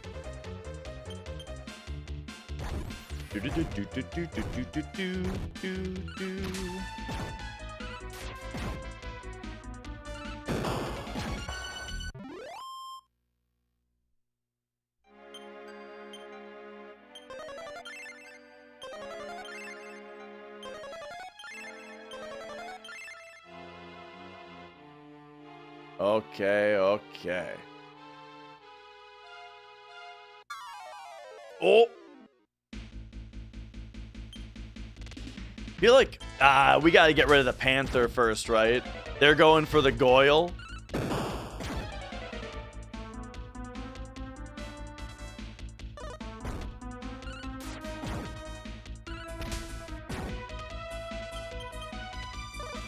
You guys sit. I mean, I put the seat back down. I pee standing up, but I put the seat back down. Oh, it's way more than 40 seconds. The motorcycle cutscene, but I feel like it's like 70 seconds, and you need at least 90. That's my ballpark.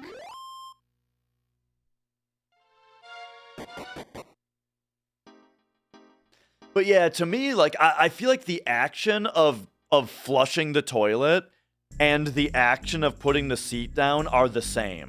You just do both at the same time, you know?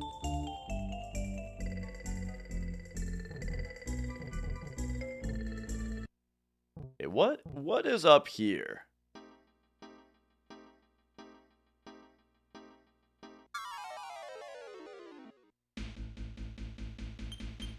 I think these are old enemies, aren't they? No?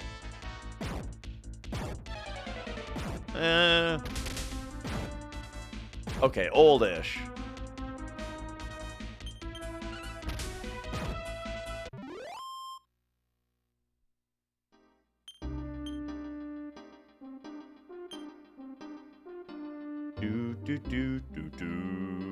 Let's see, you, antidote, you.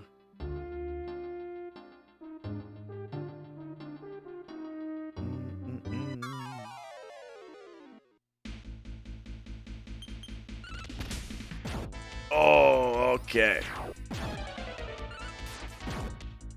But yeah, you know, I don't know, like, okay, so I don't pee directly into the water, you know, because I feel like that causes unnecessary splashing. So I like to, I kind of pee so that my pee hits the, what's with this singleton up here?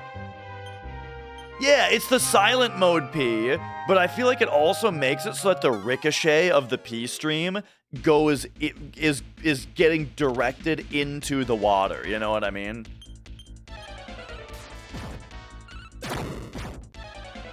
I feel like if you're worried about pee splashback and so you sit down, doesn't that just mean that all the micro splash is getting on your ass?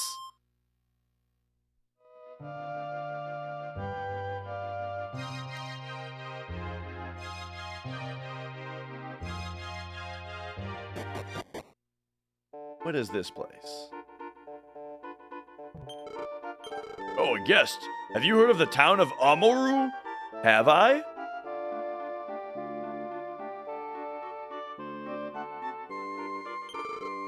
In the south of town, there hides an illusion. Hang on, I gotta see what the fuck this guy's talking about.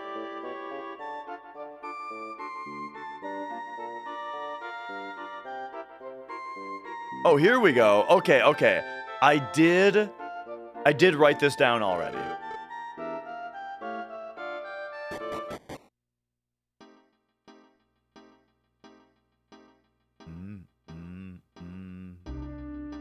It's just what ladies have to deal with. Yeah, I suppose so.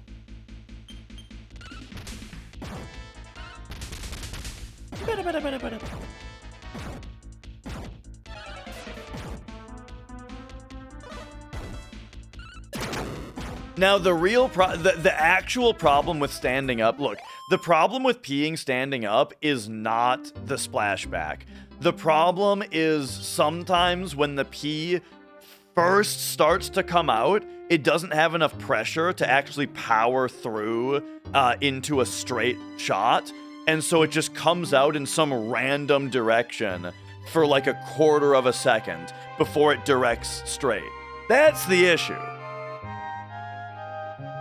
It happens to everybody every once in a while. I'm not gonna hear any denial.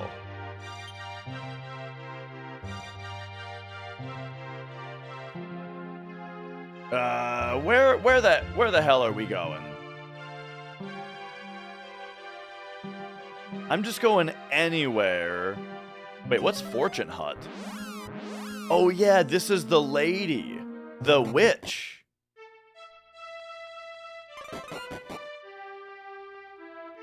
We haven't talked to her in a while. Have you lost your way? You know what? Yeah. Far north of here, beyond the sea, there's a well. They say it's the doorway to another world. I feel like that's an old hint.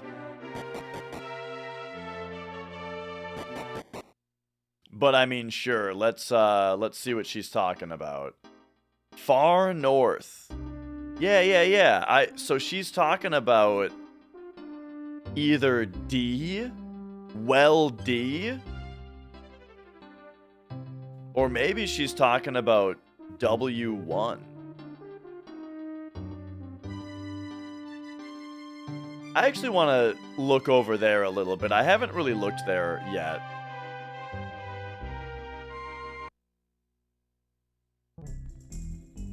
If I clean my toilet myself, I'll learn to pee sitting down. I love the implication that I don't clean my toilet.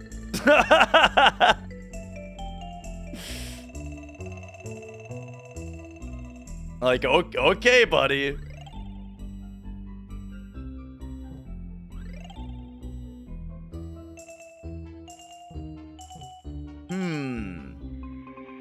That's a well.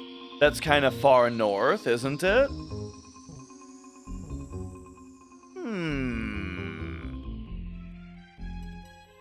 Last 2 drops in your underwear every time. Here's how you solve that, right? Is quit being a shaker. Join the side of the dabber. You know, when I pee, I take 1 square of toilet paper and I dab it to get rid of the extra pee. And then if you really want to go nuts, you can also, you know, give it like a cow milking motion, right? But look, that's, you know, that's a little extra. You don't have to do that.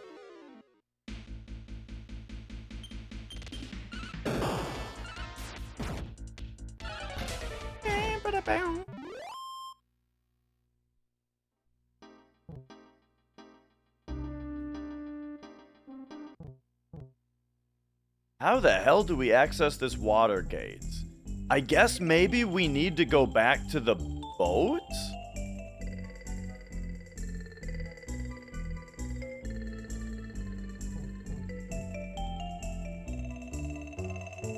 Doot.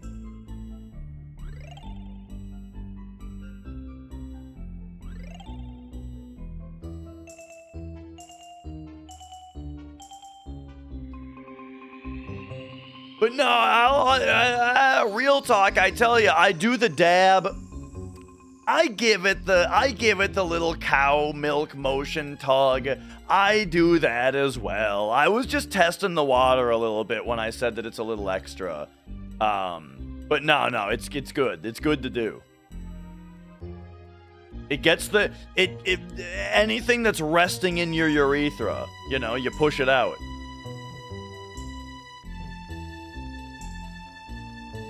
Have I been here?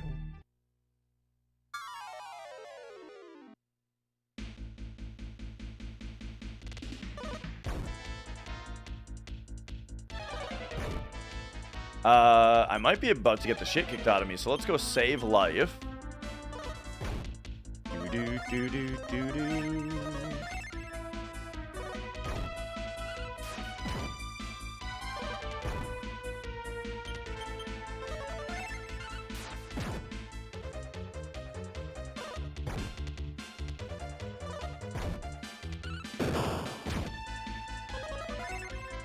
We've got 3 dudes in the party capable of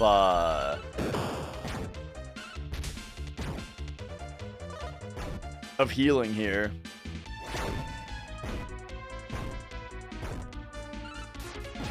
Pushing, it sounds painful. Nah.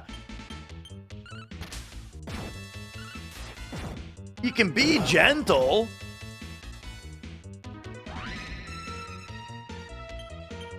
If I describe it, I feel like if I describe it any more plainly, then we're gonna start risking a TOS ban.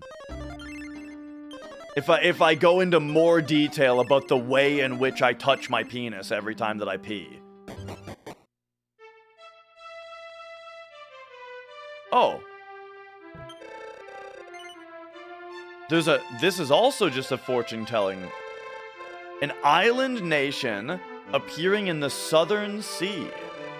Could it be the legendary city of magic, Calberona? Why do I see this? You're just...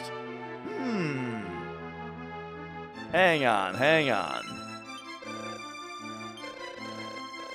An island nation appearing in the southern sea. Okay.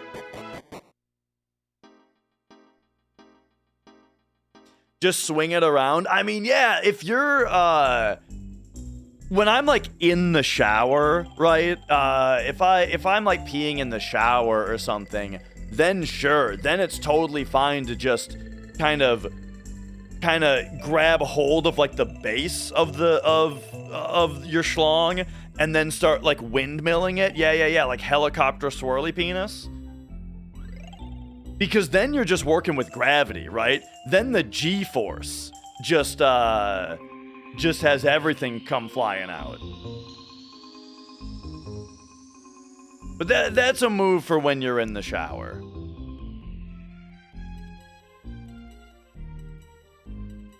An island nation in the southern sea. We gotta see what the hell this lady's talking about. Maybe there's something that's not on the map. Oh, hey, here's this. Remember this thing? We can go in here? Yeah. Wait a second. We might actually need to use this right now.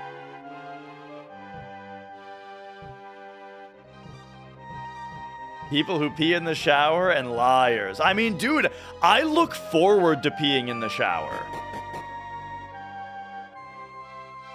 You can just stand there hands free and just let her rip, you know? It's great.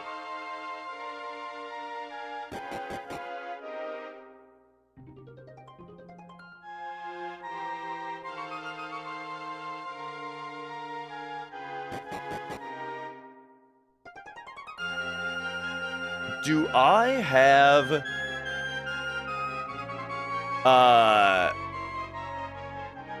Do I have notes about this place? I don't think I do. So I gotta remember that. But alright, so take me back to this.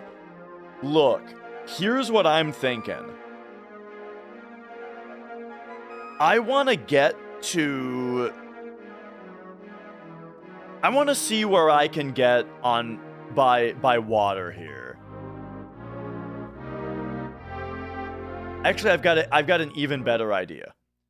I'm going to take the bed, and I need to look at the, like, where exactly is it?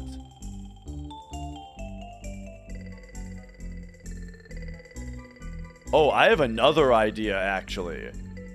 Okay, I've got too many ideas.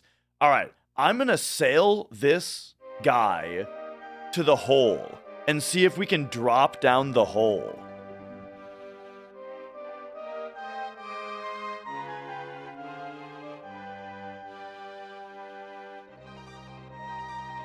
You have a toilet, you don't need to piss in the shower? It's not about need. It's about your showering.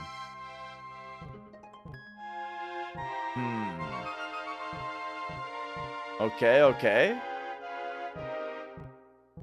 Doesn't appear.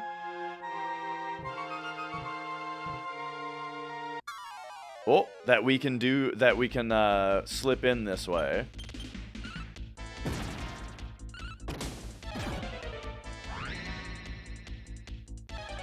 Yeah. It's like, okay. So when you turn the water on to shower, the shower, okay, shower is meant to clean yourself, not a giant toilet. You're staying clean. Nah. When you get into the shower and then you start feeling the water, when the water is running down your penis, it makes you have to pee. There's no getting around that. And no one's gonna get out of the shower dripping wet to go pee. And no one is going to hold it until they're out of the shower.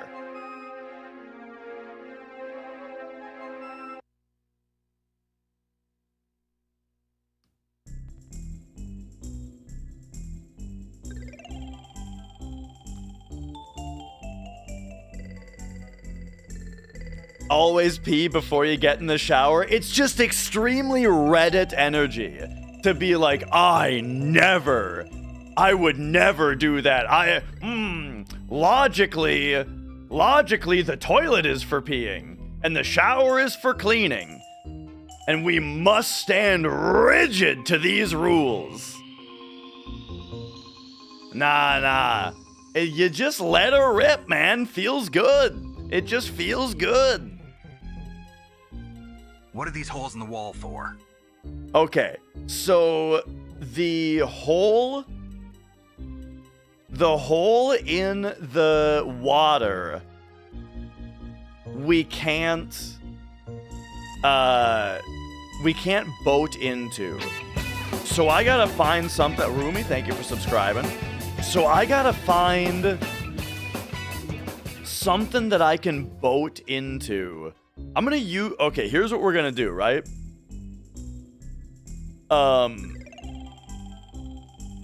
We gotta use the bed to fly around and try to find where we are allowed to sail to. I mean, it looks like we can sail anywhere. All right, so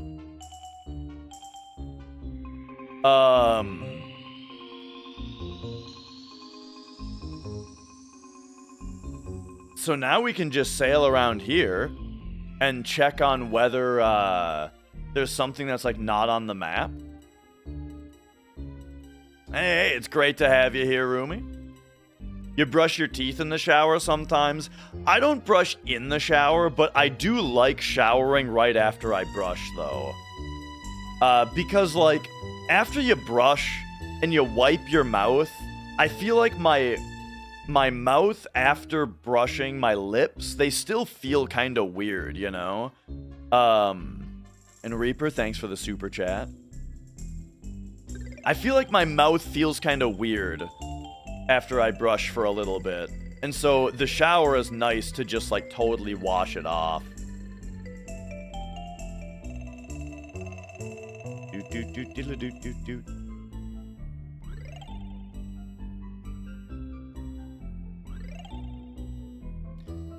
Peeing in the bathtub? Okay, so one of my earliest memories as a human, right?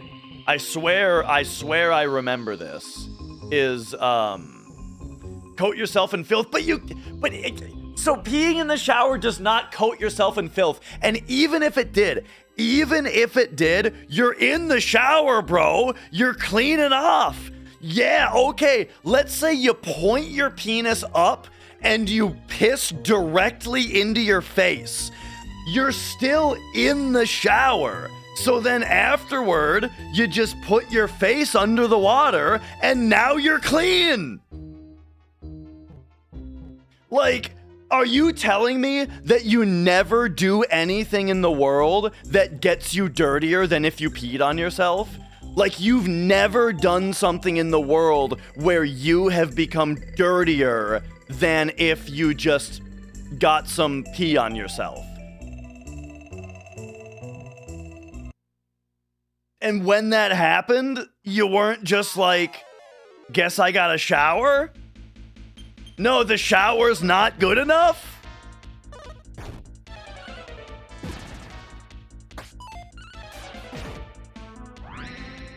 Bum ba da bum.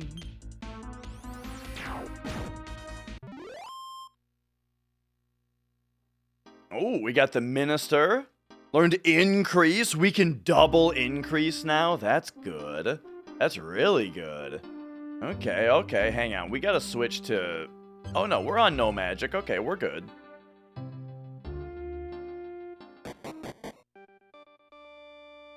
And then... What the hell is going on here? This, I feel like we were here a million years ago.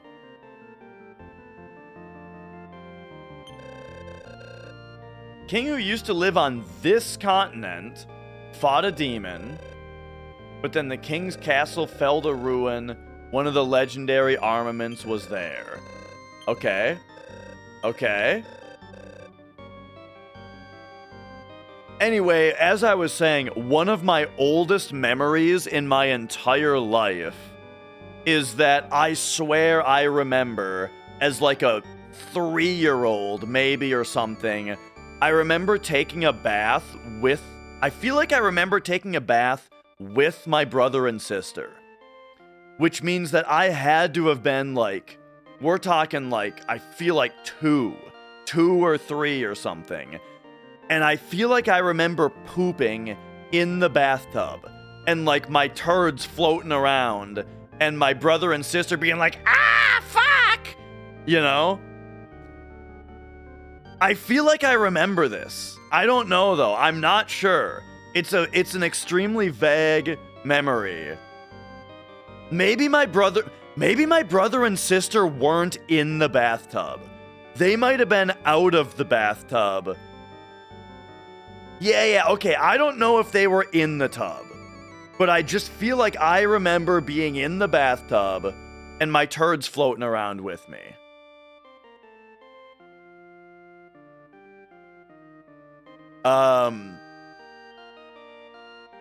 And that very well may be literally the first memory I ever formed.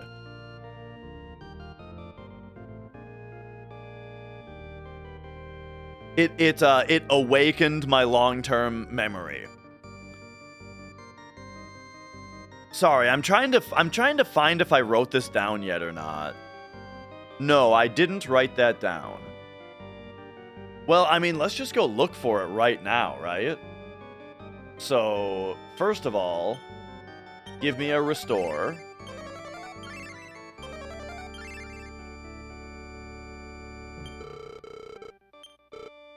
Oh, wait, this guy... Oops, this guy doesn't, save you, apparently. Alright, see you later.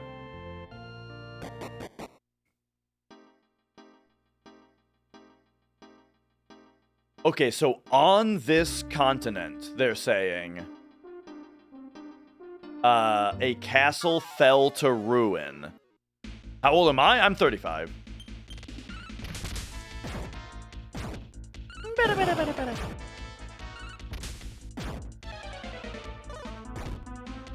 Do.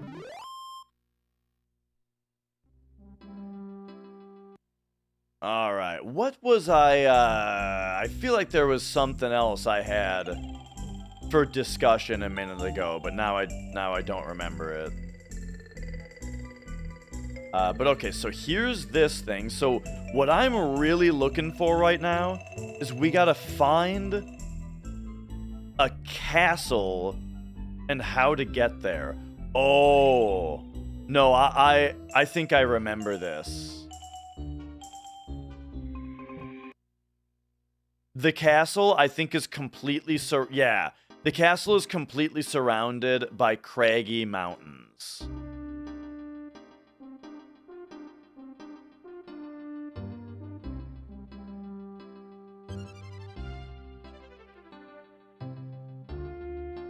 Oh, and I marked that as K? K Castle. Okay, I did write this down. It has a legendary armament, but I can't reach it. And then what's I? Clear Veil. Oh yeah, that's where I got the flying bed.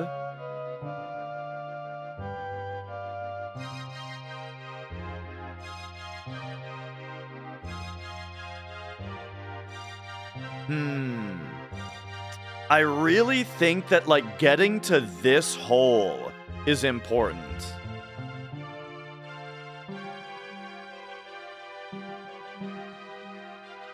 And it looks like maybe there's a pathway.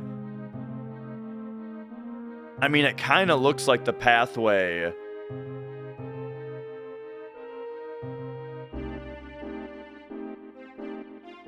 Like, we can't reach any of this. So if I can sail the boat down here, though, then maybe we can get there like that? I feel like I gotta try that.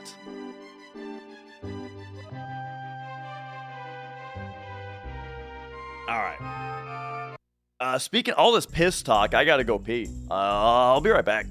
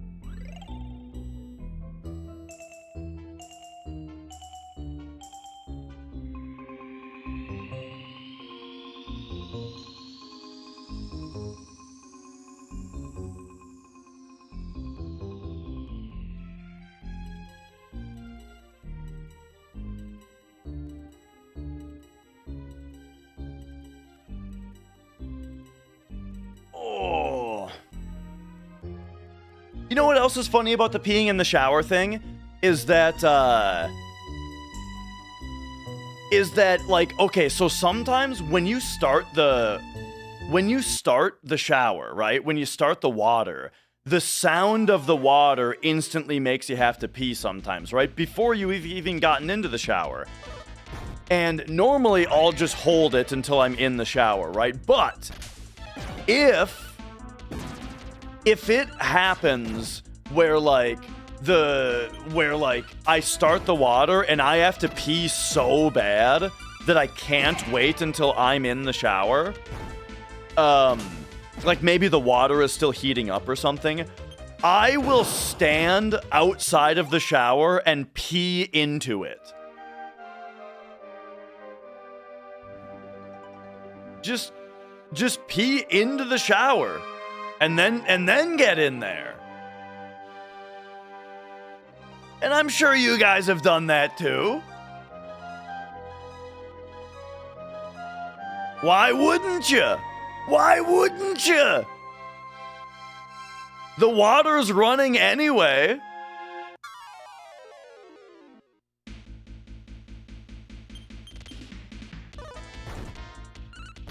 Bada.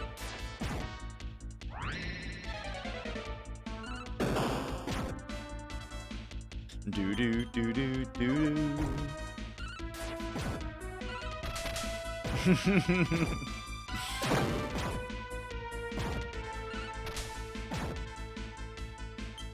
All right. The shower into shit combo is bad. Yeah, nobody likes having to shit right after showering. I mean, I do at least have a bidet. So, like, you kind of take a little shower just for your butt every time that you shit. So that's nice.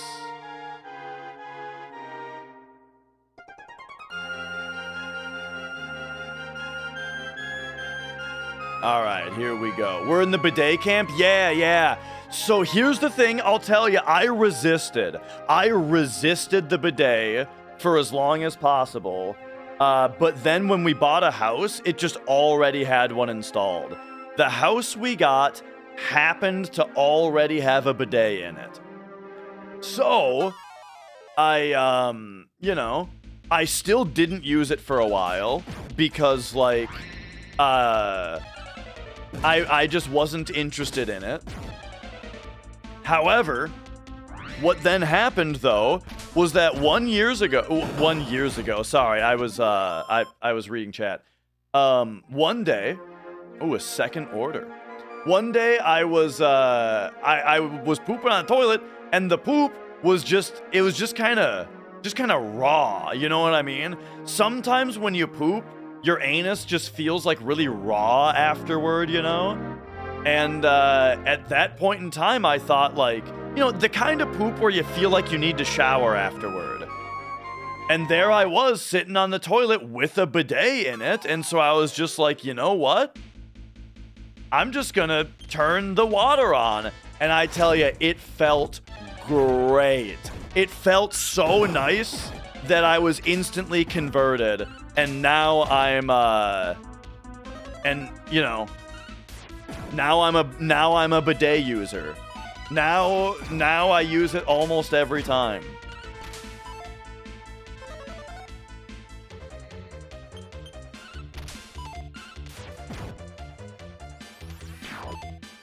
Oh.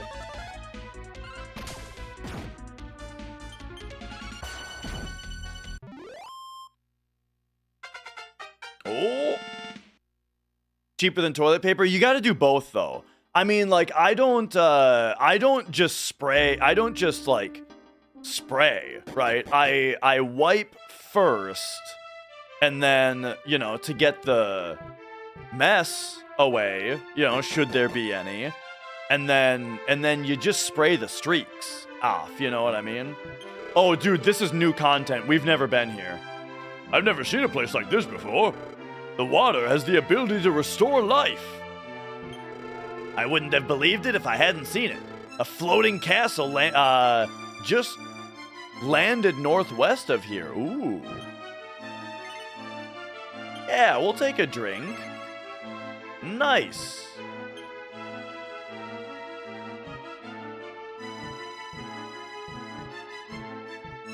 But yeah, you know, so anyway, that's what I'm saying, right?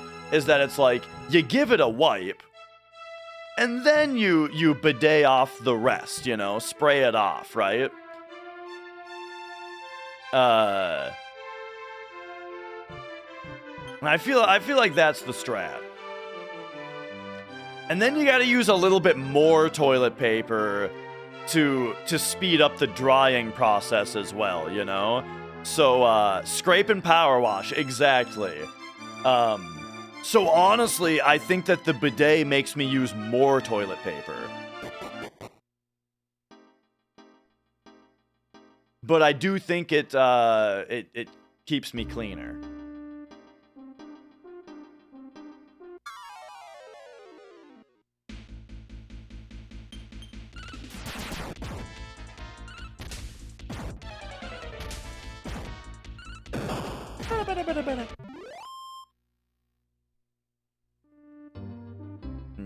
Okay. So, let me make a little note here. Or wait, no, we're over here.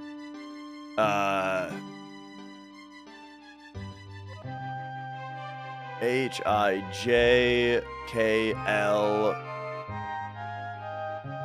Okay, we're on M.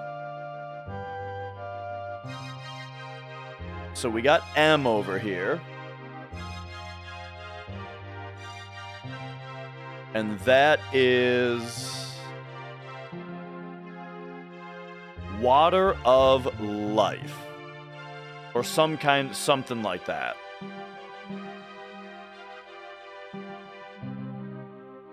All right. And then there it is. Okay, so here's our hole. So we should be able to... Yeah. Drop down to the real world.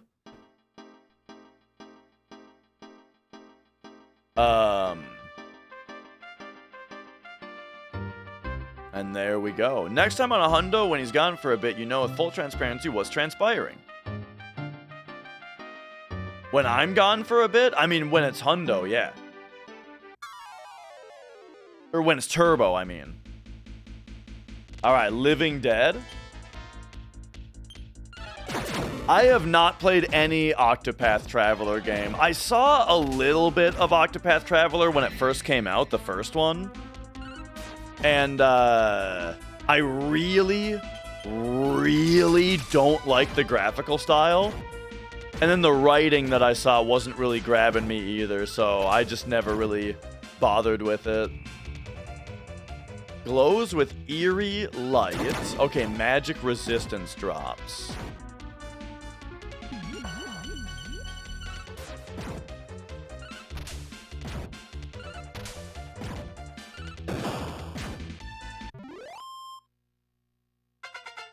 Oh, dude, we found what we're doing. Yeah, the voices also. Yeah, like the writing, the voice acting, the visual style. I was just not a fan of what I was seeing. Yo, what have we here?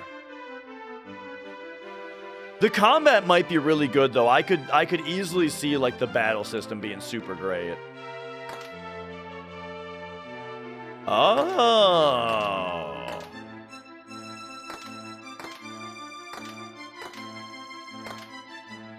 These are the crests. Or at least some of them. Ooh, yeah.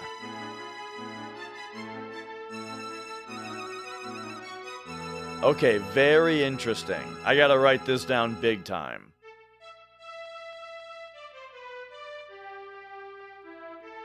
And then anything to find out here?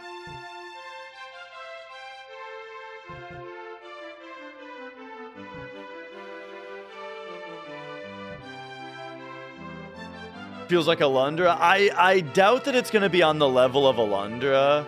I'm guessing it's just going to be like somebody somewhere is going to tell me the password, you know?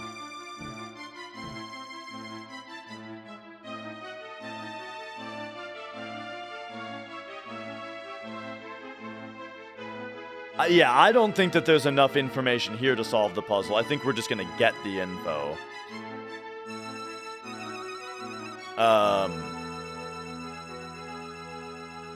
But okay, this is a big deal. And by the way, just to reiterate, as always, this is a extremely anti-backseat, anti-spoiler type stream for this kind of thing.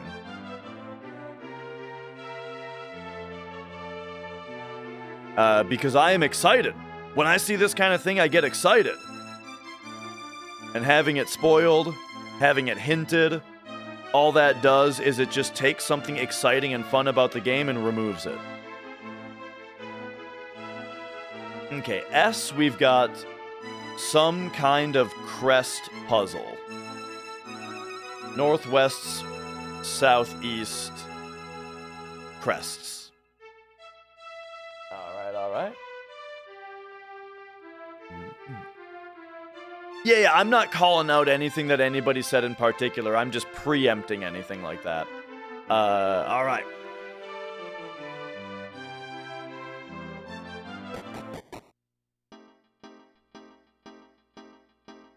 What else we got around here? That's it? Ooh, interesting.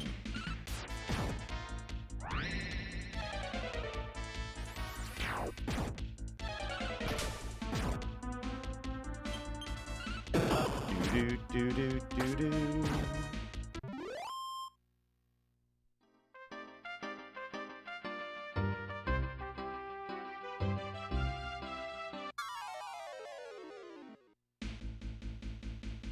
The angry fart clouds, they look a little bit more mischievous than angry to me. They've got an idea. They've got some shitty ideas.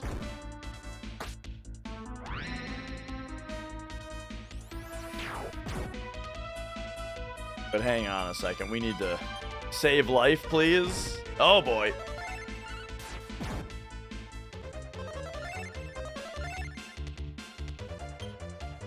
Do, do, do.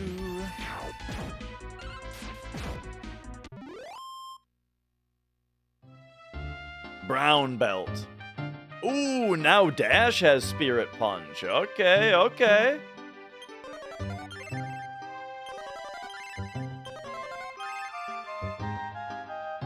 So that will greatly increase our DPS against that other boss. This is interesting.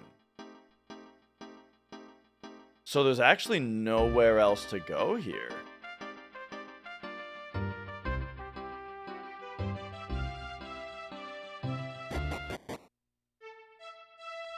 Which means, theoretically,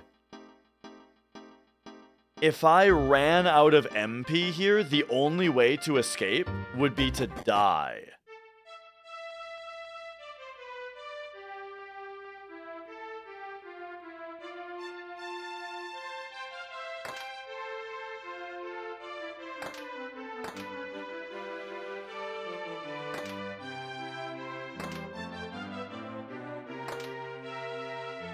Water, sun.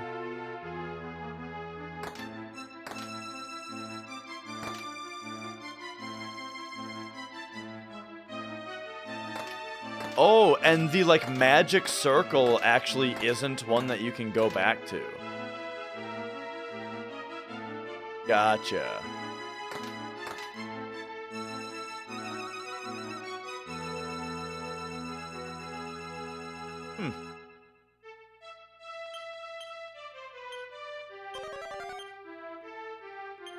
No meaning. Alright. Well, this is cool.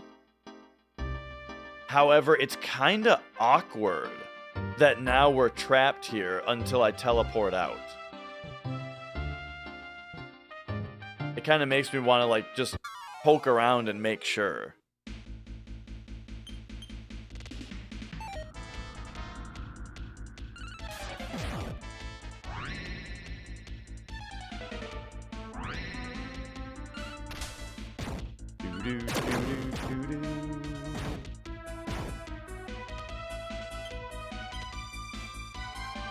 And now we can do Spirit Punch?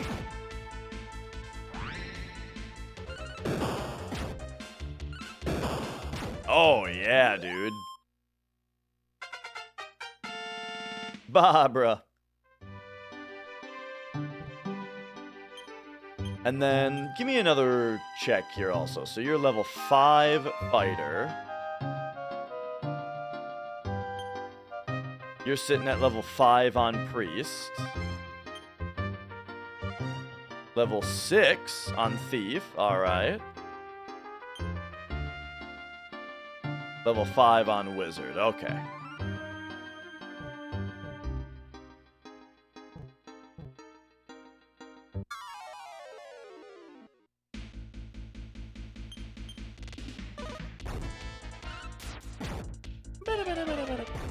Oh, damn.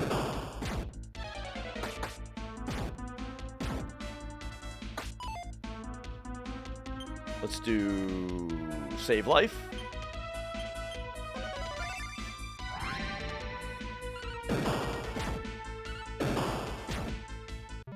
Oh yeah, dude, the double spirit punches.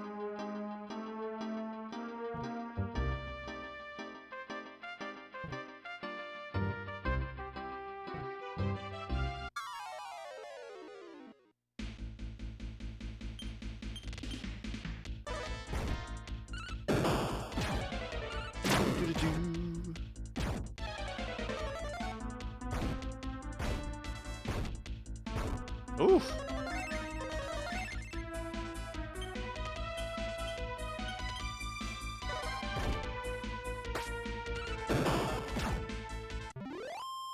And Muriel's low HP. I feel like she's just always on the verge of dying. Alright, so yeah, I guess we just teleport out of here. And then...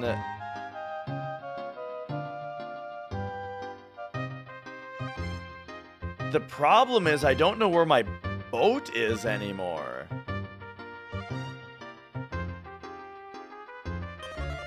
I wonder if it, like, goes back to the same spot. Wait, where's my bed?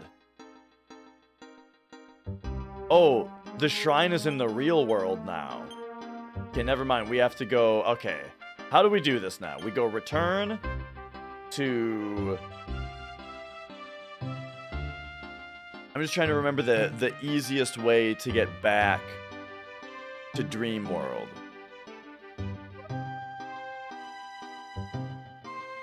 I guess it's R.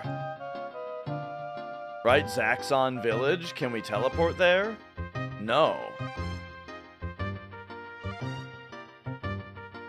Okay, so we could do F, which is Toruka.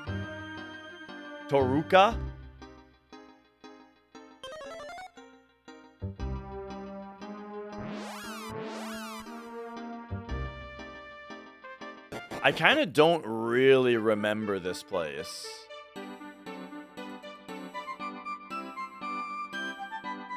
Like, we haven't been here in forever.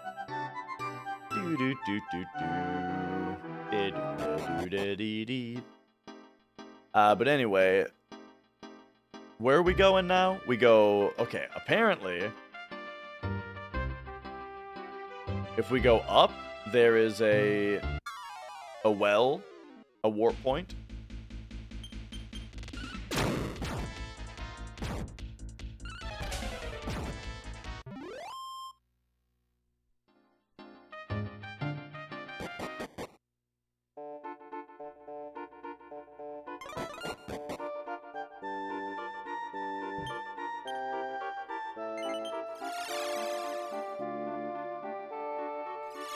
And now, I'm not sure if this is a two-way. It looks like it is. Oh, it is a two-way. Whoops.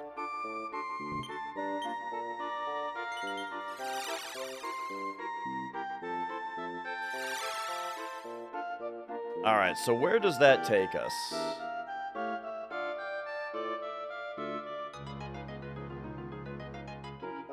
Oh, I do have that marked down. I just used W1 instead of, like, A. Okay, okay. So now we're back here. And I don't know where my boat is gonna be anymore, but let's see if we can figure it out. First of all, I think we teleport back to, like, G. Is fine. And that's the shrine, right? Yeah. That's the restored shrine. Oops.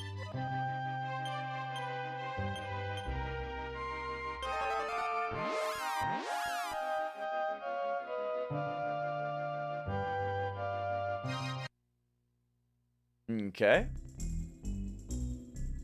So now I guess I'm just gonna go check if the boat is in the same spot.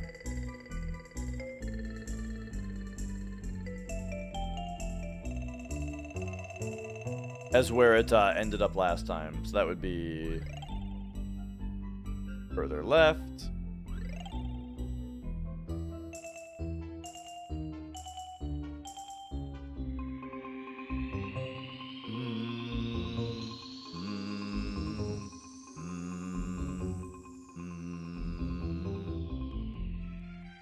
No, this is where the boat was before.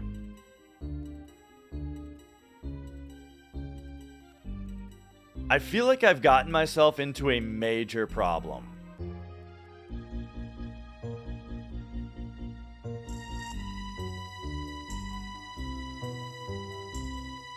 The question is, how do I return the boat? to somewhere else. Maybe there's a certain return spell that does it?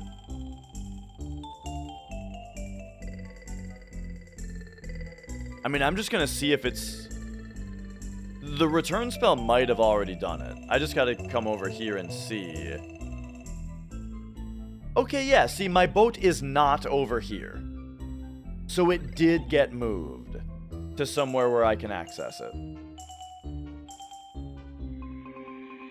Probably somewhere by the shrine, right? Because that's where I teleported to?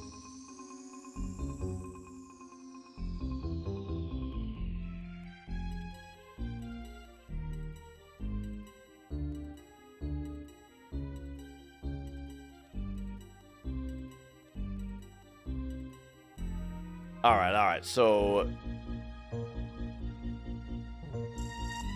the shrine here, this is where I teleported to. Okay.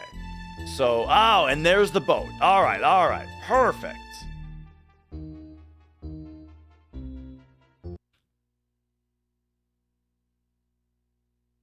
But the way that we have to go, how did I get it into the middle area?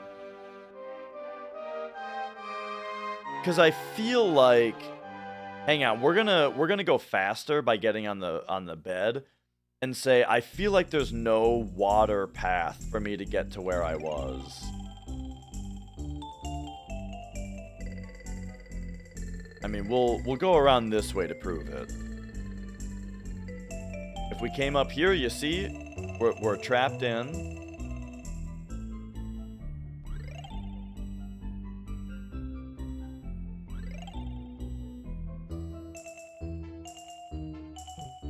Here. Oh, wow, this is a long way around. Okay, that's all that is. Oh, right, that all makes sense.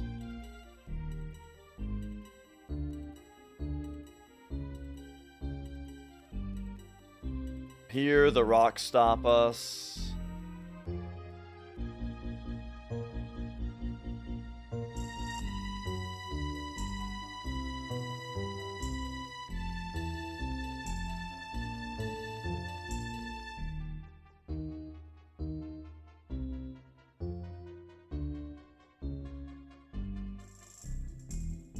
I mean, I guess instead of doing all of this, what I could do is say, like, if I were to teleport to I, right? Is I teleportable? That's Clear Veil.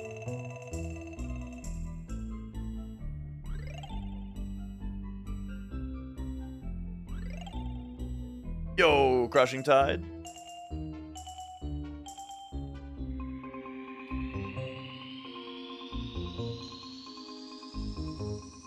I'm doing well. I'm just,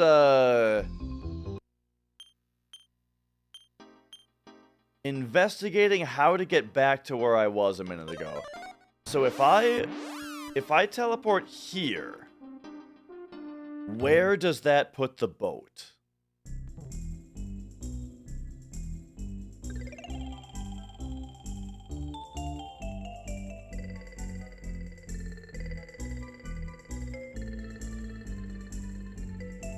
Right here. Oh, that's great. Okay. That's how we do it. All right.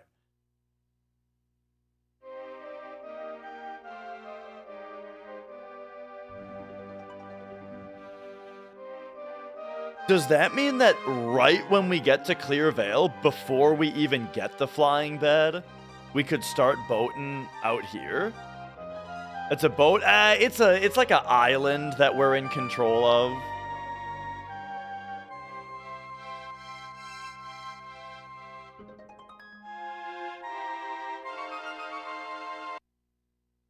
Alright, so there's the shrine that has the water.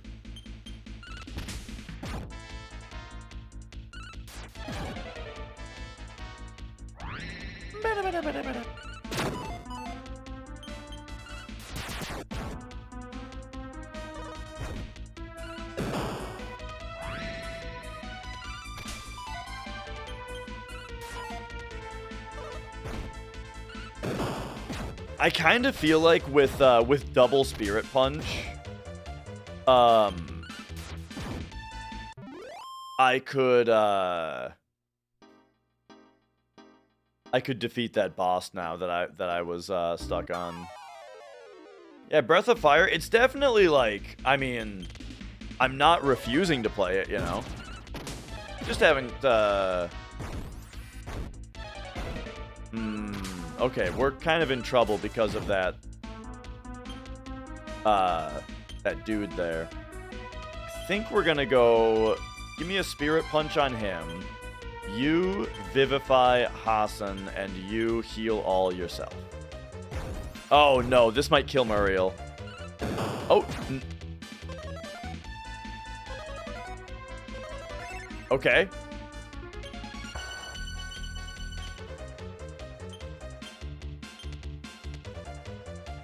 And then you, I'm gonna say heal all him.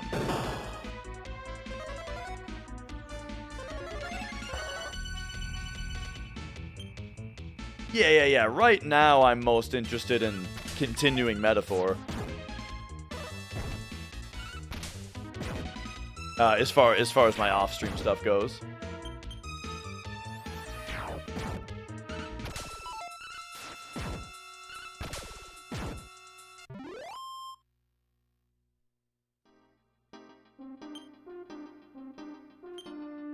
All right. Hit me with a restore. And then, am I nuts, or did Clear Veil not have a inn? I feel like it's kind of wishy-washy whether or not places have inns. You want to see Breath of Fire on stream? Look, if I could, I would stream every game I play. You know? Like, I think that streaming games is generally more fun than... Oh, Metaphor. Yeah, I started playing it off stream because I just don't have time to stream every game I play. So, I'm playing it off stream on my own, and I'm loving it so far. Really enjoying it.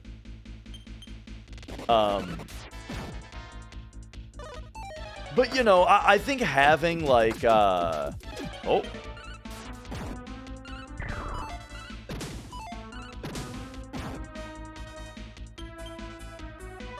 I think having a game that you play off stream though is good, and it can make you enjoy the game. Hey, there we go. So that Metal Slime we defeated just 1 damage at a time. And you know, Phoenix, I'm doing great.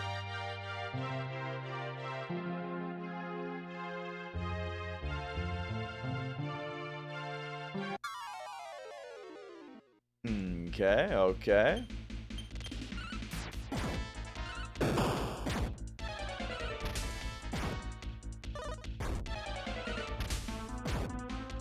Bum ba da bum. Ay. I believe you about Breath of Fire being good. I believe you. I've seen Breath of Fire 3. I watch Zeal pretty regularly, and he's played it a bunch. I don't know what more to say though than like I'm interested in playing it. What do you want? What do you want? What do you want from me?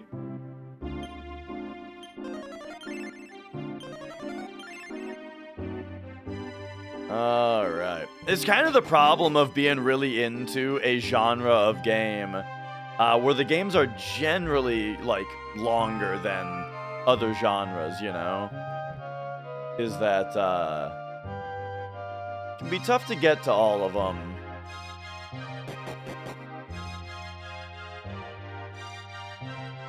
Okay, so this seems to be all that there is here. There's the shrine with the life water. And then there's the hole. And the hole brings us to the crest puzzle.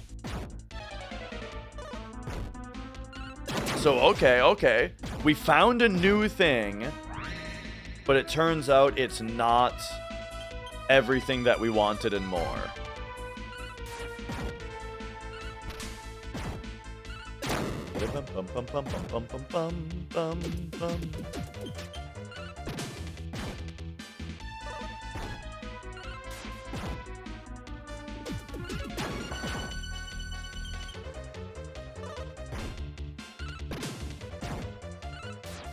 All right. All right.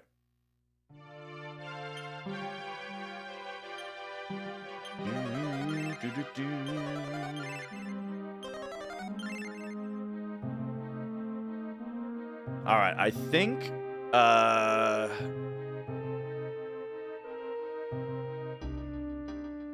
that must do it for exploration in this area. So did I write this down adequately?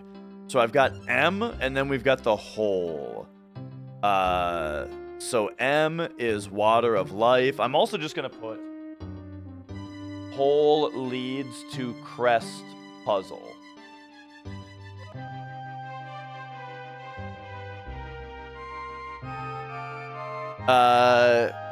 Now could it be possible that any of the other information I have has to do with this in a cryptic way?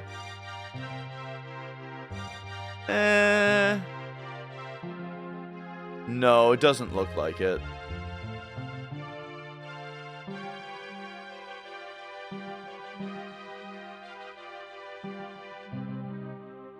A cat head in the center of the map? Oh, I see. The desert. Yeah.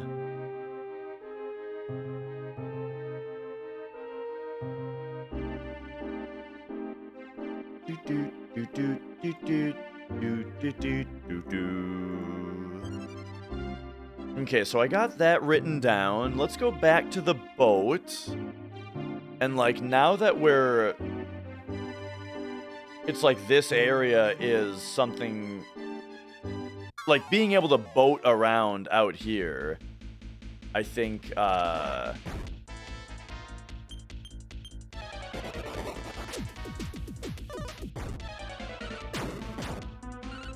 might get us to something else that I haven't seen yet.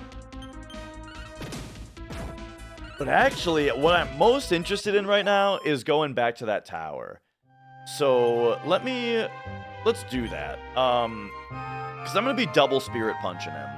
So let's go, like, take me to the shrine. No, I need an inn right now. I want to go to an inn, and I want to go to a bank. So let's go, take me to this place. I don't know if they have a bank here, but I guess we're going to find out.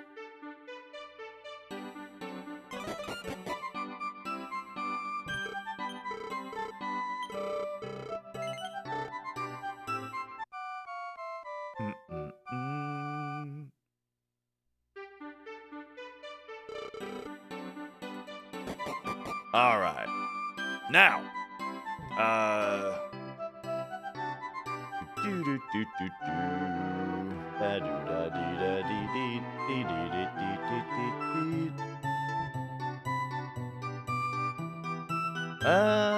none of these things look like banks.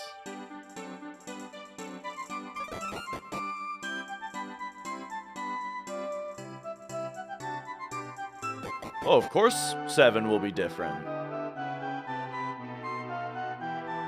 Anytime that we're switching platforms, but especially going from SNES to PS1, I expect a world of difference. Okay, I guess we're gonna go... Maybe there is a bank there, I don't know.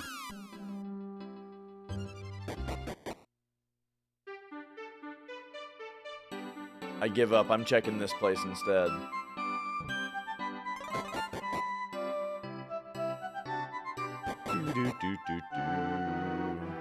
Not a bad thing. I mean, I'm expecting to like it. Yeah.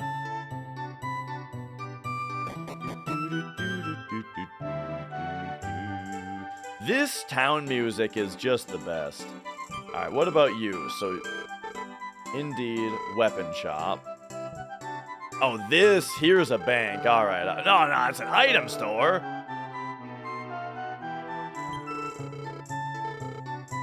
All right. Yeah, about all I've heard about 7 is that it's a long game. I kind of aim to keep it that way though, where like I don't really like to hear a lot about a game that I'm definitely going to play, because I just like to be surprised by everything. But yeah, that's like the one thing that everybody says about 7 is that it's long. But I mean, I don't know, you know, I spent like 200 hours on Final Fantasy 12. That was back when I was streaming full time though.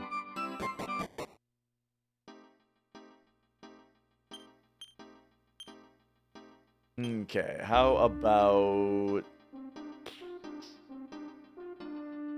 I'm going crazy here. Just Calcado? Remember this place?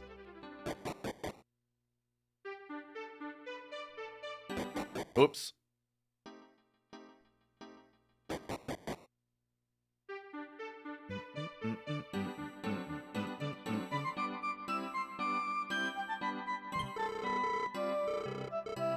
Item store here. This doesn't look like the kind of place that would have a bank. The waterfall thing. Like, they were so fancy about the way that they described it. Here's the thing about the waterfall puzzle, right? This is the thing about it that really tripped me up. Is the fact that in their very fancy wording of the riddle, they say, follow time's footfalls. And then somewhere else in the game, there is an area called Footfalls of the Past. So I thought that those two things were related, which completely overexpanded the scope of the puzzle in my mind. You know what I mean?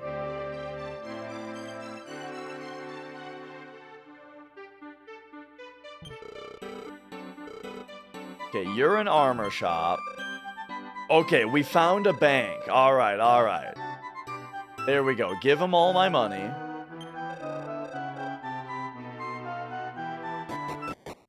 Now we're out of here.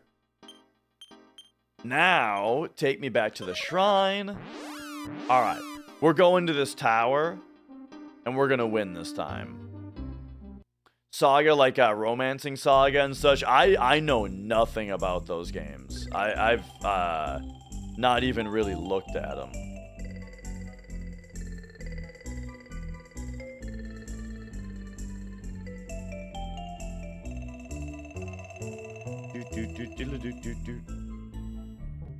Yo, furry freak.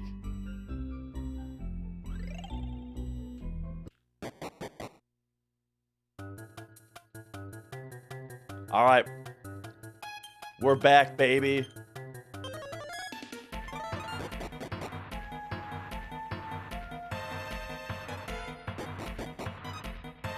And I haven't changed anybody's classes this time or anything. We're just gonna do it. We're just gonna win this time. So I think we take out the Fighting Panther first. Ooh, nice.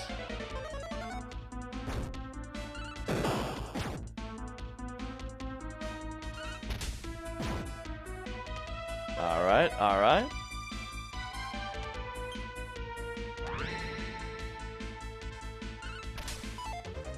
I'm missing out because I haven't played him yet. I mean, I feel like I'm playing Dragon Quest right now, which is really good. So I don't feel like I'm missing out on anything else by just playing this game right now, you know?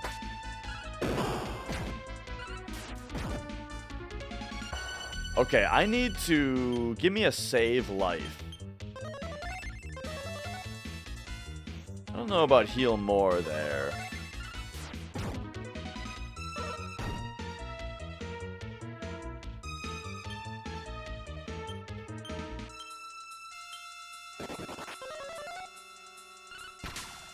Okay, so I'm not sure what you're trying to say. You're saying that the Saga games are better than the Dragon Quest games, and so I shouldn't be playing this, and I should be playing Saga?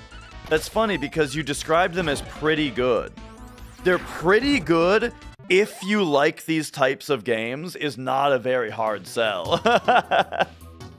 It's like, if you already like the type of game it is, then it's pretty good. That does not sound very good. Oh, she's a partier, dude. Learn to repeat.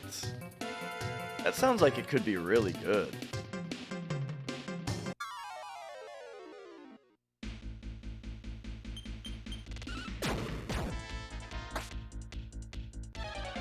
Do, do, do, do.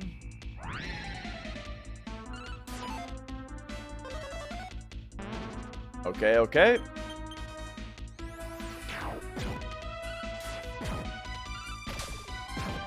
Maybe, oh, hell yeah. That was a good crit.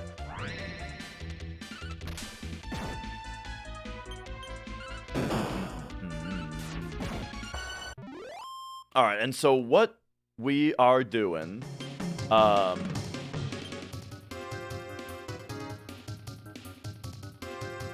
whistle. I didn't really pay attention to that. Alright, so let's use your healing here.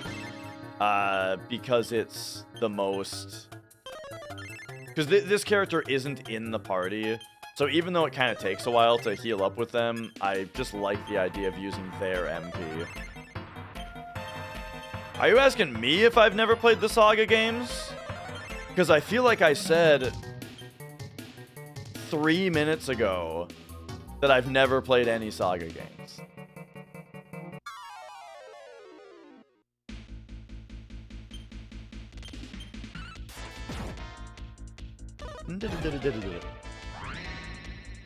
But I've got plenty on my mind right now. We got Dragon Quest 6. We got 7 to play. I might, like, if I am going to sneak another game in, right? Like, if there's another RPG that I'm gonna play after Dragon Quest 6 that's not Dragon Quest 7, it's probably gonna be Shin Megami Tensei Strange Journey on the Nintendo DS. I've been looking forward to that one for a long time.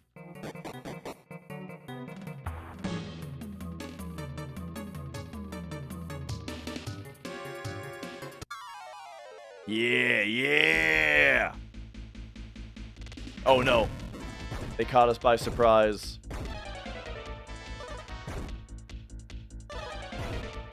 Oof. Okay. Save life, and then... I think we take out the bow first, right? Oh, well, we put him to sleep, which is really nice.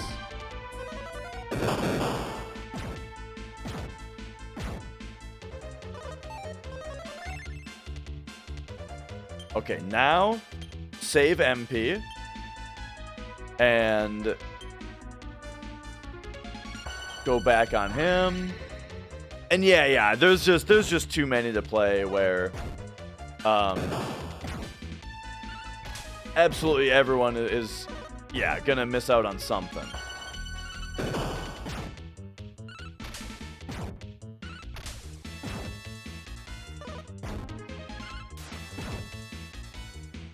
Okay, so I think I'm gonna go Spirit Punch on those dudes, and then... Woo!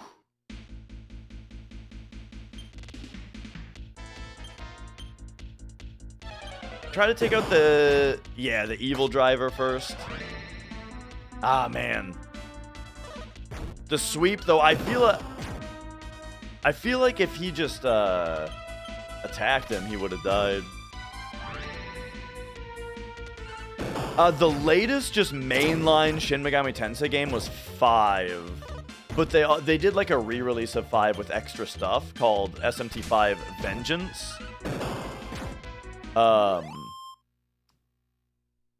But more recently, though, than that, they did a re-release of the Devil Summoner games.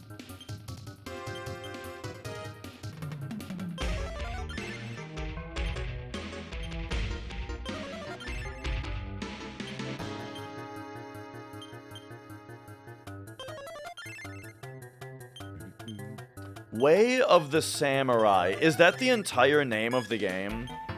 Is that the one that's like it's like a fighting game where you're in like a school? And you usually fight with like wooden swords, but then sometimes you do like real fights. And like there's like a bleeding mechanic. Oh, it's not this game? Okay, then probably not. Alright, here we go.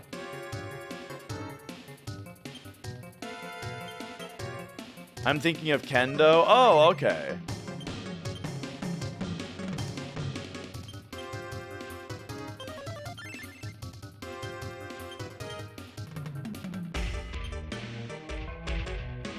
Alright. Are we ready? This time, I'm gonna kick this guy's ass. Alright? Let's do it.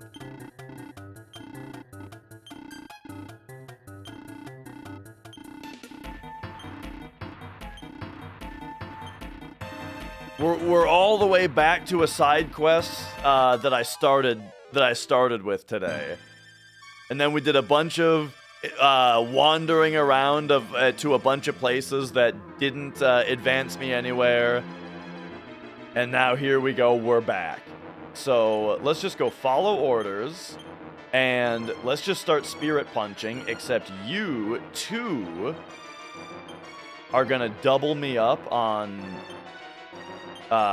increases.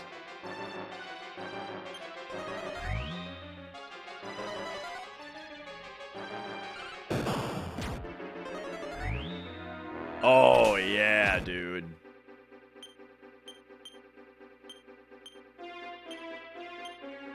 Get the double increase going.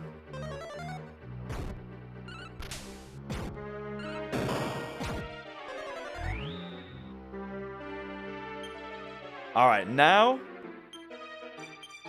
I think we can start doubling up the spirit punches. You can do heal.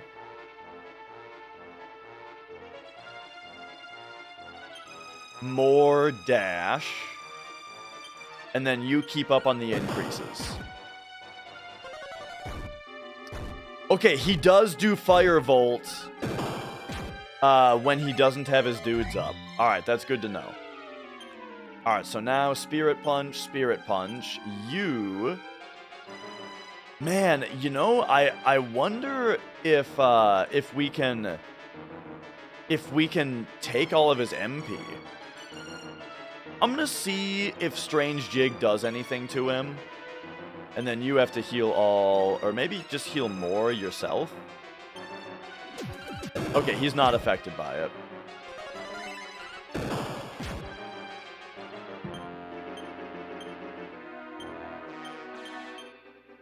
Alright, so now we need to...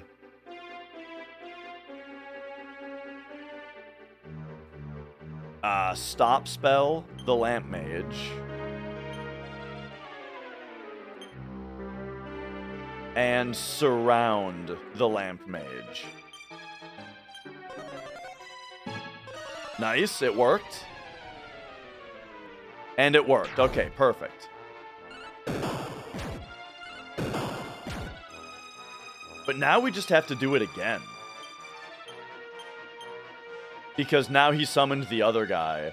But first, I think we need to tank one turn of them not being surrounded. Because you need to heal all self. And then Muriel can do a surround on these guys again to try to get the other one. Nice, okay, it worked.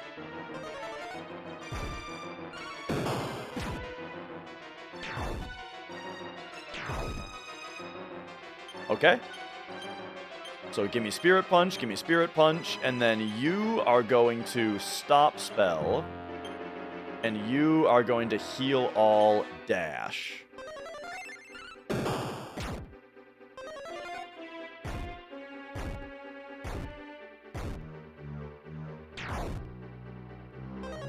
Ah, this is a rough turn.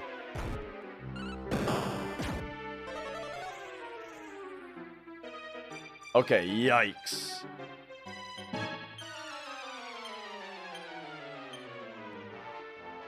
so you... I think we have to go, like, heal more self with you. And then you two have to heal all yourselves. And hopefully it goes off fast enough. Nice! Okay. That was excellent. Oh my god, though. He's just destroying us with this insanely powerful spell. This is crazy, this fight, dude.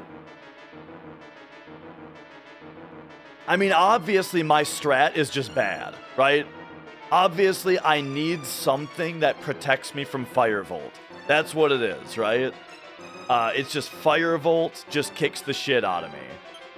And so if I can stop from dying to that one move, then we can... No, this is purely turn-based, Sam. It's the kind of game where you choose what everybody does at once, and then every actor in the fight all goes through one round where they all act one time. And then it's back to choose what everybody does again.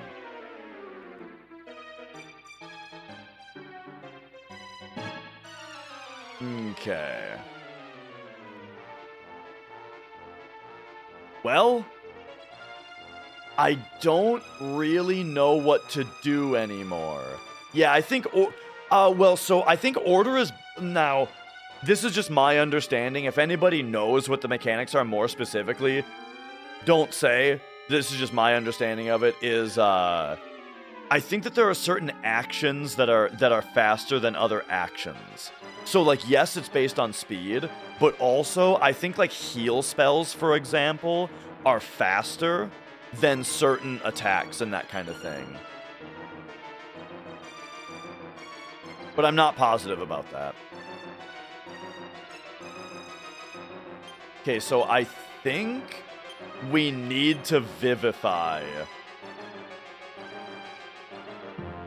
And hope for the best. Oh, he's just doing his insane AoE again. Okay.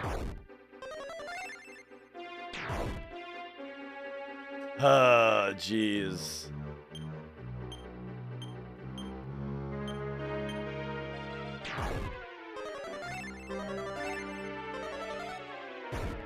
Alright, alright. So we stayed alive there. I think you honestly just attack. And then we need to... There we go, we got dash back up.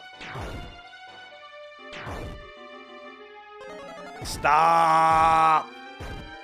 Okay.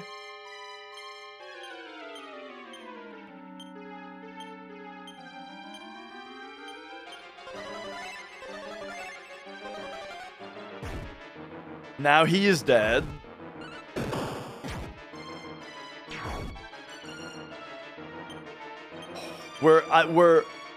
We're scraping by here. This might be one of those fights. Oh no, I can't do any more revives and I only have one more heal. Okay, we're fucked. I'm out of resources here.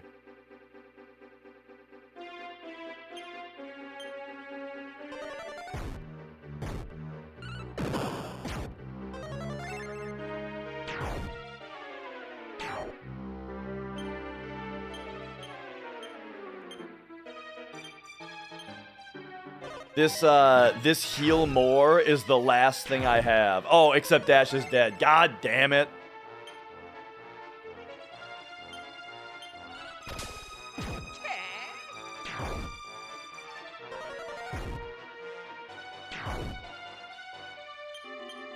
Okay, so we started today not able to beat this fight, and we're ending today not able to beat this fight. I need... So my takeaway from this is I need to gain access to a spell or ability that protects me from Firebolt, specifically. So it's not going to be either of those. Like, I don't think it's going to be anything here.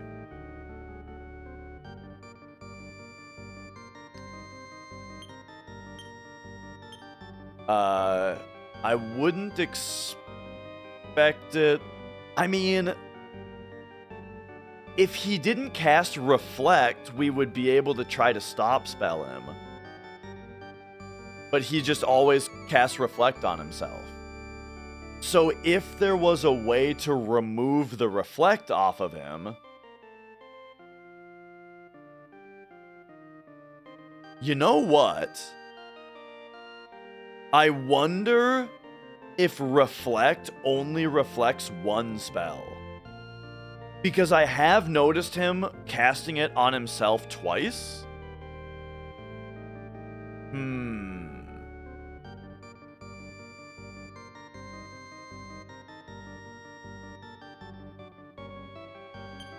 Okay, I feel like that's the thing to test.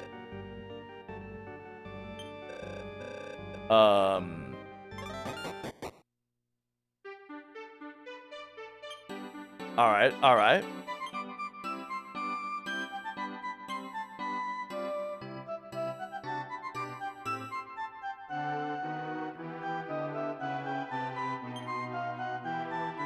Yeah, I'm gonna try this. Okay, so this is the place where I found the shop, right?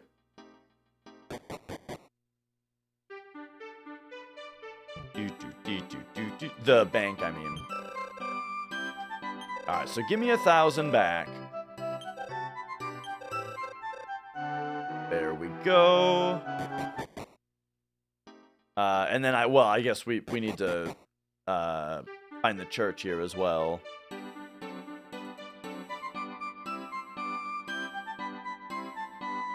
Alright, so my idea for next time is going to be that Reflect might only reflect one time. And then he has to recast it.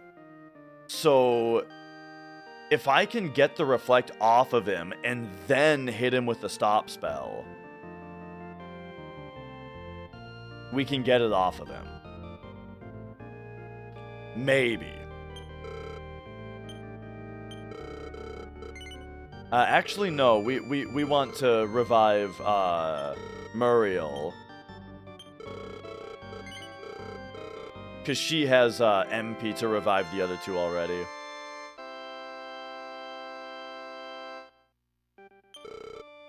Okay. Whoops. It's Reflect, specifically. Wait. I'm not sure. Alright, I accidentally got into a line of dialogue here that is scaring me that I'm quitting without saving. So we're just gonna save. And then say yes. Alright, and now we can go,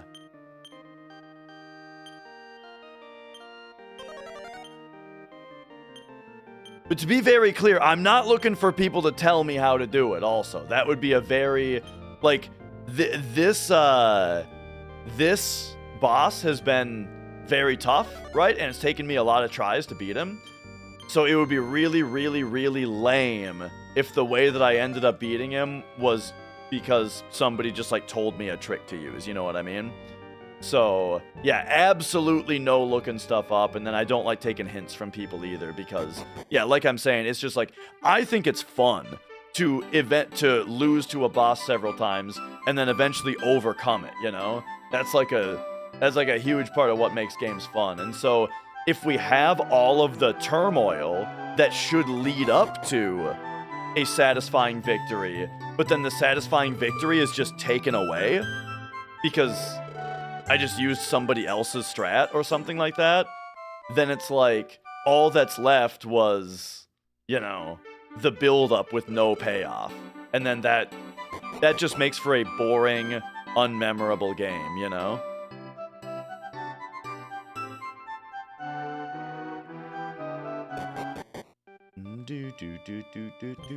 Okay, now I want to save, now that everybody is revived. And alright, I feel like I made, I feel like literally in the game, I made 0 progress today. We didn't do anything. But I feel like Well, except for just like leveling up our classes a little bit, but I feel like knowledge-wise and notes-wise, like all the places that we went and stuff that we wrote down, I feel like we did make a good amount of progress as far as like, you know, the ultimate goal of the game. And so, yeah, that's going to be all I got time for today, though. It's time for Mrs. Dash and I are going to go get dinner. I think we're going to go get some Korean chicken, some Korean barbecue, I mean. And we got, essentially she got a Best Buy gift card from her work. And so, we're going to go find something to spend on, a little treat for ourselves, from her work bonus. I think I'm going to pick up Silent Hill F to, you know, to check out. And then we're also wanting to get the Pirate Yakuza game for when we get to that.